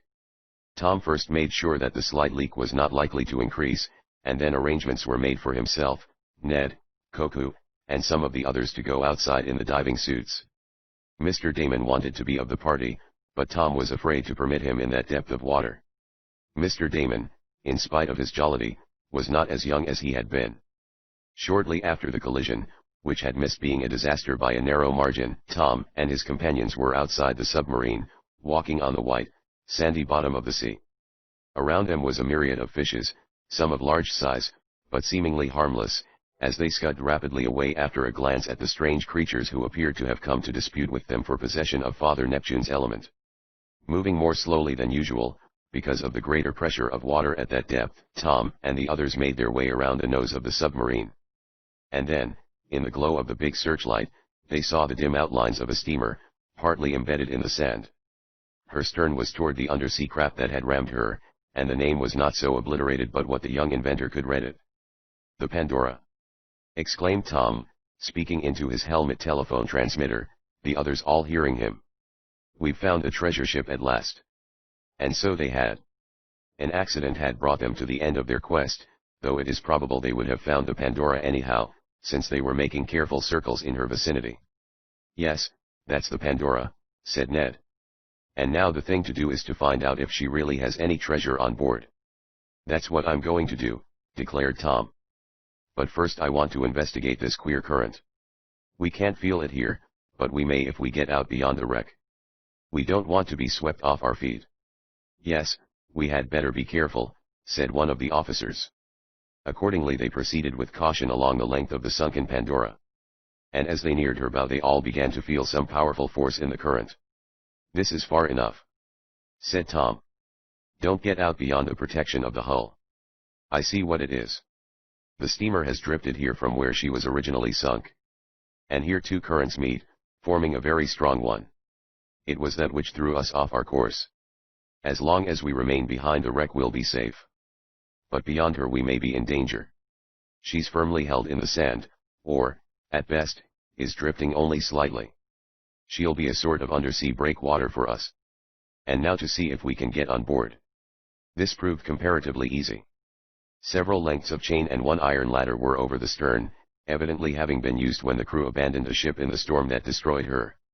By means of these Tom and his companions gained the main deck near the stern. The Pandora was a typical tramp steamer. She was high in the bows and stern and low amidships, and it was evident that the quarters of the officers and passengers, if any of the latter were carried, were in the stern. Tom was glad to find the vessel thus comparatively easy of access. She lay on an almost even keel, and all he and his companions had to do was to walk along the deck and enter the cabins. As they did not have to look out for lifelines or air hose they could enter, and even go below decks, in comparative safety. "Well, here's for it," said Tom to the others. "Let's go in." "Where would the treasure be, if she had any?" asked Ned. "Captain's cabin or the purser's strong room, I imagine," Tom answered. Hardly didn't actually see it, but he said those two places were constantly guarded. "I'm inclined to think the purser would have charge of the gold. But we'll try both places." It was easy to learn which had been the commander's cabin. It had the name Captain on a brass plate over the door. Tom and Ned entered. The place was in confusion, and confusion not all caused by the ocean currents. A small safe in the room stood with rusted door open, and the contents of the strong box were gone. Drawers and lockers, too, were opened and empty. "I guess the captain took as much with him as he could when he got into his boat," commented Tom. "And the gold, too," added Ned, pointing to the empty safe. "That wouldn't have held $2 million in gold," Tom retorted. "I believe the purser's cabin is the place to look." Making sure they were not missing anything in the captain's room, They came out, to find Koku and the others waiting for them on deck. "Nothing there," Tom reported. "Did any of you locate the purser's strong room?" One of the men pointed to an open door to the left. "That's it?" exclaimed Tom. "Yes, and there's a safe here big enough to hold gold for all the revolutions in South America," he added. "I guess we're on the right track at last." It needed but a look to show them that they had at last reached the place of the treasure. The great safe stood open, and piled inside were a number of small boxes, such as are generally used to ship gold in. Ned, from his bank experience, recognized them at once. "There's the gold!" he exclaimed. "We've found the treasure." "They tried to take some of it with them," said one of the submarine officers, pointing to some opened boxes which were floating near the cabin ceiling. "They were caught on some projections which had prevented them from being washed out." "Maybe they looted the whole safe," suggested Tom. "We'd better have a look." He tried to pull out one of the many boxes set in tiers in the safe, but it was beyond his strength. "Me too," murmured Koku. It was easy for the giant to pry out one of the boxes with his iron bar, and with another blow from his bar he opened the cover. "Gold!" cried Ned, as he saw a gleam of yellow showing in the glow from his torch. "There's the gold." There was a table in the purser's cabin, made fast to the floor so it had not floated away. At a sign from Tom, the giant turned the box bottom side up on this table. And then a murmur of wonder came from all who saw the result. For aside from the top layer of gold pieces, the box was filled with iron discs cut to the size of $20 gold pieces. In an instant it was borne to all what this meant. "A fake!" exclaimed Tom Swift. "If all the boxes are like this, there isn't enough gold on the treasure ship to pay the expenses of this trip. Somebody has been fooled. Open another box, Koku." Chapter XXV. The Steel Box. Perhaps the least of all affected by what had taken place was the giant. Gold meant nothing to him. To serve Tom Swift was his whole aim in life. Born in a savage country, he had not acquired an overwhelming desire for wealth. Consequently he was cool enough as he tore another box from the many that were fitted into the safe. The water had swelled the wood, and it was not easy to get them out. A pressure of the giant's iron bar broke the sealed lid. On top was the same layer of gold pieces, but when the box was emptied the same trick was discovered. Iron discs made up the remainder of the contents. "Bilked. That's what I call it. Regularly bilked," exclaimed one of the divers, an Englishman who had been in Tom's service several years. "Somebody's got the cream of this pudding before we did." "I'm inclined to agree with you," said Tom. "Unless it transpires that not all the boxes have been thus camouflaged. We must take time to examine." Then began a period of hard work. Laboring in relays of divers, every box that had been locked in the purser's safe was brought out on the submerged cabin table, broken open, and the contents examined. The hoax was even worse than indicated at first. For after the front section of boxes had been taken out, none of the others remaining contained any gold at all. There were only iron discs. "Well, Tom, what do you think of it?" asked Ned of his chum, when they had returned to the cabin of the submarine, leaving some members of the crew to complete the examination. For this the diving bell was used, as well as the suits. "I don't think very much," was the answer. "It looks as though we had been sold." "Do you think Hardly knew that the gold had been changed to iron, that is, all but a small part of it?" "No, I don't believe he did," Tom answered.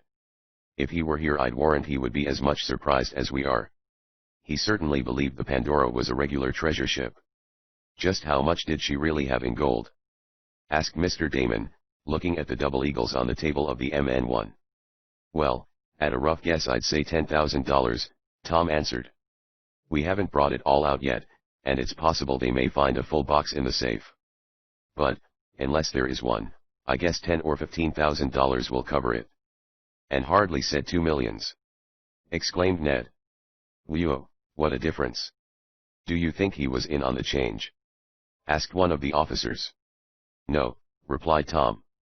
"I guess it was like a good many of these filibustering plots. Somebody put up good money to be used to gain control of a country, perhaps for the country's good. But somebody else made the substitution, and the patriots were left. I don't believe Hardly knew this." "Well, you'll get a little out of it, Tom," Ned remarked. "Nothing worthwhile," was the answer. "But I'm not disappointed, that is, very much. Of course I could use the money, but I don't really need it. The trip has been a wonderful experience, and I have learned something I didn't know before. I'm sorry for you, though, Mr. Damon. You invested considerable with Hardly, didn't you? About $20,000, Tom. It will be hard to lose it, but I guess I can stand it. Tom privately made up his mind to see that his old friend did not suffer financially, for the gold discovered on the Pandora, while it was far from the amount hoped for, would almost reimburse Mr. Damon. But the young inventor did not say anything about that just then. They were looking at the recovered gold and getting ready to store it in some of the boxes that had been brought from the wreck when the divers that had remained on the Pandora to bring the last of the treasure returned through the chamber. Two of them carried a small steel box. "What's that?" asked Tom, when they had their helmets off. "Don't know," was the answer. "It was in the purser's safe. Stuck away in the far corner. Maybe it has jewels in it," exclaimed Ned. "If it has." At that moment the lookout who had maintained his position in the conning tower called for Tom on the telephone. "What is it?" asked the young inventor. "There's some sort of grappling iron, or cable with a hook on it, being lowered from the surface, and it's near the wreck," was the answer. "If it isn't any of your apparatus it may be some other ship having a try for the gold." "It must be Hardly," cried Tom. "He's come back with another ship, as he half threatened to do, and, instead of diving for the wreck, which he can't get ordinary men to do in this depth, he's trying to grapple for it. Come on, we'll have a look." Ned and Mr. Damon followed Tom to the conning tower.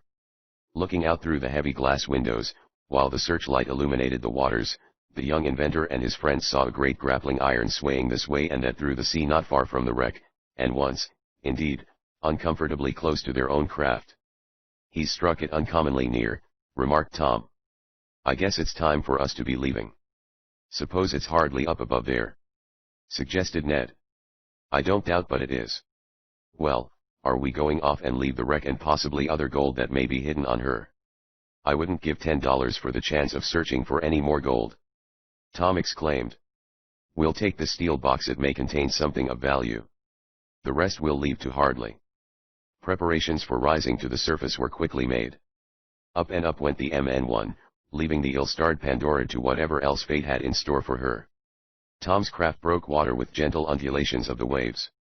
The top of the hatch was thrown back, admitting the bright sunshine on those who had been long in the shadow of the underseas. And, as the young inventor and his friends went out on deck, they saw a small steamer riding on the ocean not far away. One look was enough to tell them it was from this craft that the grappling iron had been let down, and as the submarine drifted nearer the form of Hardly was seen on deck. He was directing operations. Someone must have called his attention to the MN1, for he hurried to the rail of the craft which he had evidently chartered to seek the Pandora, and he exclaimed, "What are you doing here, Swift?" "The same thing you are, I believe," coolly answered Tom. "Cleaning up the treasure ship. You might as well save your money though, for we have all the gold there is." "Impossible!" cried the now irate man. "You cannot have found the Pandora." "That's just what we did, though," answered Tom. "And, for your information, I'll say that we took all the gold we found, though it was considerably less than you stated." "How dare you?" stormed the adventurer. "I'll have the law on you for this." "I guess you forget," replied Tom, "that we parted company at your request and that I told you I was on my own. Finding is keeping. I didn't find what I expected to, and, on the other hand, I got something I didn't look for." "What do you mean?" "The Pandora was rightly named," went on Tom. "If you recall the old story, Pandora had a box of treasures. They all flew out except Hope, which remained in the bottom.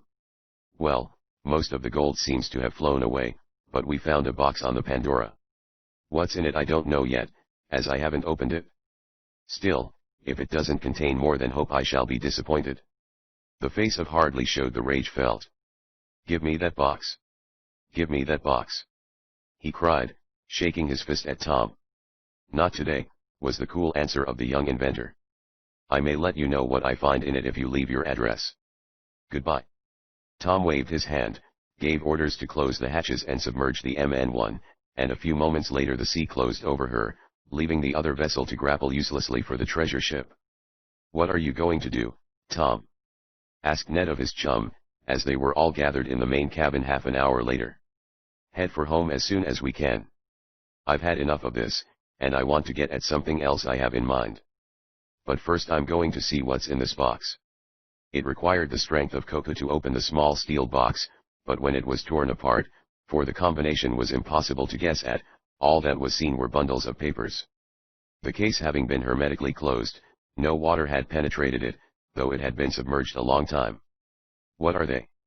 asked Ned of his chum. Tom did not answer for a moment. Then, having quickly examined the papers, he cried, "We've struck it." "What?" they all wanted to know. "The very thing Hardly was after. These are the missing papers in the oil well deal, the papers that prove Barton Keith has a half share in property worth many millions of dollars. It was these papers that Hardly was after.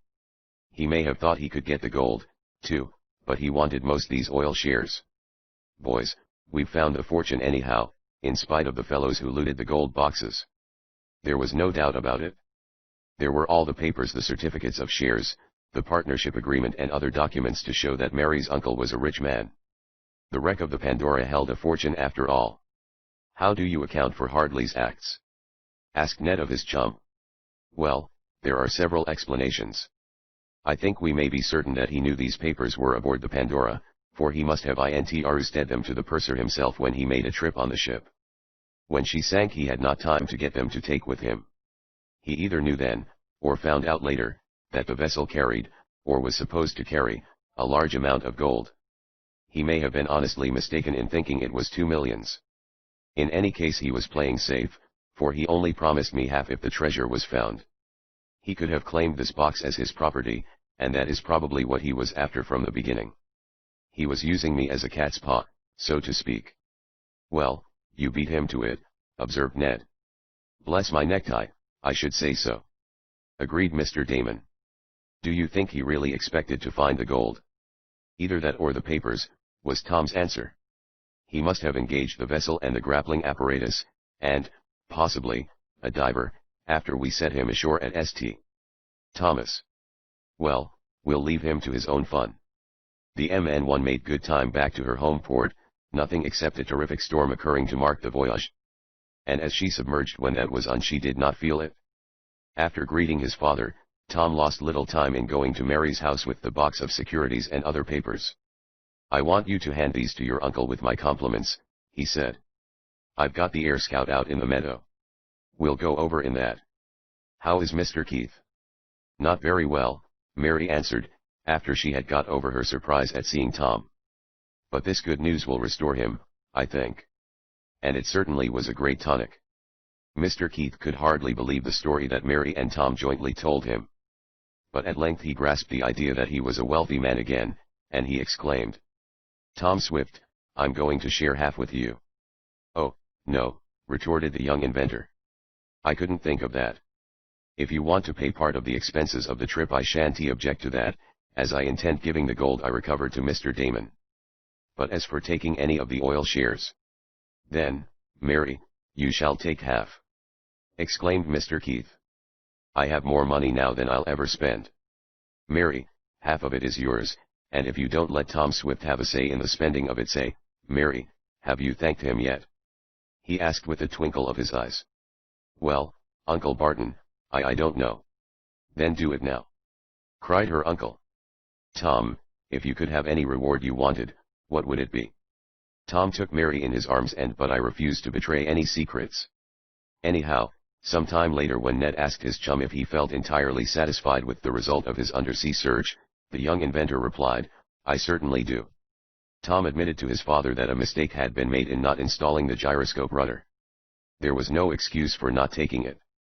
Tom declared, as it was small and took up little room, and it might have saved them from what was a close call at one time. "I'll take it on my next submarine trip," the young inventor promised. Ned wanted to bring suit against Hardly to recover half the expenses of the trip, but Tom would not consent to it. After all, the value of the oil well property was more than the gold the Pandora was reputed to have carried. No attempt was made to take from Tom the comparatively small amount he had salvaged. Perhaps whoever had put it on board did not want to admit the trick that had been played in filling the boxes with iron discs.